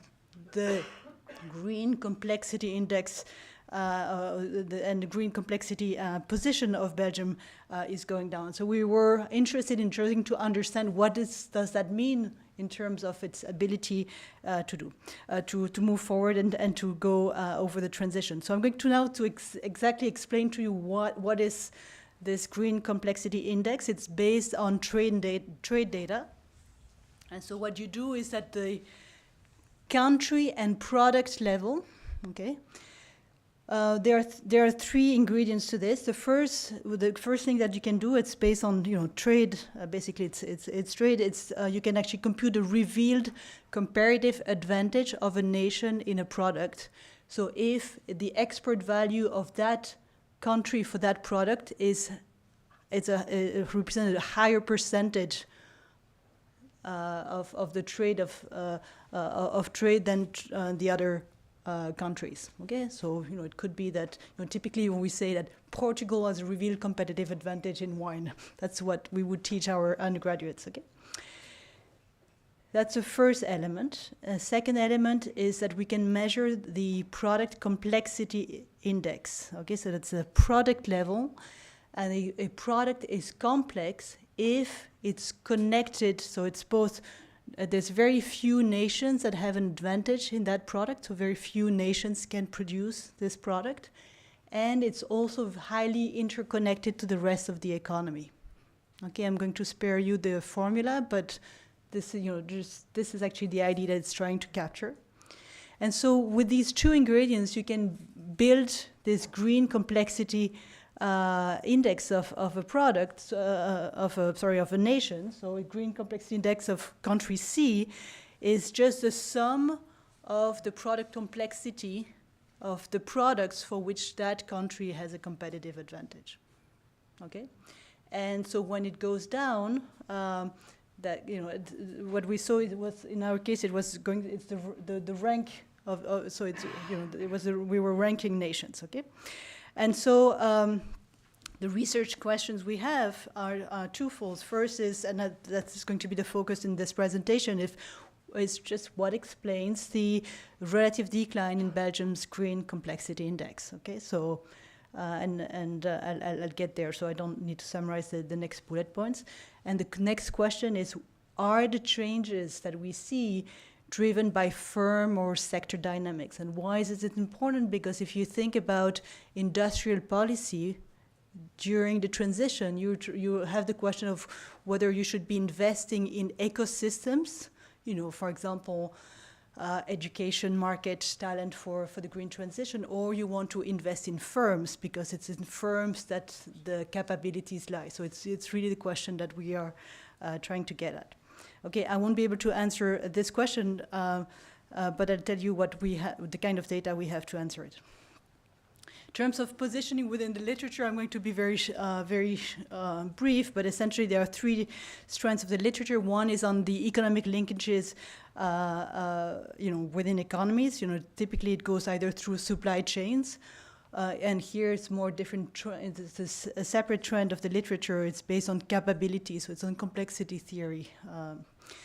There's all of the literature on how do industries transform themselves? You know, you can talk about path dependence, supply chain interdependencies, the role of innovation and transition risk, and then it goes all the way to green industrial policy, basically. Okay, will be. Okay, so there's a few things we know. That we knew a few things from the literature. We know that green products tend to be more complex than others, and that innovation in clean technologies typically involve more spillover. So it's something attractive about these green products. Second thing we know is that there are distortions in incentives for the transition. Typically, it's about policy uncertainty. And the third thing we know about Belgium in particular, it's been already documented that Belgium had a declining position in terms of patenting activities in climate change and climate mitigation technologies. There have been there's some papers that have been written on showing that the Belgian banks are reluctant to lend to innovators of disruptive environmental technologies in Belgium. And then the last thing is that there is an environmental goods and services sector is actually small in Belgium, but growing faster than the rest of the economy. Okay, so the first thing I'm going to show you is just trying to understand why the Green Complexity Index of Belgium is declining. I'm going just to decompose this Green Complexity Index over time, so from the beginning of the period, 2000 to 2020, and see what's driving what. So the blue, the bar in the blue is the Green Complexity Index in 2000. The blue bar at the end is in what happens in 2020. And you see this is a waterfall graph that shows that I'm decomposing this in terms of the number of products for which Belgium is gaining a competitive, the number of green complex products for which Belgium is gaining a competitive advantage. Then the second orange bar is the one where it loses competitive advantage, and the green is simply like the stocks where Belgium had a competitive advantage both at the beginning and at the end, but it's just the complexity of those products have gone down or up just because the linkages are changing. Okay, and so what you get from this is that it's mostly about changes in the products. There are products for which Belgium has lost positions, some for which it's gained. Fortunately, it's lost more positions than gained, but it's not really about the change of the complexity of these products. Okay, that's the first thing you do. Now what we want to do, so this is just based on trade data, and we got access, but it's too recent, so that's why I can't see you the results, is that we got access to micro firm level data from the National Bank of Belgium. So we have essentially for most of the big, the Prodcom companies. So it's a big sample, it's representing about 90-95% of the production in Belgium. We know at the firm level which product they produce, which value, and so on. We have also, we're using the green product classifications that's coming from the OECD mostly, and that is used in the Green Navigator project. And we also in the middle of collecting data on membership of these firms to industrial clusters. So that's the kind of industrial policy that we have in Belgium and their commitment under the Science Based Target Initiative.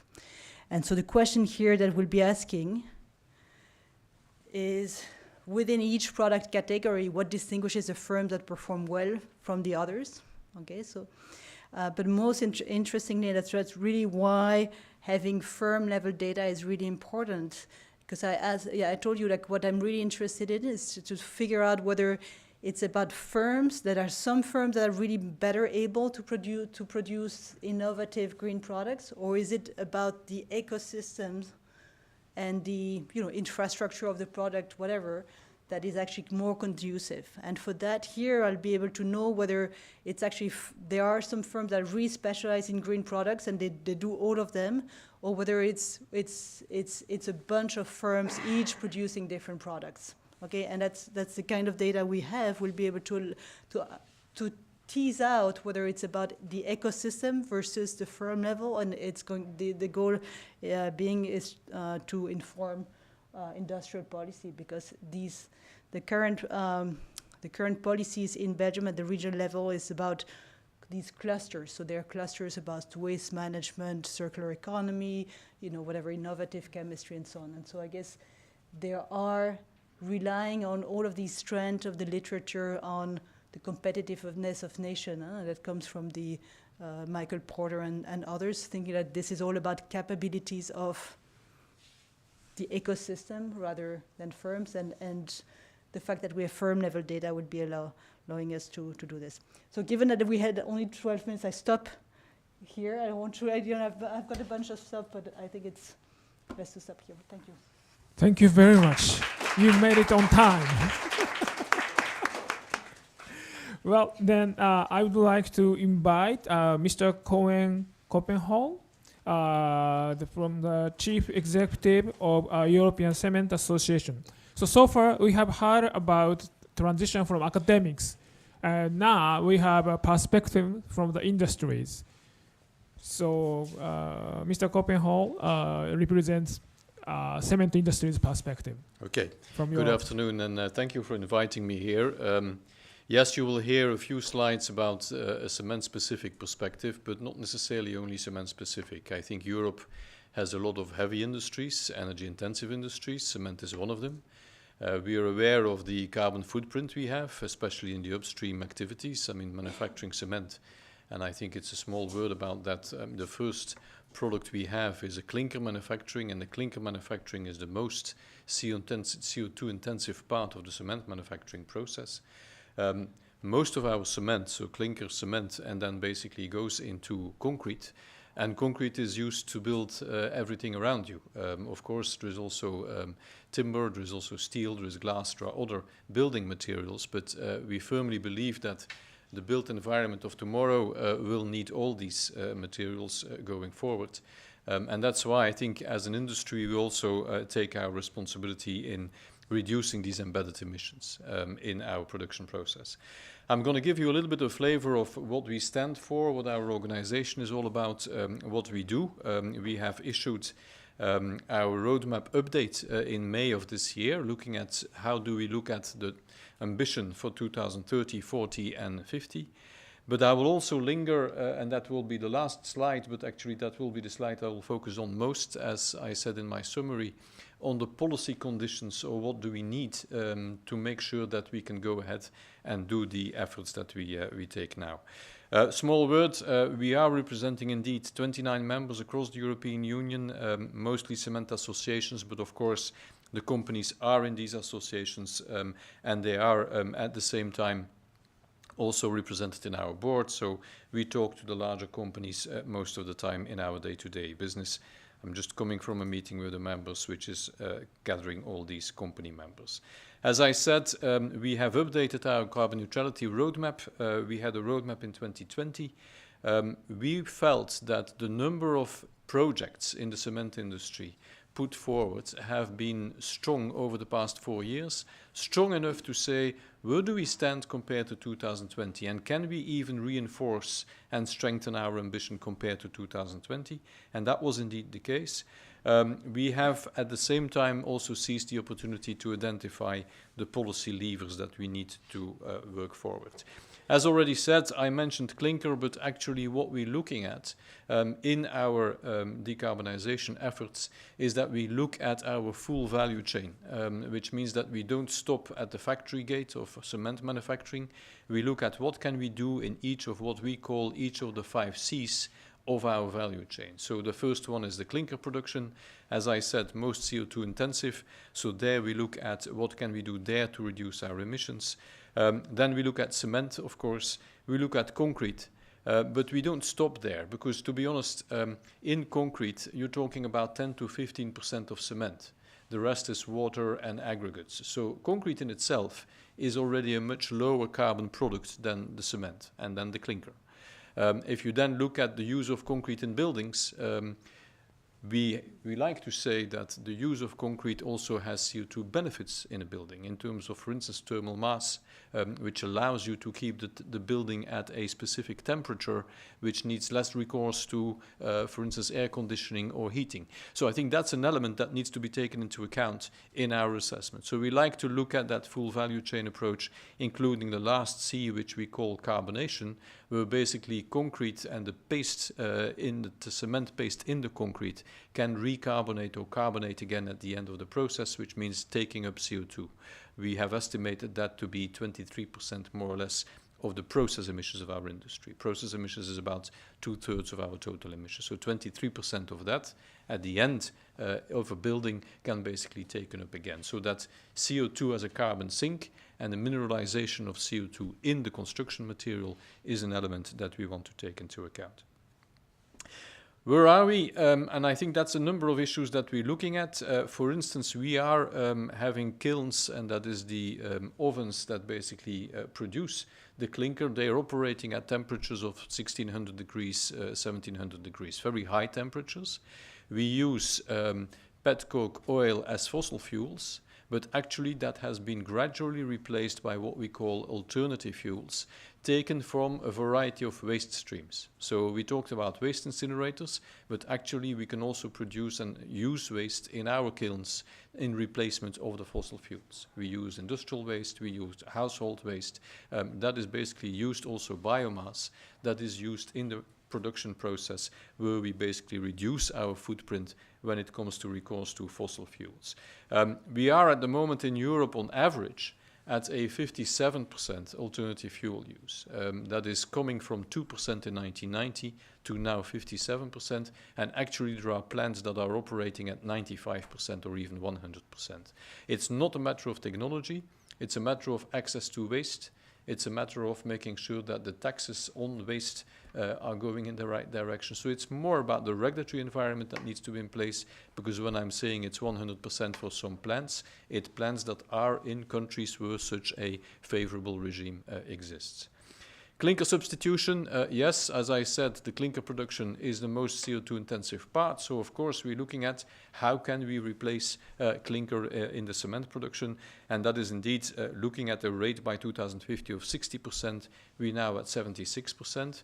That might not seem too ambitious, but the constraining factor we have is availability of the raw material, the substituting materials. We're looking at fly ash, we're looking at blast furnace slag, coming from the power sector, respectively the steel sector. They both decarbonize. We're going to have less of these materials, but we're looking at calcined clay, we're looking at pozzolans, we're looking at increased limestone that we can use in our production. But again, looking at what is the impact on the end product, on the safety of the building, what is the availability. We're going to need 66 million tons of these alternative materials by 2050 if we want to reach the 60%. Currently, we have 33 million tons, so that's a doubling of that amount in a declining market for fly ash and blast furnace slag. We have put 2040 objectives, and then we have quantified that and also looked at an external assessment.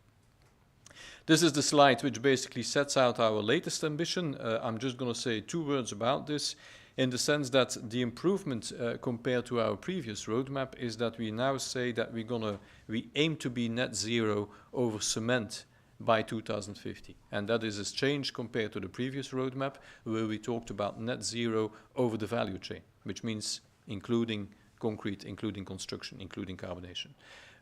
We now saying cement 2050, we're going to be net zero, which allows us to then think about carbon negative in the value chain, going down the value chain. It's a challenge, but I think, again, it's a possibility that we're looking at. The green part of that slide is actually carbon capture and storage. And I think that's where I wanted to come to. We cannot decarbonize unless we do carbon capture and storage. It's an essential element in our technology drivers. It's true that we look at reducing our clinker content in cement, alternative fuels, as I said before. All these are essential levers. but the big part of our reduction will need to come from carbon capture and storage. That is unavoidable going forward. And we do have, at this moment, 12 or 13 projects that are coming on stream in Europe. By 2030, we foresee that we will have 14 million tons of CO2 stored, 14 million tons captured, 12 million tons of that is going to be stored, and 2 million tons of that is going to be used for a variety of applications. Just as a side note, we're going to use or need between 250 and 420 million tons of CO2 for a variety of applications in Europe. For chemical products, for aviation fuels, sustainable aviation fuels, we're going to need it for building materials. The Commission is saying we're going to get there by biogenic CO2 and direct air capture. Now, if you know how much energy we need for direct air capture, if you know that the biogenic is mostly going to be stored as well, and we made estimations that's going to bring us about 79 million tons, from there to 250, 420, you will need industrial CO2 sources, at least for a transitional period. So I think that's an important element in the whole use discussion. I will end with this slide, but actually it's my most important slide, because there we say, okay, we can do all of this, but when we have the projects, we want to make sure that we have the right investment environment and the right environment in which we can do the investments. Carbon border adjustment mechanism, and I'm sorry, I mean, from the Japanese side, you might be a little bit worried about the initiative, but actually what we aim for is to make sure, or the European Union aims for, is to make sure that we're working on a level playing field. This is not about protecting the European industry, just making sure that you're operating under conditions that are equal to the conditions we live on. We have to pay a CO2 price for our emissions. The CO2 price now is pretty low, but actually the same burden needs to be put on third country operators. It's not about protecting ourselves, because if you have an operation and an installation in a third country which is operating at levels that are better than ours, you don't pay. Fair enough. That's not the issue. It's about creating the environment in Europe in which we can do our investments. Ramping up the financial support for our investments, you know that we're going to pay in the next coming years from now till 2034. Under the ETS system, we have made calculations. We might pay between 80 and 100 billion euros into the system. We basically say part of that money can come back to a specific fund to decarbonize the sector. For the moment, it goes to a variety of objectives. 75% of these funds are going to the member states. We have no clue where it is going to. 25% is going to the European Union. Innovation Fund, very useful. We had a number of projects financed on the Innovation Fund, but the demand for the Innovation Fund is 6 times as much as what is available under the Innovation Fund. When we're talking about access to affordable decarbonized energy, we're going to have between 3 and 5 times more electricity demand than we currently have when we decarbonize, because of carbon capture operations. When we go to use, it's even more. So I think the electricity demand will be very, very high, and that will be true for all the energy-intensive sectors. The infrastructure we need, I mean, when we do CO2 capture, we need to make sure that the pipelines are there, that the storage sites are there, that there is a de-risking of that full value chain. Who is going to take the risk along the value chain for the investments? To give you the example, I have a storage site, and the cement plant says, yeah, okay, you need to open the storage site. That storage operator is saying, yeah, but guarantee me that you're going to give me so much emissions. The cement plant is saying, not sure, because it depends on my production. So that whole de-risking needs to happen all along. And I think also continued access to our raw materials. We have 200 plants spread across the European Union. They are located close to the raw materials, which is limestone. So the limestone quarries are close to our plants, which means that we are, in the European philosophy, a very local industry. It's not like the steel industry, depending on iron ore coming from Latin America. I mean, we are self-sufficient when it comes to our raw materials. But we need that infrastructure, both energy infrastructure, CCS infrastructure. Bad news for everybody in the room, including myself. I mean, energy infrastructure, we're going to pay a lot for the networks. Networks will need to be renewed, renovated, brought up to speed. If you think about reducing your energy bill, yes, maybe, but not on the infrastructure, which is going to bring it back up to a higher level. So I think we're going to see very high electricity prices going forward, which is not only affecting the industry, but also citizens. And then the last point I would like to mention, I will end with that, we don't decarbonize our sector for the sake of decarbonizing our manufacturing operations. We are making sure that when we do that, we bring low carbon products to market. And there needs to be an uptake on the market of these low carbon products. And that is a whole discussion about what is the role of public procurement, how can we make sure that these products are taken up in the market. And again, will the final customer be prepared to take a premium, to pay a premium for a low carbon product? If that is the case, and if we can design a system that allows that, then basically part of the decarbonization can be priced into the final customer. And that's a discussion we need to have. How much can you combine the upfront financing with the downstream financing and making sure that we jointly also finance the decarbonization? On that last point, maybe a footnote, we have calculated it, but the steel sector has done the same. The cost of the material in the end price of a building is minimal. It's below 5%. I mean, and that's the same for a car. The cost of the material in a car is minimal. If you increase that price, you increase the price by a car, but not in a proportion which is very high. That's something that we need to take into account. Of course, there's a whole range of issues around it. Who is going to take that price increase down the value chain? That's a discussion we need to have. But I think as a starting point, these are points that we need to take into account. So these are the challenges we face. These are huge financial investments. Only capture for our industry for one plant, a 1 million ton plant, capture installation, and it's a very wide bracket that we have in our roadmap, is between 200 and 500 million euros, depending on the technology. For the carbon price that is now at 65, 68, we don't have a business case for these type of investments, but we're doing them. We're doing them also asking for public funding specifically for that reason. And that is only CapEx.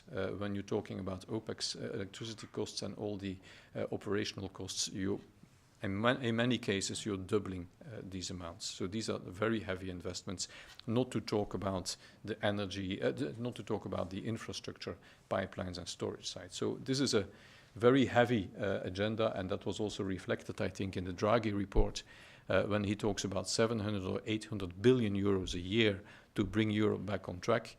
Sorry to say, but that is 1,600 euros per citizen in Europe. And these are staggering amounts. When I'm looking at the loan we have after COVID, we have to pay it by 2057. That's 700 billion euros. That every year is putting a lot of strain on the European budget and the national budgets when they also need to spend on defense and other challenges. So I want to end with that hopeful note. Thank you very much. Very concise and insightful presentation. So last, not but the least, I would like to invite Mr. Naohide Fua from Toyota Motor Europe. He nicely was considering to bringing Toyota Mirai to the campus, but because of the condition on the campus, he couldn't bring Mirai.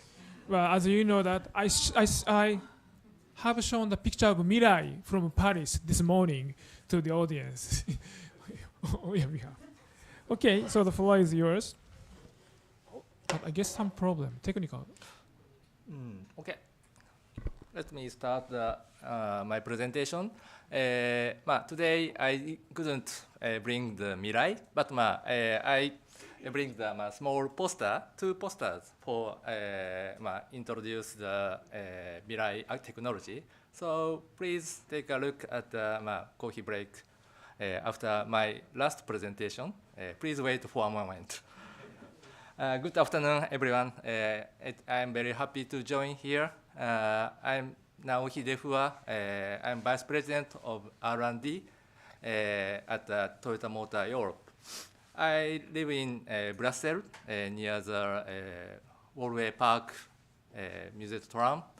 I love waffle. Every weekend I ate. Firstly, I would like to inform quickly who we are. Our operation started in 1963 in Europe. We sold more than 1 million vehicles in 2023, last year, and market share was around 7%. Now we are in second position in European passenger car market, following the Volkswagen. And our sales ratio of electrified vehicle in Western Europe is already 75% today. So we are going to electrify it continuously. Our philosophy is mobility for all. We don't want to leave anyone behind in the pursuit of sustainable mobility. Toyota is committed to providing practical and sustainable mobility solutions, which are tailored to each customer's specific situation across various countries and regions. Customers have different needs. Depends on where they are living, what type of climate, what kind of energy source are available, and what kind of income they have, etc. Even in Europe, the environment is very different between south area as Greece and also north area, Norway. Let us look at the global electricity supply situations. This is NASA's night map of the world and showing the renewable energy ratio of the major countries. Many dark areas you can see, except developed countries such as Europe, North America, and Japan. This means that there is a large variation of power supply in the world. Electricity is not enough to reach all the people on the planet. Also, available of renewable energy is still quite low in many areas. That's why Toyota is developing a wide range of powertrain technologies, from battery electric car, also fuel cell, plug-in hybrid, and hybrid technologies. We believe that there are many ways to reduce carbon emission and achieve carbon neutrality for all people on the Earth. So let's go to the detail from now on. This figure shows a vehicle life flow. Vehicle consists of the huge number of parts and materials. And if you have a drive a car, of course, you need fuel. Even for BEV, you need to charge electricity. And finally, vehicle life is ended at a long usage. In this, every step, CO2 is generated. Therefore, we need to consider not only CO2 reduction in the vehicle operations, but also in vehicle production, transportation, fuel production, and vehicle end-of-life treatment. In comparing the total CO2 amount between BEV and HEV in China and EU. In case of China, hybrid is better than battery vehicle because battery manufacturing produce much CO2. And in case of China, does not have a much renewable electricity. And even in EU, BEV CO2 value is currently only 30% reduction from hybrid vehicles. This is a reality. Next is a material for battery. I want to talk. Battery is mandatory for electrification, but it is causing a kind of social subject such as international trading and securing of fair work conditions such as child labor. Also, amount of future potential resources looks limited. That is a very important concern for sustainability society. We need using it carefully and efficiently nowadays.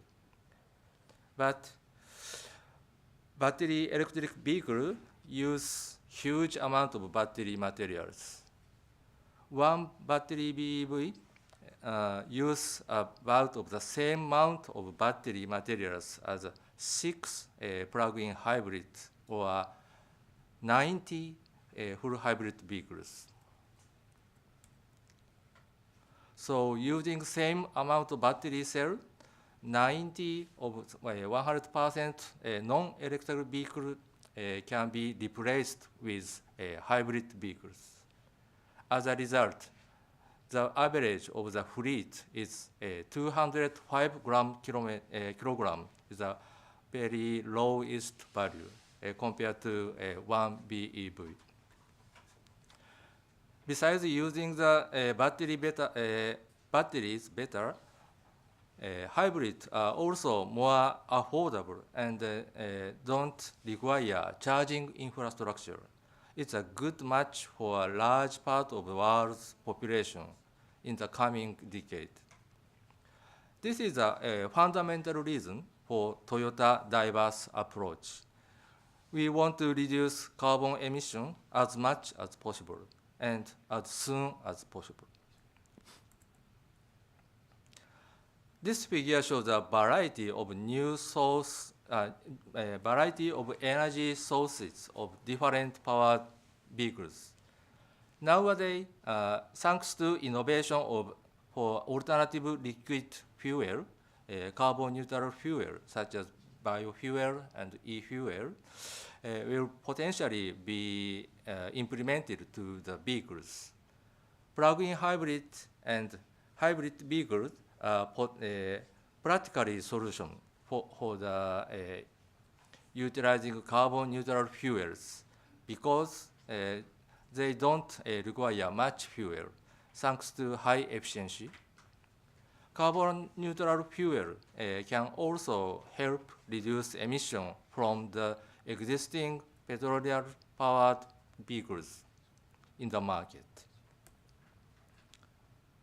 To summarize this presentation to 3 key points. Firstly, number one, let's not forget our common enemy is carbon. Second, there is more than one way to fight our enemy, carbon. Finally, when we provide diverse and affordable low-emission vehicles, more customers can reduce their carbon emissions. Finally, in order to realize sustainable mobility society, different aspects are necessary, such as government support, charging infrastructure, customer awareness, and innovation from academia. Let us create together. Thank you very much. Thank you very much. Well, that was a very concise and insightful presentations. So now I would like to invite speakers to be the floor. Thank you.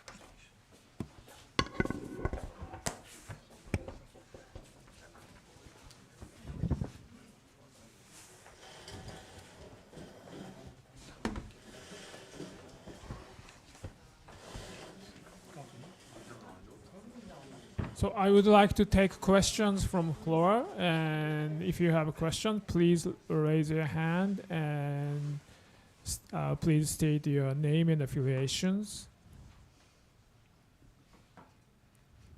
So this time, yes. Oh, okay.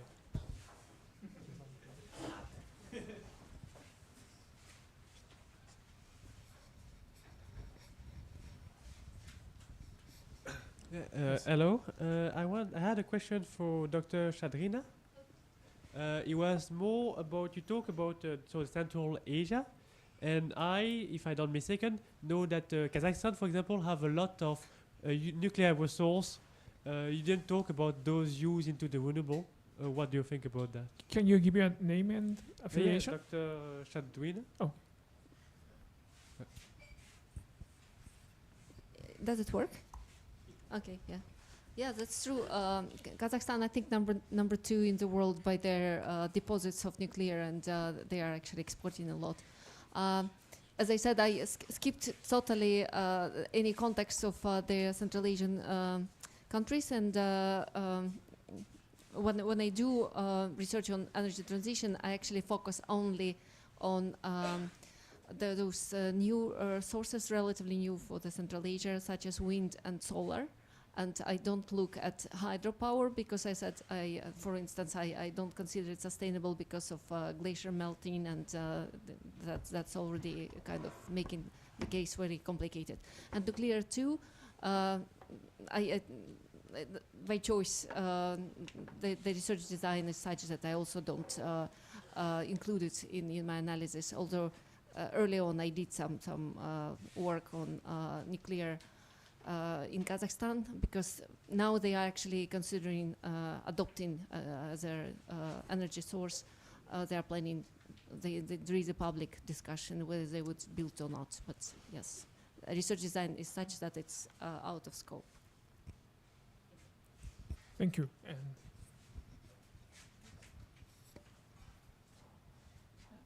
thank you very much. All very interesting presentations. My name is Tanya Fredericks. I worked for the European Commission at the Director General Research and Innovation.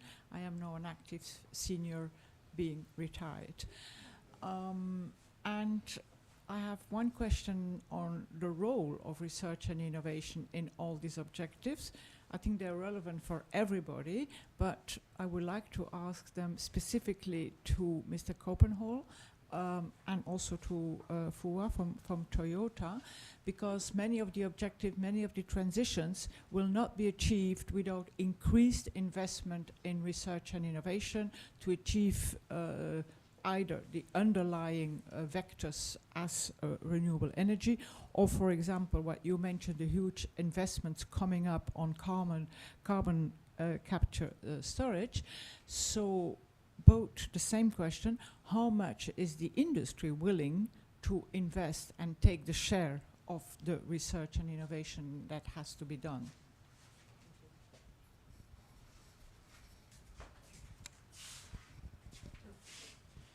It's a very good question, because actually it's also an issue of timing. We are at this stage with the deadlines of 2050 by which we need to be carbon neutral or net zero. Now, in this industry like ours, we have long investment cycles, which is 30 years. So basically, we are now at the stage of deploying the technologies we have. And that's our main focus for investments, is deployment of the existing technologies. Now, these technologies come, indeed, as you say, mainly from research. So we are also part of what is called SPIRE, which is a process industry group of several process industries, which is looking at what research is needed going forward. I think what we, and I'm sorry to be a little bit critical, not fully, but I think what we face is that sometimes the research, and I hope I'm not too technical when I'm saying that research is focusing on the lower TRL levels, but actually needs to go to TRL 8 and 9 for us to be very useful, means pilot phase, demonstration phase. Sometimes that research stops at the earlier TRL levels, and we, especially from funding perspective, European funding perspective, is that we don't see that consistency between the different TRL levels. So that either research stops because there is no funding available to go to the pilot or demonstrator, or we and that's another remark that Draghi makes in his report, some companies then say, we take out the research out of Europe and we do the 8 and 9 outside of Europe. That can't be the intention of research. What we would like to see, and what we are focusing on now, is that we look at consistency between what we find in our demonstrators and how can we refine some of these findings through research. How can we improve our carbon capture technologies? We're looking at several types of uses that we have. What can we do?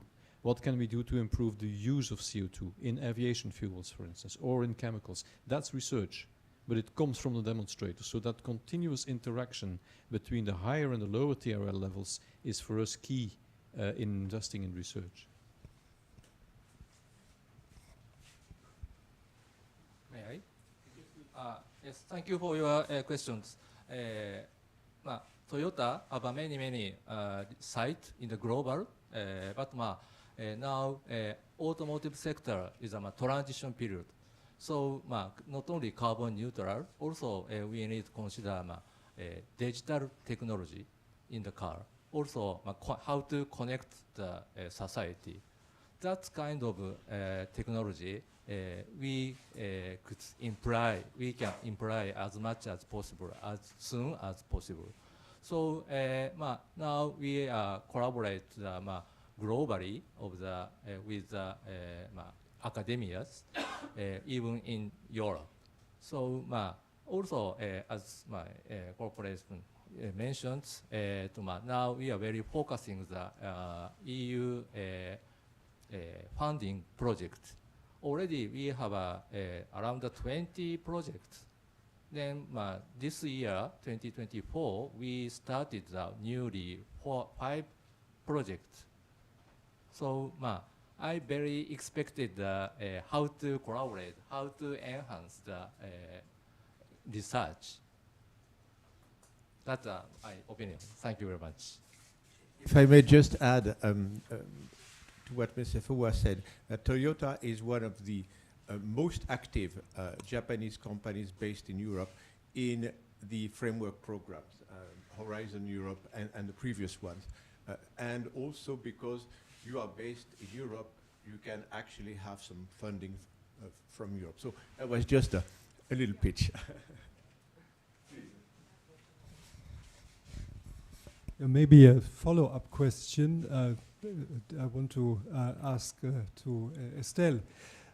As we heard from the industry representatives, that there's an important role of collaboration within a cluster and also within a whole ecosystem that also includes public players.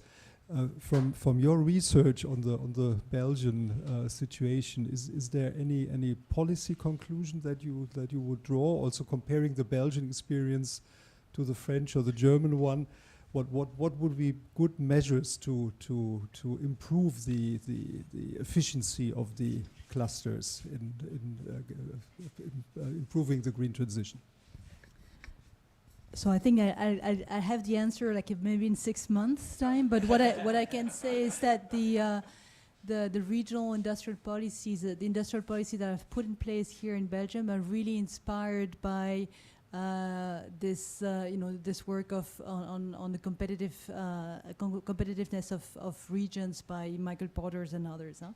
And so all of them in all 3 regions, they're based on collaborations between universities and companies, and so there's funding from the regions for the corporations, so like staff to organize different activities, plus money and subsidies for research, so directed for research or so. In principle, they think that this is effective. And so I guess what our research will be able to show is to what extent this is really happening at the cluster level versus at the firm level.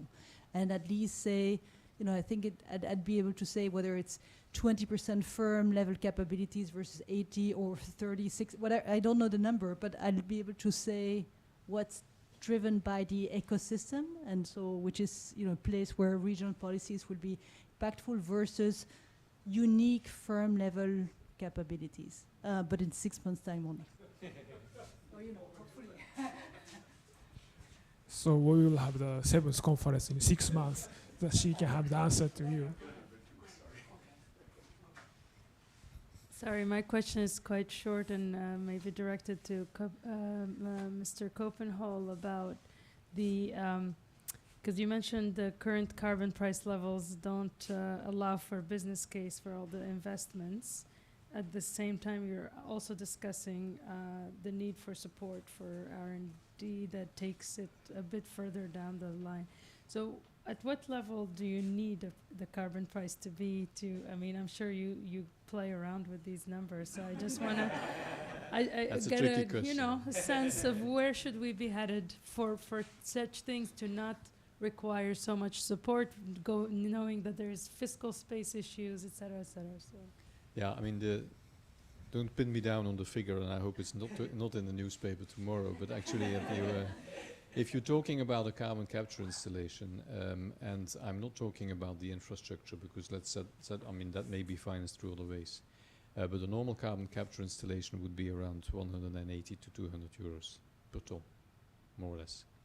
And again, I mean, when I'm talking about the 200 and 500 million euros investment per plant, some of my members told me that's 1 year ago. With the inflation, it has gone up dramatically. So, I mean, that's why I'm saying don't pin me down on it, because there are so many factors that can influence that cost, but that's more or less the order of magnitude. I mean, basically, it's telling you that with the current ETS price, we don't have a business case. Message for Gemma from Waseda University. I have a question to Professor Matsumoto. Regarding the policy implication for your studies, I understand the importance of household sector, and then their behaviors are different by income group. So, and then what causes that difference in responses? That has some clue to the, I think, potential policy implications. Thank you. Thanks for the questions. It's working? Oh, okay. Indeed, it's, the difference across different income household doesn't make so much difference. And indeed, if you control the household size, of course, the household living in a big house consume more energy. But my point is that the age of the household and the size of the household, location of the household, that makes huge difference. And what I want to stress is that it is really important to understand each other's. It's very difficult to imagine what kind of life in the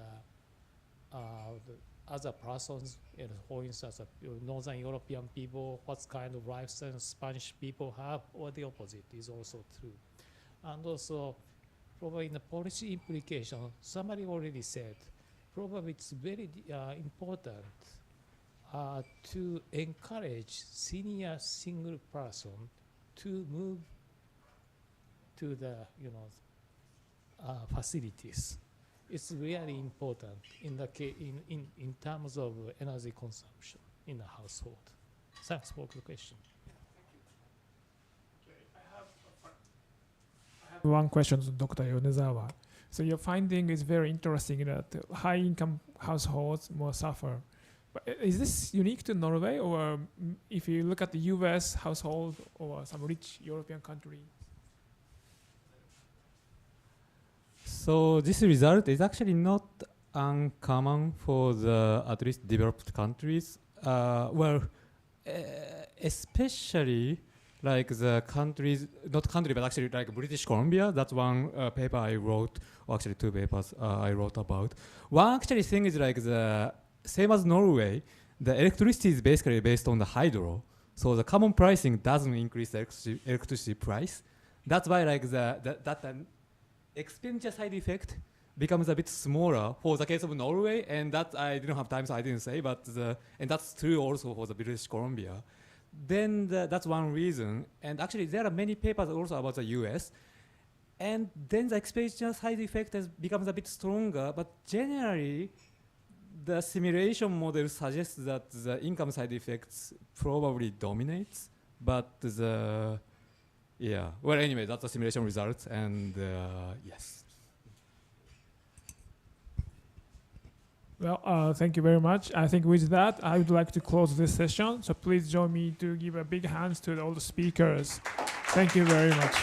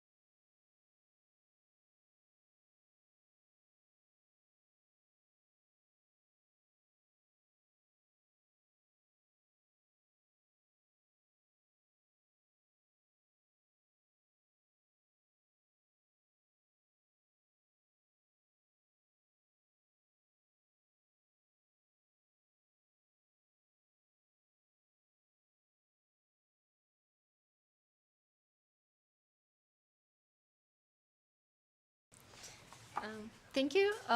Thank you so much for being with us till this hour. We are opening our third session, which is very logically devoted to their university efforts in supporting energy transition and climate change policies.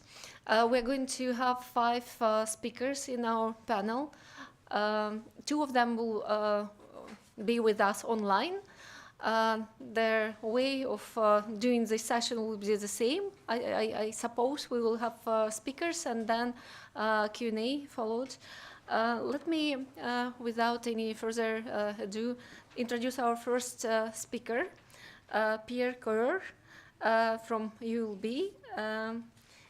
He is a professor and vice rector for sustainable development. And we are thrilled to have your presentation. Thank you. Thank you for the introduction and good afternoon to everyone. I'm happy to start this last session of the day. We will move to something that is not economical, not on the carbon pricing. It's really how to integrate sustainability in the university. What I will show you is the strategy that we have set and the first actions that we have taken here at the university in Brussels. What I should say is that I am a vice rector for sustainable development, but only from 2 months.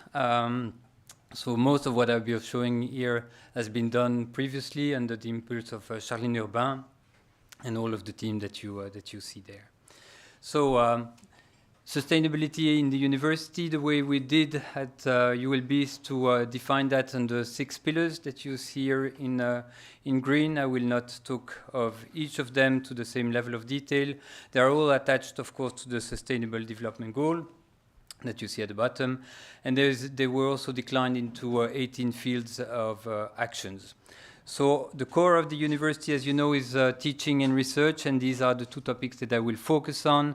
I will talk a little bit on the management of our campuses, because these are the places we live and where we do research, and a little bit more on governance, but just one slide. So let me start then with teaching. The goal of teaching, sustainability, I guess it's the same in all university. What we want to make sure is that each student stepping out of our university has acquired a critical understanding of all the sustainability issues and acquire also a way to think systematically onto the complex problems that we have to face. Of course, another goal is to strengthen the teaching of sustainability itself, integrate that in our lecture. So what are the achievements? If I go back in time, so we started really thinking about this some 6 years from now. We first put on an inventory where we have tried to see on which brick we could construct the future. And that proved already quite good. So we found out in 2018 that there were 130 teachers that were integrating sustainability into their teaching, more than 100 teaching units fully devoted to that topic, and some 800 of these at least touching one of the Sustainable Development Goals. So again, this is a brick on which we try to put things further. And I think one of the achievements is the creation of a new course, Introduction to Sustainability, that is given to all the students from the 2nd year. I will say a word on that. We are also working in engaging our faculties and professors towards integrating sustainability into the lecture, and international partnership is one of the key aspects of our strategy. So first of all, then, the creation of this new course, Introduction to Sustainability. I don't know if it's an innovative approach for you. It was clearly for us. So it's organized in 12 sessions, and in each of these sessions we have duo of professors that are contributing, and they are most of the time coming from different disciplines. So we are really putting interdisciplinarity in action there. So the course was first given in 2022, so we are in the 2nd year, and last year we had 250 students following the course. I don't go into the detail of the structure, but there is the will to have one rolling team every 3 years. Currently it's based on energy. Aside of the course itself, 150 students or more have participated to the climate fresk. If you know about that one, I think it's good to see that this is getting into the yearly actions, and there are a series of podcasts and sketch notes that were also coming out of with the lecture. Engaging faculty is something that I started a couple of years ago. What we have tried to do first is to question the faculties on what their objectives were, or they were planning to move ahead, and this was very different from one faculty to the other. So we are working with them individually, following their own objectives, trying to work on the content of the lecture, to put activities to learn on the field, internship, social engagement, sharing tools and means. And so this is something that is currently going on with 6 of our faculties. International partnership is deep at the heart and is there to testify about it on our strategy in general. And so within the CIVIS, so the Europe Civic University Alliance, we are involved in the ULB-1, Climate, Environment and Energy, which is led by Stockholm University and the University of Glasgow. And so the program is coming now in action. It is based on a series of semesters. The first semester is done at the University of Stockholm with this transdisciplinary approach on climate, environment and energy. And then the students have to follow the other semester in the partner universities.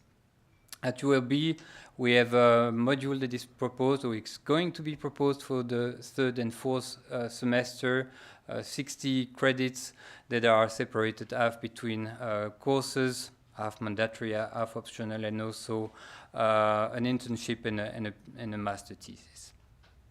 So that was about teaching. Research, of course, we want to accelerate sustainability in our research, to accelerate as well the transdisciplinarity aspect of the sustainability question, and that can be done by supporting the development also of open science and placing our campuses at the heart of societal experimentation, for example, through living labs. I think one of the main achievements is the creation a few years from now of ITS. So ITS is the Interfaculty Institute for Socio-Ecological Transformation, which is based here in this building.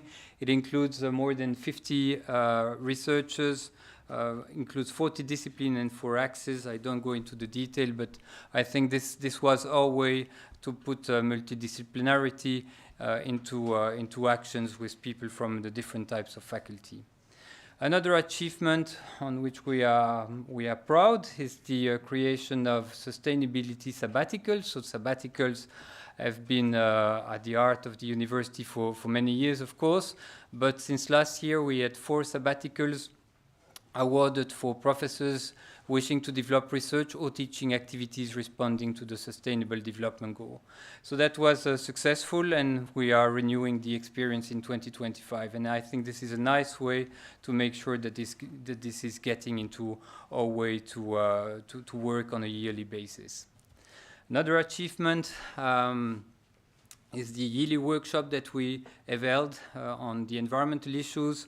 We have taken here the planetary boundaries as the broad context. So there were 2 workshops organized, one last year, which was really looking at the environmental limits. And this year we have taken a little bit the same context, but we have worked on the context of risk in particular. And these were 2 very successful days where, again, we have tried to gather researchers from the various disciplines.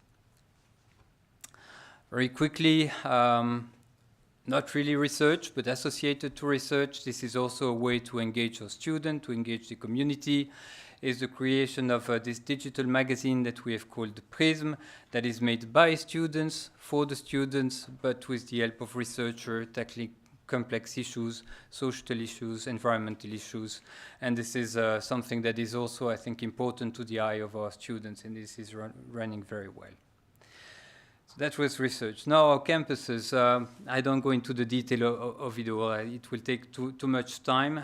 There is a lot that is being done. I think it's important because, as I said at the beginning, campuses is where we work, is where we live, is where we meet our students, and we have to show inside our campus that we want to have these places an area that feels sustainability.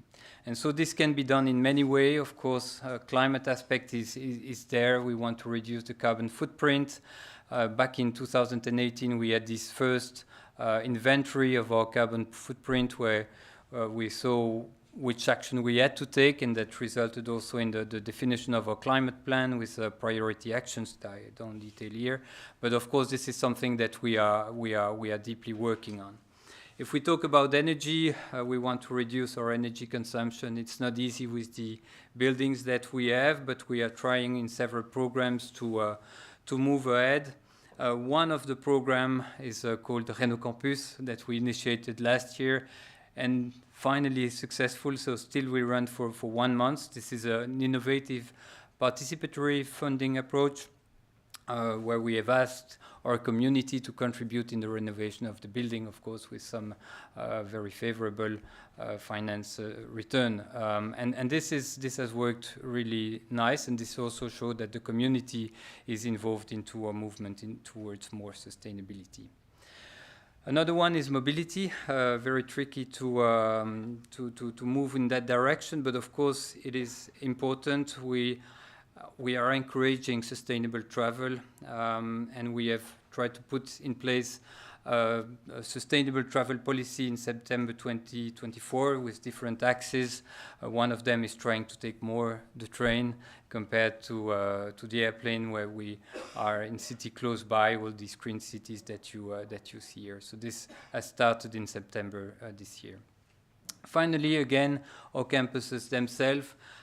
We don't have a lot of green areas here at ULB on our campuses, but each time we have now, we are trying to preserve it at the maximum and to develop small biodiversity hotspots.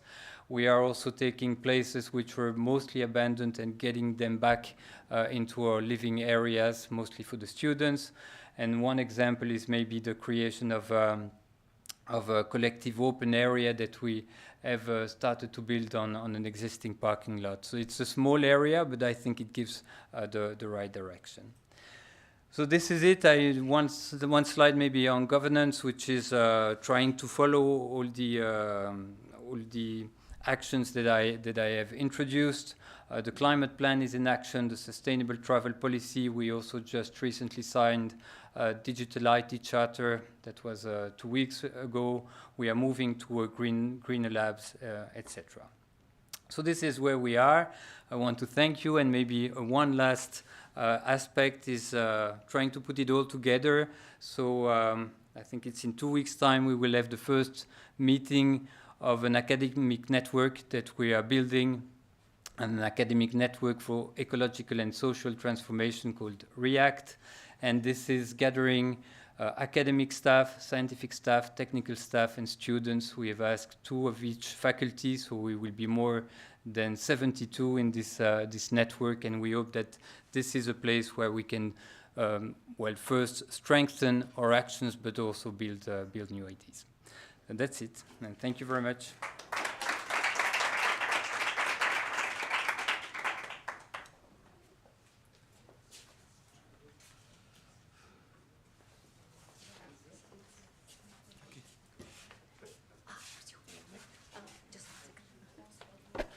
So let me introduce our second speaker, Manabu Inuzuka. He's associate professor at Waseda Center for Carbon Neutral Society. And he will be speaking in more detail about this Waseda initiative. Thank you.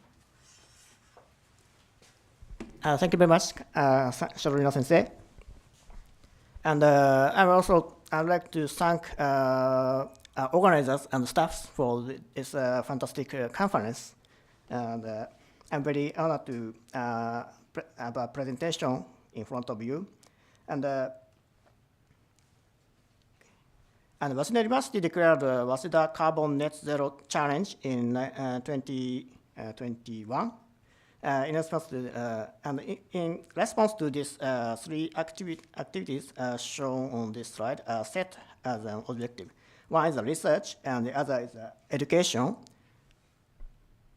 It means development of the human resources and ourselves must be the carbon neutral, so we started to achieve a carbon neutral campus.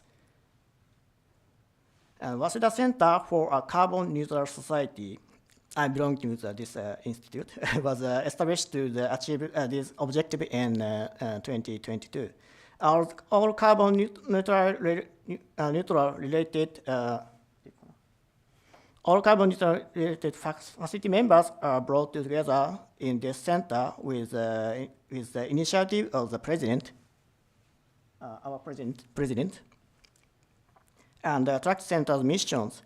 And also for the employment of the younger researchers, they also make some post the endowed chair post based on the donation of the private companies. This is why I'm here today. Okay. And the cutting-edge research is to achieve carbon neutrality research activities from the variety of the aspects, such as the promotion of the fusion of the humanities and social science, and also, of course, the natural science and technologies. And creating open innovation and social implementation are also important. And research fields, as well as scientific technologies, which are vital for carbon neutral society, are defined, and each researchers are categorized in this research field and create research teams.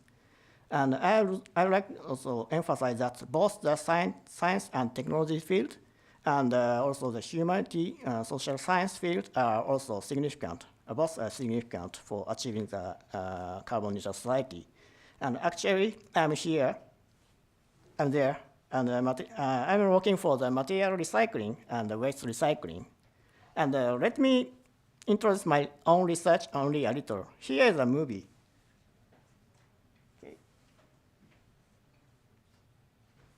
Okay. And sorry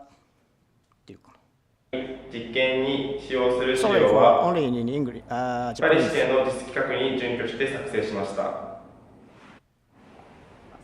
これからマルチマテリアル電気パルス分離実験を行います。今回実験に使用する資料はパリ試験の実績確認に準拠して作成しました。こちらが鉄、こちらがアルミです。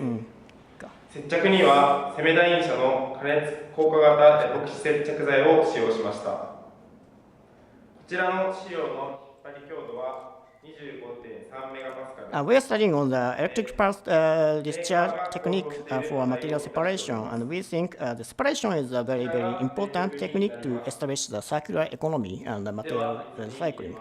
By using this technique, いよいよですかね。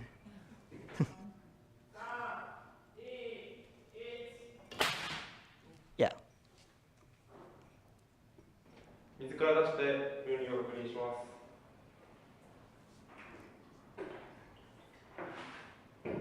す。Just like a thunderbolt. So it is easy to separate it. Yeah. And by using this technique, quick, low cost, low energy, and high selectivity material separation could be established for the metal resin adhesive, and also the CFRP and lithium-ion batteries and photovoltaic panels and so on. This is our technique. And regarding open innovation and social implementation, the collaboration scheme formulated by the top-down approach, the top is our president, and between the university and industries, in these four different private sectors, which are leading Japanese industries. So the electric power, manufacture, and construction, and telecommunications.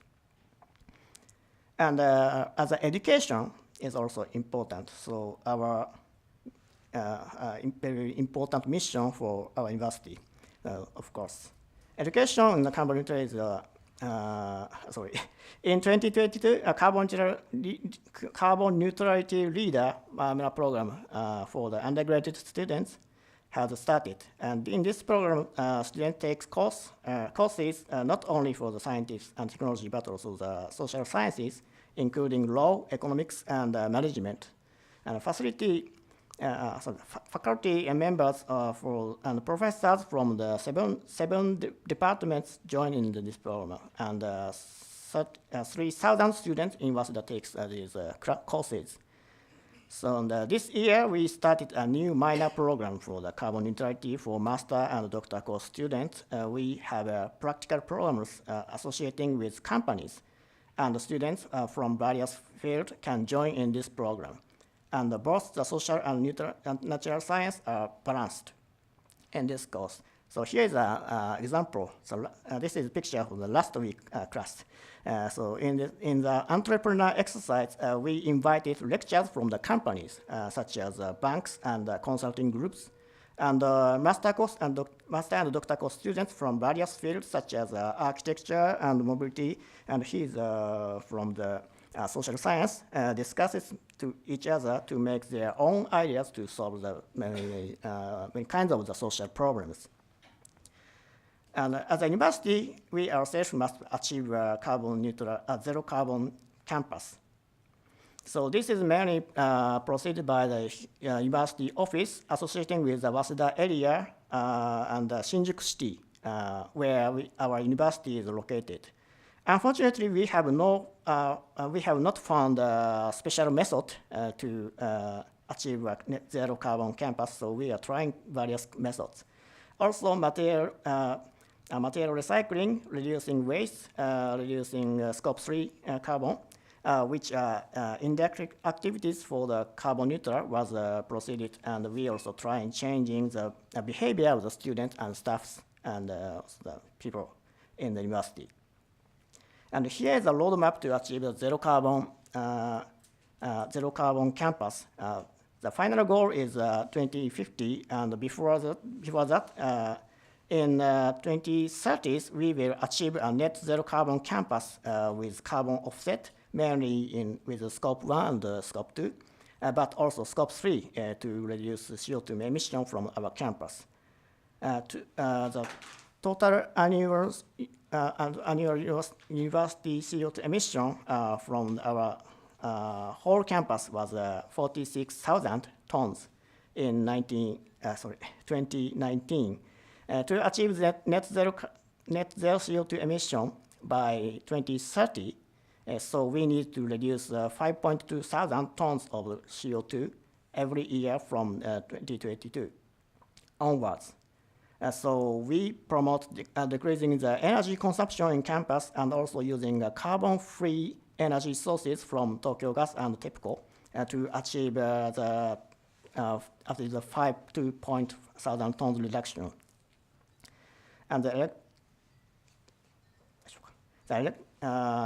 electricity and the gas usage of the individual 100 buildings in 3 main campuses are now visualized. So you can check on our website in real time of these informations. And this is opened in 2022 with the assist of the TEPCO electric company. And based on this data, we can consider the energy saving method on the electricity and the gas consumption for each building. In summary, towards the realization of the carbon neutrality through the an integrated combination of research and human resources, which means education, and also the associating with the society. Thank you for kind of attention. That's all. Thank you.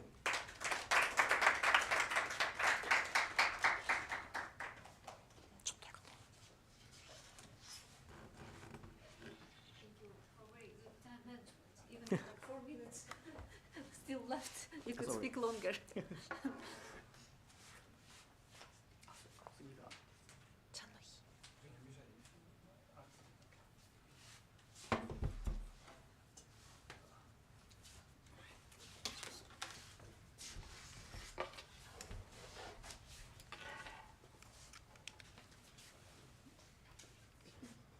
Let me introduce our next speaker, although already familiar to you because he was chairing today.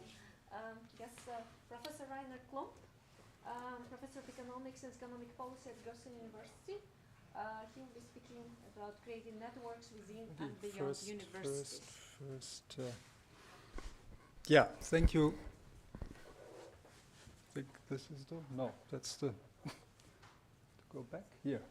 Yeah, thank you very much. Thanks to the organizers for having invited me, especially to Toshi and Elena, who have been have become friends over the last year when we have met in Paris and have met only recently last week in Tokyo.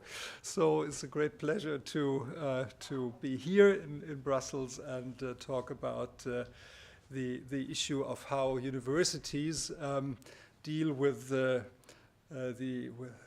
challenges of sustainability. And in fact, I will simply continue what the two speakers before me have told you about the ambitions of universities in that area.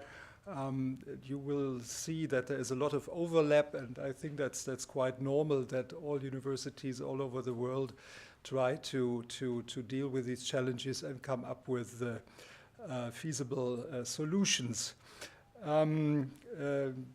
If I may remember that Pierre just ended with a remark on the creation of a network within ULB. So my main thesis will be, I think that in some way it's true for all other universities, that the challenges that the sustainability problems create and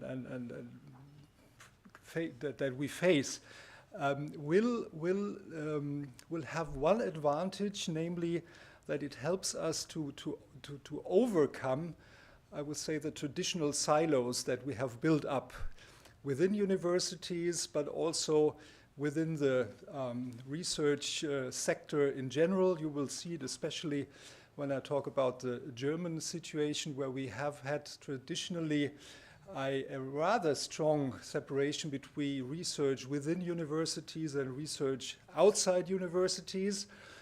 And of course then on the international scale, building networks between universities, research institutions in different countries to face these challenges of sustainability. So I will talk about Goethe University in Frankfurt as an example of a German university, and more precisely then on one part of Goethe University that I'm responsible for, which is the House of Finance, which has the special ambition now to mobilize intellectual forces working within the area of finance to support the sustainability transformation in various areas. And I will show you an example of how we try to, by building a new network, how we try to deliver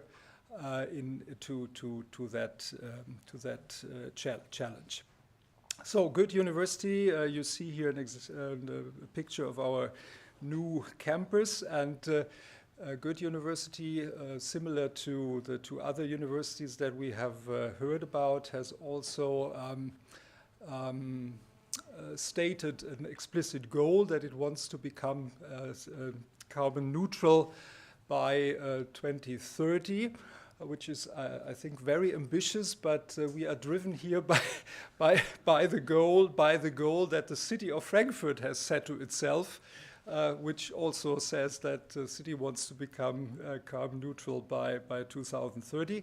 So a lot of initiatives has been set up within Goethe University, and one is the creation of the so-called Goethe Sustainability Office.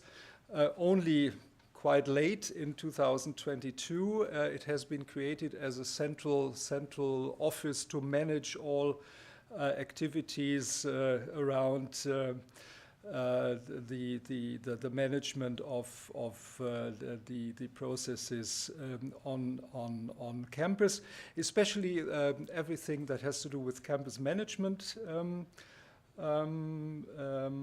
tasks, As you can see here, coordination support, strategy consulting, again, this networking aspect, and of course, communication and transfer. So one outcome of this discussion has become for the teaching side of university, the implementation of this Goethe Teaches Sustainability program, very similar to what I've heard from ULB. You did not, Pierre, you did not mention that for your program you can also earn credit. That has been very important here for the Goethe approach, that we advertise that students who follow this Goethe sustainability teaching program can earn credits. Students in these days are very, very incentivized by having the opportunity to earn credit. And again, as I said, this I think shows nicely that this new challenge that sustainability imposes here helps us to overcome the traditional silos here between departments within the university. Between disciplines, because this is a program that should link teachers from the natural sciences and from the social sciences and humanities. So something that has always been a goal in university strategies since I'm a member of a university, but it has never been so well implemented then in nowadays when we have this sustainability teaching program. So we hope that this will help to create new alliances between different departments, different faculties, and maybe change a little bit the way how the traditional university functions by overcoming these old silo ideas that we have lived with for so long. So that's for the teaching side. Now I would like to talk a little bit more about the House of Finance at Goethe University, because already when this House of Finance was created in 2008, it was inspired by the idea to overcome these traditional silos from faculties, from departments, from research institutes, and from intra-university and extra-university research. So it was conceived was planned as a building that should host different institutions under one roof, and enable them then to work together for research and teaching and knowledge transfer. So the three different missions of a university to work together for them in a cooperative way.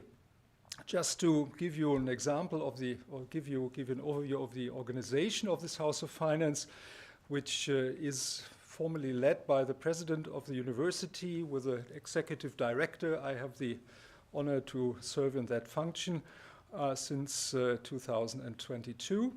And we have different research units and as a ground floor, we have university departments from various faculties, from the Faculty of Economics and Business and from the Faculty of Law. So we have the departments of Finance, of Money, and of Corporate and Financial Law. And then these research units that are either university centers, like the Institute for Monetary and Financial Stability or the International Center for Insurance Regulations, or they have in the meantime become research centers that have an external financing, like the Leibniz Institute for Financial Research, SAFE, or they are privately sponsored research institutions like the Center for Financial Studies. So different organizational frameworks, all of them related somehow personally, I would say, to Goethe University, because the leading people there are typically professors at Goethe University Frankfurt. And on the other side, we have the different programs that are delivered here, executive programs, graduate programs, and master programs that are delivered here. So that was the traditional organization of the house, and with the challenge of sustainability, we are trying now to use this organization to also to make it, to adapt it also to the important issues that have to do with the financing of sustainability, which is sustainable finance or blue finance. If we talk now also about the challenge of biodiversity, and I will talk a little bit on what we are doing here. First of all, the key research areas of the House of Finance have been in these 4 areas, and you can see green finance has been for quite a long time already included in that. But in the recent years, with the challenge of climate transformation and sustainability, we have especially broadened this area where we want to become more active and more visible. And that one example for that is a very recent creation that we did in 2024, this year, motivated by the fact that the International Sustainable Standards Board opened an office in Frankfurt. So this board is one of the institutions that have to do with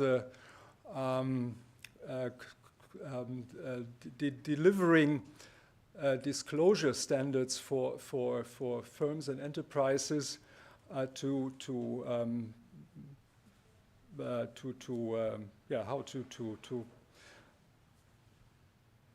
inform about their sustainability achievements. The board has 3 offices, one for North America in Montreal, one for Europe and Africa in Frankfurt, and one in Tokyo, together with another one in Beijing for Asia. And we were very glad to have it, the new board opened for Europe and Africa in Frankfurt. And we had from the beginning the ambition that this should be used as an motivation to also create an academic network, academic ecosystem, so to say, around this board. And that led us to the creation of this new competence and transfer center within the House of Finance. So what is innovative in that new institution is that it again tries to combine different players from different areas in the research sector. So we have on the one hand parts of Goethe University from the departments of both biology and economics and business. And we have associated partners that come from other areas. So we have 2 Leibniz institutes. So Leibniz and Helmholtz, that's another player here, are members of, or are the 2 other big research institutions that we have in Germany, federally funded. The third one would be Max Planck, which unfortunately is not member yet, but maybe we'll find another one. But it was very important to have these the partners from these other research associations also included to make it really a holistic approach. And as we have in Frankfurt SAFE, which is the Leibniz Research Institute for Financial Research, and on the other hand Senckenberg, which is the biggest research institute on nature issues. We are very happy that we could have them as associated partners, which of course broadens our possibilities to really tackle these issues. We have also the Helmholtz Center in Leipzig for environmental research, which is partner. And we have, I found it interesting that Pierre talked about a social economical institute within ULB. We don't have it within Goethe. We have it as a separate institute, but we were able to get it here as an associated partner because of they are specialists, especially in transdisciplinary research and transdisciplinary communication of research results. And we have, and that's so to say the business partner side, we have also the German Accounting Standards Committee as a partner. And we are very happy that with these partners we can now organize workshops, conferences that are linked to the plans of this International Sustainability Standards Board and give feedback to the research community and to the board's business. So I hope that with this will become a new successful enterprise in this special partnership combination. Last remark on international networks. You also had it for ULB. Just wanted just to highlight here that we had earlier this year we had organized a conference here with the Japanese partners, with Toshi and Elena, to discuss again issues of green transformation and green finance, comparing Japanese and European approaches. So again, to network between countries, between continents here on the approaches and improve the learning from each other. And as we have heard about European university networks, and we will hear about European university networks, my last slide shows you that we also try to link to other universities now on a worldwide scale, especially in the area of sustainability, finance and investment. We have become very recently also a member of this Global Research Alliance for Sustainable Finance and Investment, and I think that's very important, especially for our ambition in the House of Finance to strengthen our focus on sustainable finance and investment. And together with GRASFI, I think we can now set up a series of annual conferences, of doctoral workshops that will enable us to go even deeper into this field, and with the ambition, of course, to make it then again useful for what in Frankfurt in the House of Finance can be the outcome, together with the partners from the financial community, with the central banks in Frankfurt, who are very interested as well in learning what the research community finds out on ways and strategies to improve our way to achieving sustainability. Yeah, I think that's all, and you're all invited once you're in Frankfurt to visit us here, especially in the Frankfurt House of Finance on the campus of Goethe University. Thank you very much.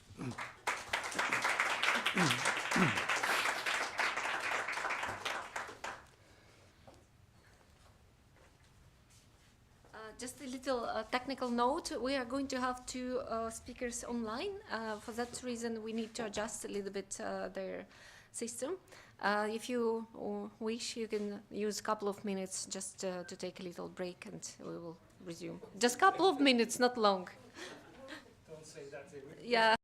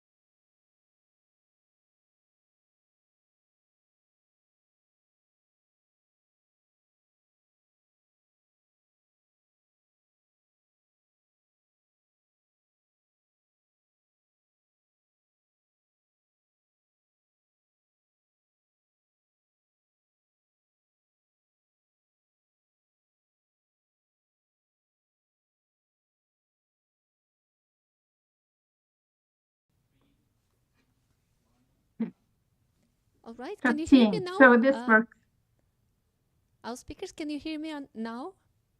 Yes, we can. Yes, all right. Can you hear us? Yes, we can hear you very well. All right, so I'm introducing you, and then you will take from there. All right, so our speakers now, Gudrun Zagel, University of Salzburg, and Alasdair Skelton, Stockholm University. All right, perhaps I will not further make any remarks regarding the topic and so on. You will have the time to do so. You will have about 15 minutes. And afterwards, after one more presentation, we are going to have a Q&A. It would be great if you would remain with us for some time. All right, thank you.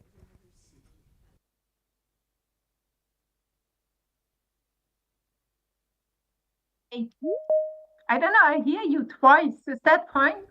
Yes, please, you could start. Just a moment. Okay. Thank you very much. Is it okay? I don't know, I hear a lot of... Yes, please go ahead. Okay. Can you move your slides? Yes. So the topic of our panel today is the role of education in tackling climate change and what universities can contribute to this, to tackling climate change. So first of all, let's look at the challenges of climate, environment, and energy for our societies. So the problem is we do have very complex problems that are closely linked to each other and aggravate each other. For instance, climate change leads to increasing weather extremes. They have direct effects to our food system, to water supply, to our housing and habitats. So they also have indirect impacts because these problems lead to migration, to destabilization of our societies, and so on. So what is the solution to this? We basically need a transformation to net zero economies or carbon neutrality by reducing greenhouse gases. We do have several approaches on how to achieve this. Let's say a transformation from fossil fuels to renewable energy sources, or maintaining and increasing our sinks. So these possibilities affect our societies in various ways. It looks at, we have to change our industries, our economy, transport, housing, and agriculture. To develop the solutions necessary, we have one E, and this is education. So for developing solutions, we need a lot of knowledge and understanding. We need, for instance, to understand the climate crisis, the causes of climate crisis, the sources of the climate crisis, and so on. We need knowledge about greenhouse gas emissions, the sources and impacts of greenhouse gas emissions. We need knowledge about energy systems and transformation. We need to ensure what is technically possible to have sufficient energy and also stable energy supply. We need knowledge about environmental systems and their degradation. But we also need knowledge on the toolbox of solutions. So what are the technical solutions? How can we implement these solutions? What are economic instruments, political instruments, instruments of communication, and so on. Last but not least, we need to ensure that these solutions have effects, or what are the effects of these solutions on our societies. We need a fair distribution of the adverse effects. So what does our society need to tackle these issues? Whom do we need? We persons overviewing the multifaceted challenges of climate change and its causes and effects, so people who understand all this. We also need people overviewing the energy transition, the challenges of it, people overviewing the toolbox of solutions, and people assessing the proposed solutions on the impacts on their societies. Such people need multidimensional knowledge. We need scientists, we need technical understanding, but we also need knowledge on how political processes function, regulatory frameworks, financial constraints, and so on. So we have challenges for our traditional education, and that's what we also heard in the previous presentation. Our predominant education concepts are disciplinary education. So lawyers study law, they know how the legal system works, but they do not very much know about other scientific branches. Likewise, and I'm referring to my co-speaker, Alistair, who is a geologist. You know everything about stones. You know everything about the development of our Earth and how climate has developed, but maybe not so much about what other disciplines do in this regard. So what we are missing are understanding of other disciplines. What do they deal with? What methods do they use? What can they contribute to tackling climate change? But what we also need, we need to know what other disciplines cannot contribute to tackling climate change. So for our education at universities, we need the following. We need, on the one hand, disciplinarity. We need a strong disciplinary background. So you need to know what is possible in your field, what kind of methods apply in a discipline. But we also need interdisciplinarity, which means we need to work with other disciplines. We need to understand how these disciplines work, what kind of methods they apply. And this is essential, and what is done at our universities increasingly. But we also need, and that's essential for tackling climate change, we need transdisciplinarity, which means working with stakeholders from outside universities who are affected by climate change or who are needed to implement measures to reduce greenhouse gas emissions. So, for instance, if we change our system from from fossil fuels to renewable energy, we need to be sure, can this be done? Is there sufficient technical possibilities? Can we implement this in time? Do we have the economic means we need? What about the legal framework? Can we also supply the countryside people with sufficient electricity? So all these questions need to be discussed with stakeholders and cannot be done by universities alone. Now, we do have several challenges for rethinking education and moving to more interdisciplinarity and transdisciplinarity.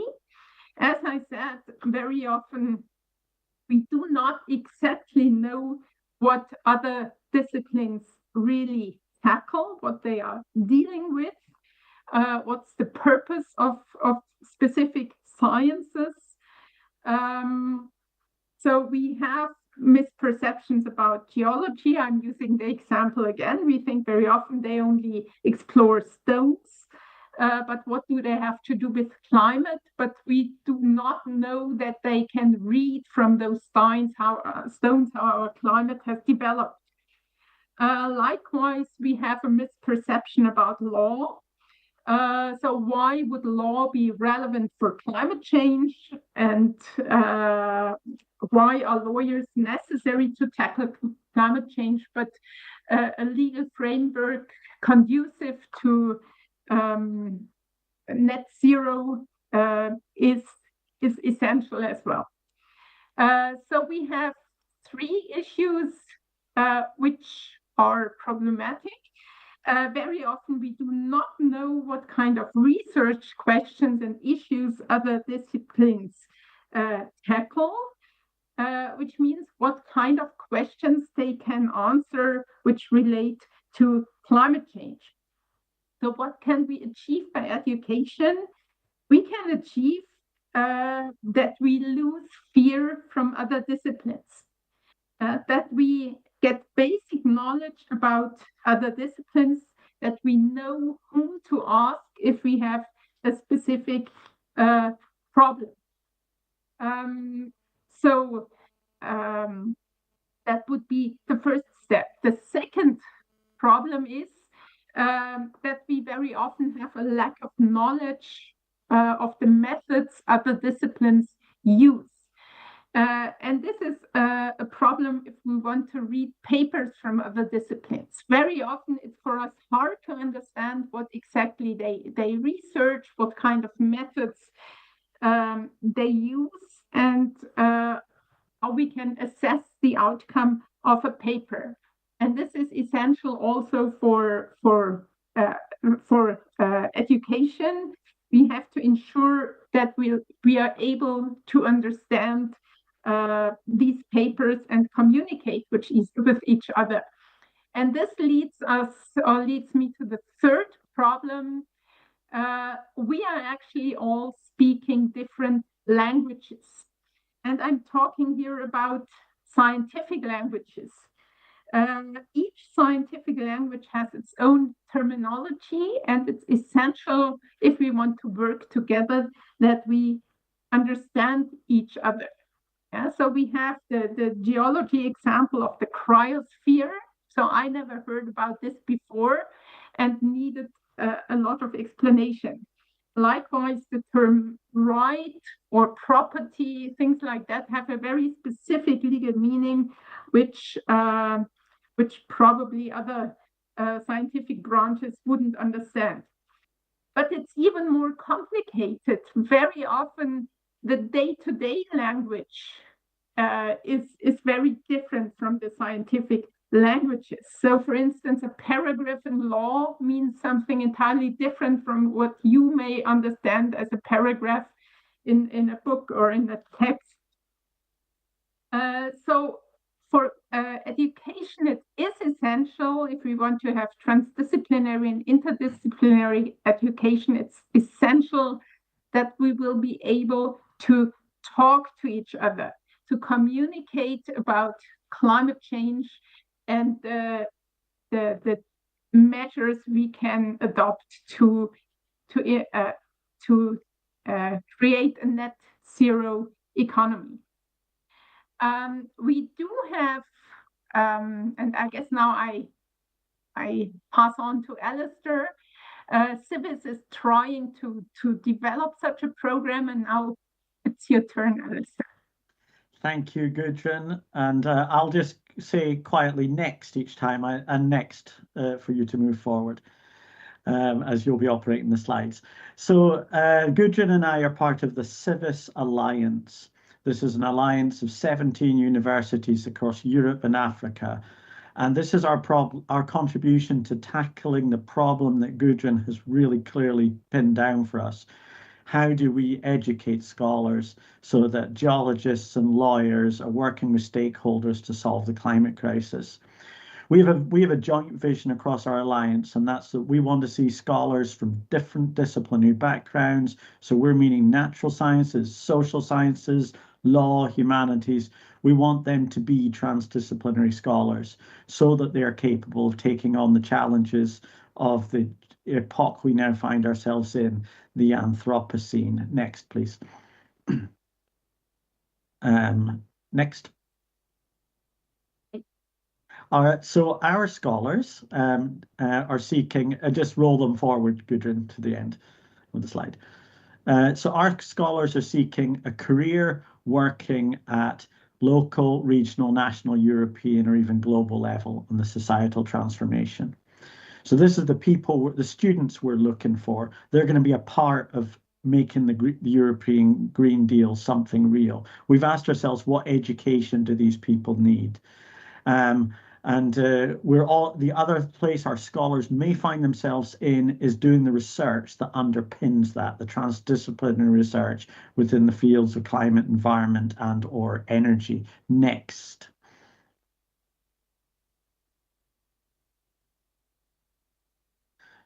So the program that we're creating together is a master's program.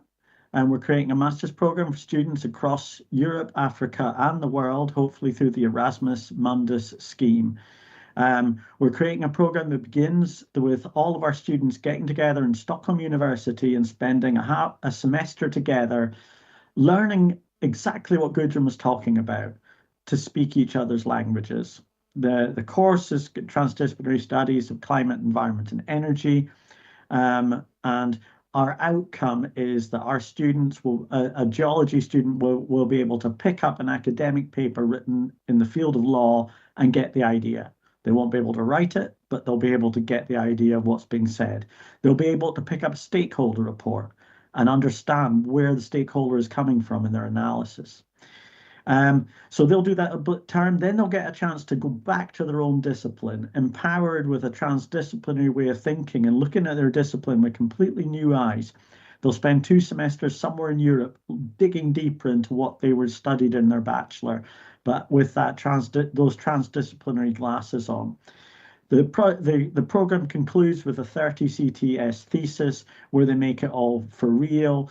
They're going to do this thesis together with scholars from different disciplines, and we mean different faculties. So we're not talking about a chemist and a biologist. We're talking about Gudrun and I co-supervising a student together with stakeholders from outside academia. It's going to be a massive challenge. And Gudrun, if I could have the next slide, please. So that first semester, what we're talking about is that students are going to learn system thinking. They're going to learn about climate, environment, and energy from perspectives of natural science, social science, and law, and from the humanities. They're going to learn transdisciplinary methods for creating knowledge. And after participating in that first semester, our goal is they can speak each other's academic languages and they can create knowledge together with communities. And then moving on, next slide. The study tracks we'll be offering where the student scholars will be able to dig deeper will be in environmental humanities and law, environmental social sciences, energy and matter, environmental science, environmental geoscience, climate change science, environmental risks, transdisciplinary studies, and global change biology. That's where they're going to dig deeper, and that will be across the alliance. So they won't be in Stockholm, they'll be somewhere else in our alliance partners. And we move on to the thesis, and the thesis will be a 30 ECTS thesis, which will be digging back into their transdisciplinary studies, thesis supervised from scholars from different disciplines, bringing in stakeholders, and hosted by one of the universities within the alliance. Can carry on from there, Gudrun? Alistair, could you please wrap up in 1 minute? Yes, of course I can. And after we're just about right. Your timing is perfect. So after presenting the thesis, They'll be able to read and understand literature from different disciplines, apply their transdisciplinary perspectives in research, and communicate research to a transdisciplinary audience. That's to scholars outside of academia. And our educators and scholars are going to get to meet for the first time. One more click, Gudrun. And they'll be meeting for the first time when this program launches on the 1st of September 2025 in Stockholm, Sweden. And we're super looking forward to it. Thank you for your time. Thank you very much. And with that, I'm inviting our final speaker, Petra Kezman, who is a senior advisor for higher education and research in the Union for the Mediterranean. She's based in Barcelona, and we are ready to listen to you. Hello, everyone. Can you hear me? Yes, we are. Perfect, thank you. So hello from Barcelona, where the seat of the Union for the Mediterranean is located, and many thanks for making the Mediterranean region being part of this very interesting dialogue between the European Union and Japan. My mission today is to give you a short recap of the most important recommendations that have come to the front of our brand new study on integrating green skills into education and research. It has just come out of print, still warm, and you can find it on our website. We have also organized an event at COP29 on climate smart curricula, university curricula in the Mediterranean, together with major regional stakeholders. But before we dive into these recommendations, don't expect anything revolutionary, because it has all been presented by stellar examples of all the 5 universities. So let me just give you a very brief intro about what the UFM is, does, and in which regional context it operates. We are an intergovernmental organization that brings together 43 countries from the EU, Northern Africa, and Middle East. We have 6 thematic divisions, 2 of which work on environmental issues, one on climate and energy, and another one on water, environment, and blue economy. But we all have environmental focus deeply anchored in our institutional DNA. I think that our biggest strength is our convening power, bringing together not only the governments to talk about, in this case, greening education, but also to bring them together with other stakeholders like business, academia, civil society, and so on, which is something that sounds obvious and is taken for granted, but as you know, doesn't happen as much as needed. So in our concrete division on higher education and research, we focus on 5 pillars around which we accompany governments and universities. As you see, governance, internationalization and mobility, inclusive approaches and gender equality, innovation and employability, sustainability, and shared values. All these areas obviously are equally important and super interlinked. So if we take sustainability and the greening of education as example, it is super connected to all the rest. So for instance, governance, are the universities agile enough to adapt their programs to the quickly changing environment? Are they internationalized enough to make the students grasp the big picture, the big global picture of climate change? Are they inclusive enough to empower all social groups to fight climate change? Do they have capacities and funds to innovate on climate and to equip youth with the right skills for the green jobs? And then shared values, something that is very often overlooked. Do university nurture the spirit of shared belonging, of regional identity, of really this fight for the common cause. The Mediterranean region has quite some specificities that make the work of universities yet more complex. So let me briefly mention them. As you know, it's one of the global climate hotspots that is warming even quicker than the average, 20% quicker. The air temperature has already risen by 2% since 1950. The seawater temperature is likely to increase by over 3 degrees by the year 2100. Which means that all university networks have climate change really as their top priority.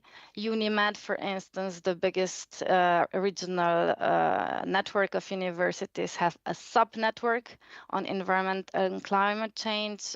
EMUNI, the second network, has a special center of excellence focusing on sustainable blue economy with a focus on climate change.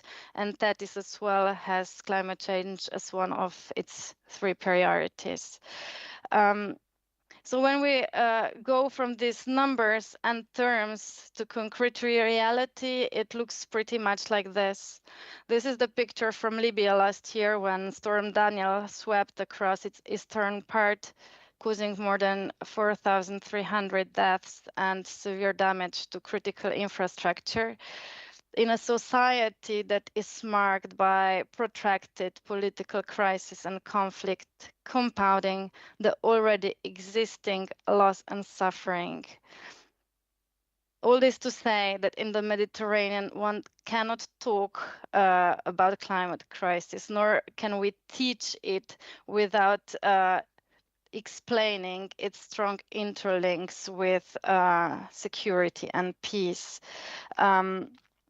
While the link is usually mentioned as negative, with the conflict and wars putting strain on environment and then the degrading environment putting yet another strain on the social stability, the interlink can also be very much positive, and this is what we encourage also universities to bring to the front.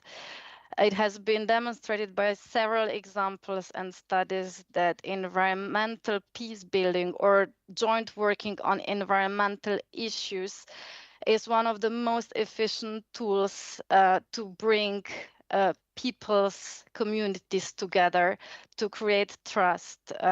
As has been mentioned for universities, that sustainability can help break silos between different faculties. The same goes in international terms.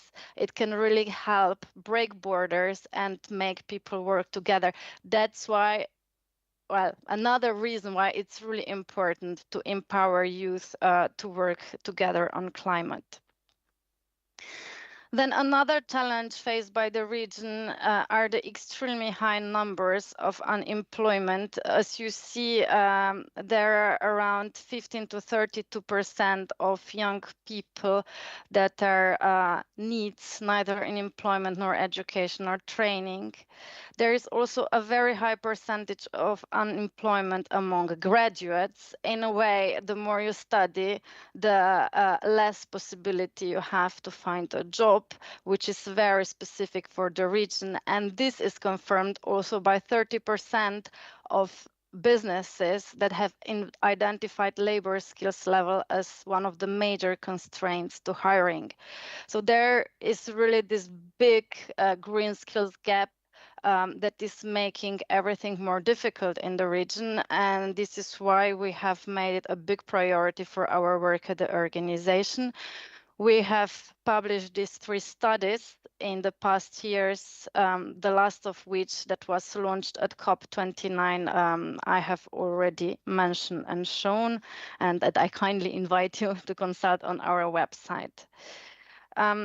What we noticed at COP is that the topic of green skills is gaining ground. There was a ministerial meeting this year. There was also a big coalition of partners mostly from the business sector, that was urging global leaders to focus on building capacities. The truth is that every single climate goal is at risk if we don't have the right people in the right jobs to deliver them. And this is something that in the international discourse and debate is still too often overlooked. So let us now look at the 8 major recommendations that have come out of our study and the debate at COP. Let us start at the bottom of the list, which doesn't mean that this is less important than the rest, quite the opposite.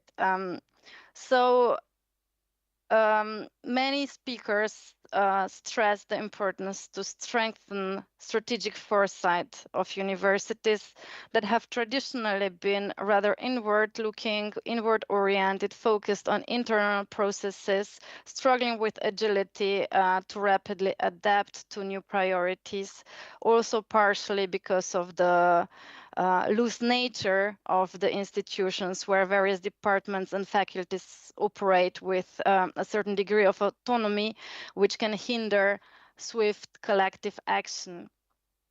So in this very, very quickly changing world and increasingly dynamic environment, it is super important for the universities to focus on external trend, invest in foresight, anticipate trends, not just as a matter of their institutional survival or long-term viability, but also for the very sake of fulfilling the social contract of producing high-quality graduates with the skills needed for the future. What has come to the front was also the notion of, or the necessity of building capacities of university staff. The recent survey of UNIMED among universities in the region has revealed that 2/3 of them consider the greening of their curricula as one of the biggest urgencies, but only 1/4 of them has sufficient or appropriate staff to do so. What has been mentioned is also the need to institutionalize curricular reform. As you know, there are many attempts to bring sustainability into the programs, to mainstream it across disciplines. Universities, a lot of universities are doing an excellent job. We have seen 5 amazing examples today, but it is important also to institutionalize this at the national level and bring it into policies. There are some countries that are now considering or already preparing projects of making the courses on climate and like ecological transition or green transition compulsory for all university students. The next topic, Petra, could you please summarize in 1 minute? Could you please summarize your points in 1 minute? I'm coming to the end. This one I don't even need to mention because it has been stressed so many times. The point that I wanted to stress is really the nexus to peace and stability, which is often overlooked in the programs. Then transdisciplinarity, making students work together with other stakeholders like businesses, policymakers, civil society, bring them in touch with real-life cases of tackling climate change. And then ensure internationalization, that has been mentioned by all the previous speakers, the importance of bringing students in touch with students from other regions to understand the global picture of climate change, which is not the same in all regional contexts. Then the importance of making sustainability a strategic priority all across universities, as has already been said, breaking down silos, really making it a priority across the whole system. And then, most importantly, putting students first. This is very important in climate change because it's not just equipping students with the knowledge and skills, but really helping them involve in climate action, helping them engage. And what has been stressed by UNIMED, and I think super relevant, is also to work on their trust.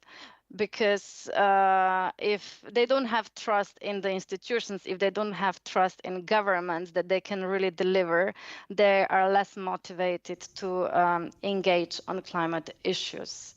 We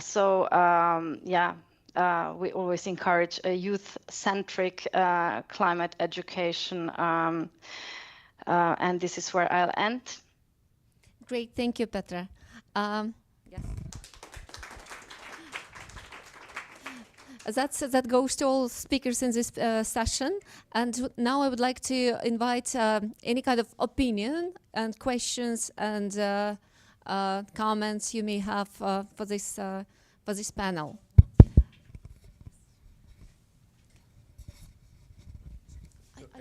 Perhaps it's better we stay like this because the camera is showing you. Yeah. Yes, thank you very much for all the examples. Very interesting. So I just wanted to mention two potential blind spots of all of these initiatives. Certainly I see them at ULB, but I don't think they're common or unique to ULB. The first one is that a lot of these initiatives are about climate neutrality, and at the same time they use the word sustainability. And so especially when we're talking about initiative to green the campus and make the campus greener, we also very often forget about the well-being of students. One of the examples at ULB, but I think it's so. For example, when we think about the well-being of students, we are thinking about scheduling of courses, scheduling. How do you put the well-being and the mental health of those students also in the forefront? That's part of sustainability, and very often I don't hear about this. The second potential blind spots in all of these initiatives is especially when we talk about fostering interdisciplinary and breaking silos. You've mentioned a lot of silos. Very often this takes the form of new initiatives that incentivize collaborations across departments, but we often also forget about governance barriers that governance barriers that are creating these silos. So one example is again at ULB, but I'm sure it's how you allocate funds across faculties. Very often they are discouraging collaborations across faculties, and I don't think I see them in my own institution. I don't think they're unique to my own institutions. We should all be paying attention to them. Thank you. Any other questions or comments? I think now we can move because they changed the camera. So now, please. Those who were the speakers in this panel, could you please come forward? Hello, everyone. My name is Alain Bribon, and I'm an activist and also the co-founder of a very disruptive investment fund. And I was not supposed to be here, but since I've been invited, I want to ask a question, but also make one or two remarks. We are talking about climate change and carbon neutrality, and you make it a top priority, but according to me and to many other people, it's just the symptoms of a system that is not functioning anymore. And also I've heard that most of the solutions that have been presented are more linked to technical aspects instead of maybe axiological aspects. Maybe the role of the university is also to challenge the status quo, and the status quo is also, for instance, to mention the fact among the SDGs, finance is not included, and maybe finance is may play a very important role in climate change. Another point, I've heard companies, universities, and public persons. I haven't heard nothing about citizens, and I think it's very important to include them in all these thematics of climate change, biodiversity, and everything. Because if you don't include them, if they are really out of the the debate, then you won't have an acceptance of all what you are going to implement. So my question is, how are you going to do as companies, as universities, as public officials to include citizens in the debate? Thank you. Thank you. And your organization is Citizen Finance, so which is like a citizen fund. Just maybe one. Just to explain what we I think that to change finance is probably the most difficult thing we have to do. And the basic idea we have created is to create a financial tool that acts as a common. And the idea is that people are the investors, but they also decide in which project the fund will invest. And all those projects must address a social, environmental or cultural, educational or even nature problem. And the fact that people invest in the fund and whatever the amount, they all have one vote to decide whether we will invest or not in a specific project. So, and it's really, really disruptive. Thank you. Who would like to take that question and respond to the comment? Maybe as finance is mentioned, and I represent a house of finance, I can try to answer. Well, first of all, I would say, of course, the idea that the university should be open for citizens of the city or of the area around. That's something that is taken up by Goethe University, has been taken up by Goethe University from the beginning. So it's a long-lasting strategy that we have. We are lucky that our campus is located, the green campus that I showed you a little bit, is located in the middle of the city of Frankfurt. So within reach for many citizens there, and we try to organize a program of lectures, of conferences, of conventions that really address also the citizens of the city of Frankfurt. So in that sense, I would say we would try our best to become a publicly visible player in the debate, not only when sustainability is concerned, but also for other important topics. Now, in particular for the House of Finance, which is located on this open campus, I can tell you that we also try to organize a lot of meetings, of conferences, of workshops where we invite citizens to participate. It's not only that the academics discuss among themselves, but it's also that we try to invite other voices to come and to discuss with us.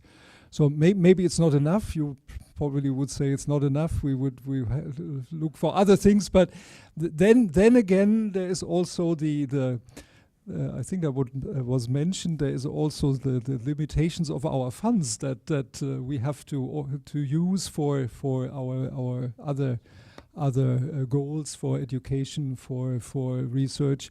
But I think the idea is there, and we try our best.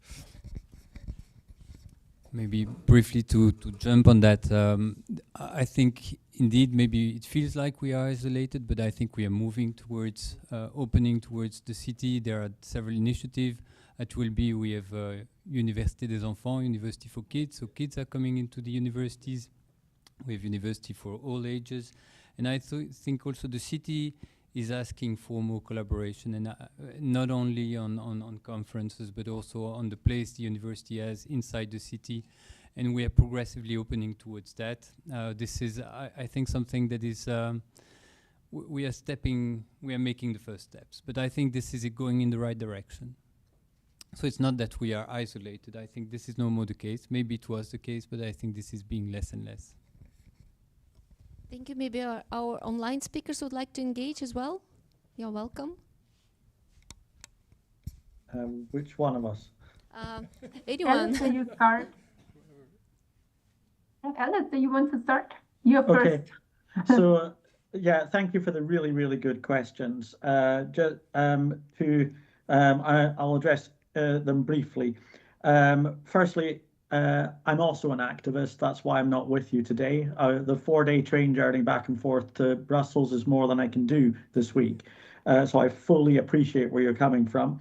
The speaker who raised this, absolutely, the economic system is central. We need to, it doesn't work at the moment for a geologist. Geologists know we live on a finite planet and that we need a totally different economic system. I'm just totally on the same page. Thank you for raising that point. For the involvement of students, the reason we're generating this type of education is because of the student worries. Students are understandably concerned about their future. This is in response to the student well-being that we're creating this type of education together. And the whole purpose of in terms of the citizen involvement, the whole purpose of a transdisciplinary education is for engagement with citizens. So this is what the people who are speaking here, and I think I'm speaking for more than the Civis project, the Mediterranean project, and so on. These are engaged in absolutely bringing citizens into the education. So thank you for those really brilliant questions. Thank you. I think, all right, Professor Klump. Yeah, if I may, I would also react to Estelle's question of how the governance of a university should be or has to be reorganized. And maybe I can just tell you a little bit about what's currently going on in Frankfurt, where the president and the presidential team have started to reorganize in some way our traditional system, which relied on 16 faculties, into 5 what they call profile areas that somehow go over the traditional borders of faculties. And one of these profile areas is called sustainability and biodiversity. So it's mainly populated by people from biology and natural sciences, but we in finance, we also try to collaborate and to bring us in. I can tell you, and you can imagine, coming from universities, that this is something that has created a lot of criticism and barriers against it, of course, because in the end, it also concerns the allocation of funding. Yeah, but maybe it's one idea on how to further develop the system and find other ways for allocation. Having these 5 or 6 or whatever profile areas that stand for the external vision of a university, and internally are then areas where funds are allocated in a better way. Let's see what comes out of it. It's one proposal now that's going to be experimented. Thank you. I think we can take one more question, and that would be the end of this session and active part of today's debate.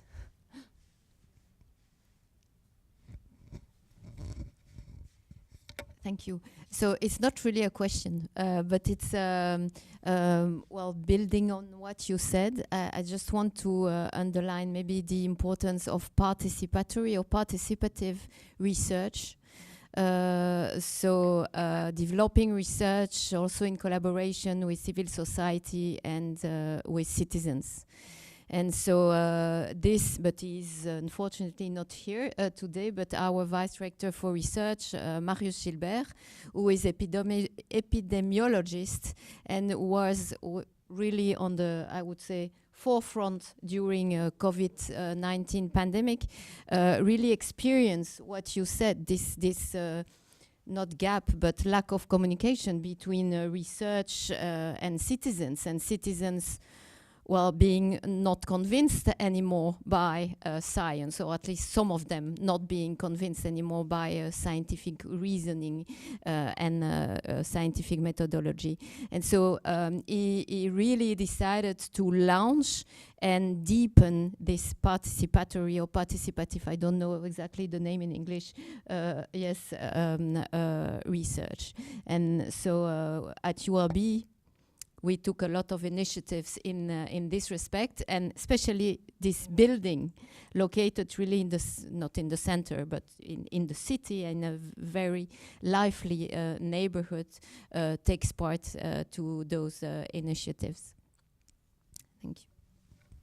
Thank you very much. I think, unfortunately, maybe there are other opinions and people willing to continue, but we actually need to stick to our schedule. With that, thank you very much, all the speakers of this session number 3. Yeah, thank you.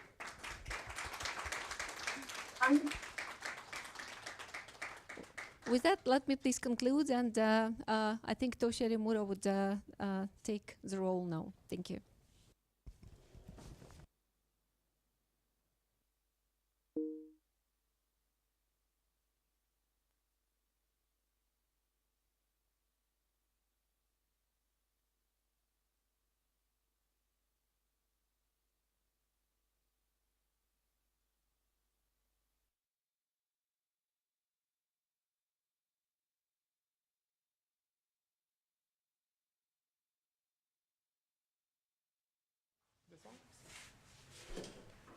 Well, as an academic coordinator of this event, I would like to make some closing remarks.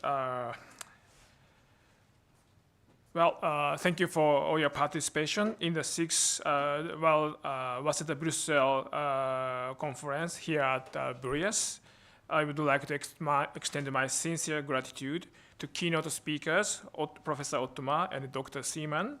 And I'm also grateful to the Ambassador Aikawa and Paquet, as well as the Vice President Gemma and the Vice Reactor Weinberg. Thank you very much. And naturally, I'm so grateful to all the speakers who spoke in the session 1, 2, 3, and all the participants who are very active in the question sessions.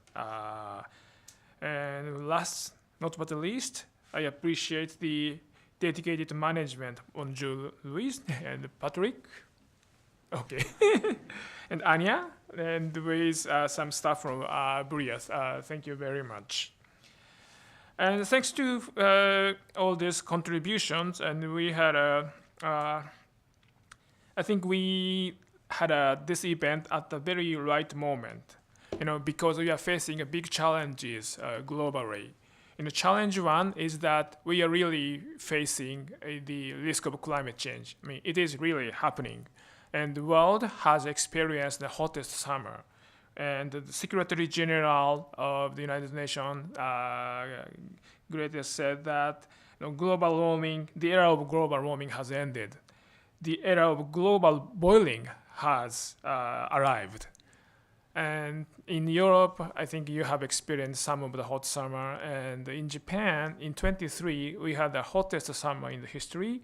And 24, we also had another hottest summer in history. However, I feel guilty because I was in Paris during my sabbatical. So I never experienced this bad experience. But it is really happening. So we really have to address the issue of this climate change, despite all the difficulties that we are facing that we saw at today's discussions. The second challenge that I think we are facing is the political situations. In many countries have many political uncertainties that doesn't favor the climate policies. And especially we are seeing the change in the administration in the United States. So, we are moving to the difficult phase, at least for the next 4 years. So that's something that we have to pay attention. And so we did this, I think, event in a good moment. And today we had two wonderful keynote speeches that I think inspired many of us, and at least me. And we had three wonderful sessions. And in session one, we learned about European CBAMs in details. And also I shared with you the carbon pricing developments in Japan, somewhat in response to the EU CBAM. And I know that Japanese industries or Chinese or Korean industries are complaining about the EU CBAM, but it was a surprise that European companies are also complaining.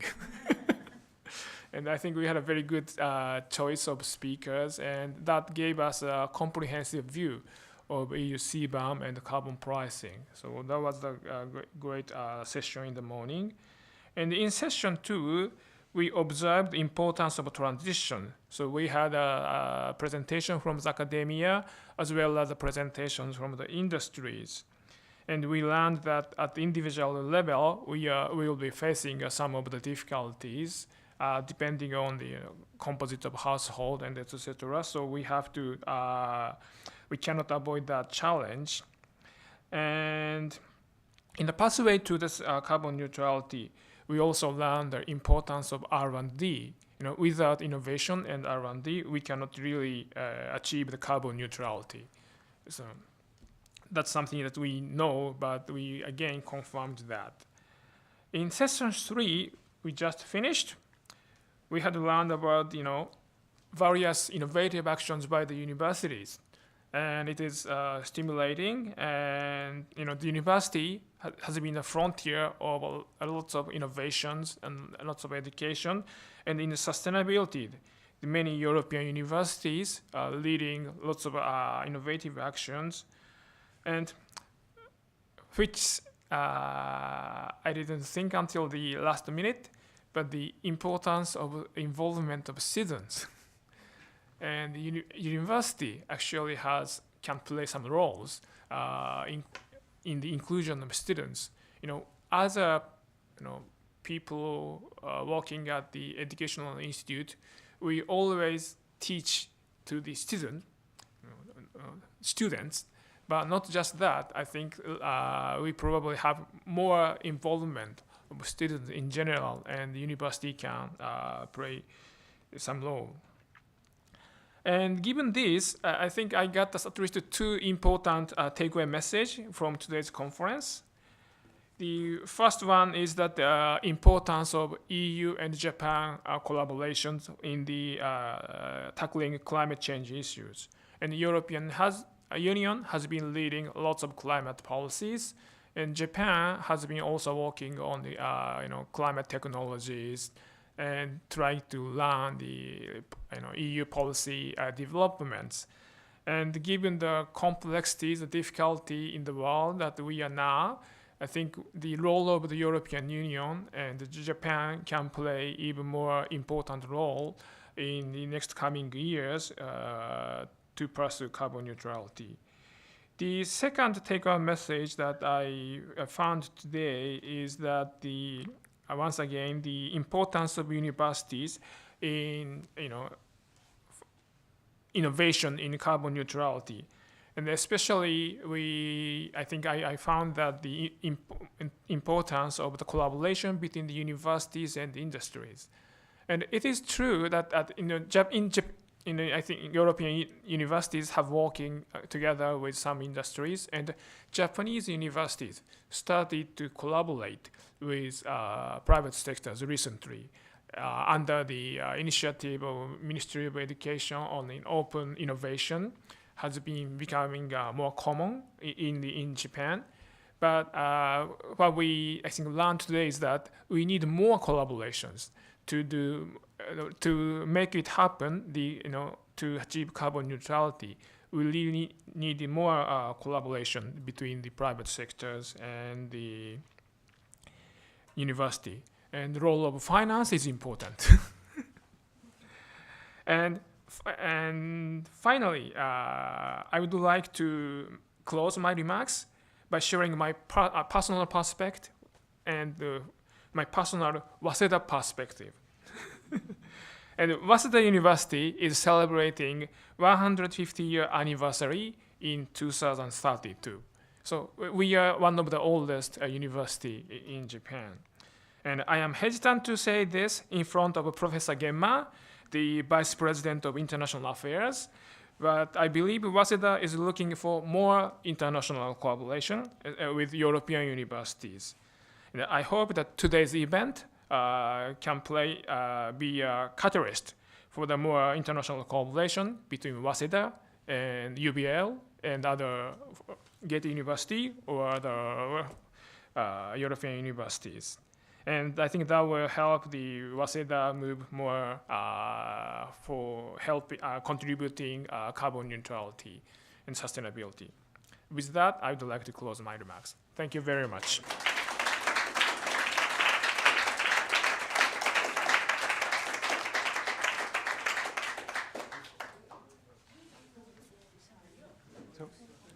Thank you very much, everybody.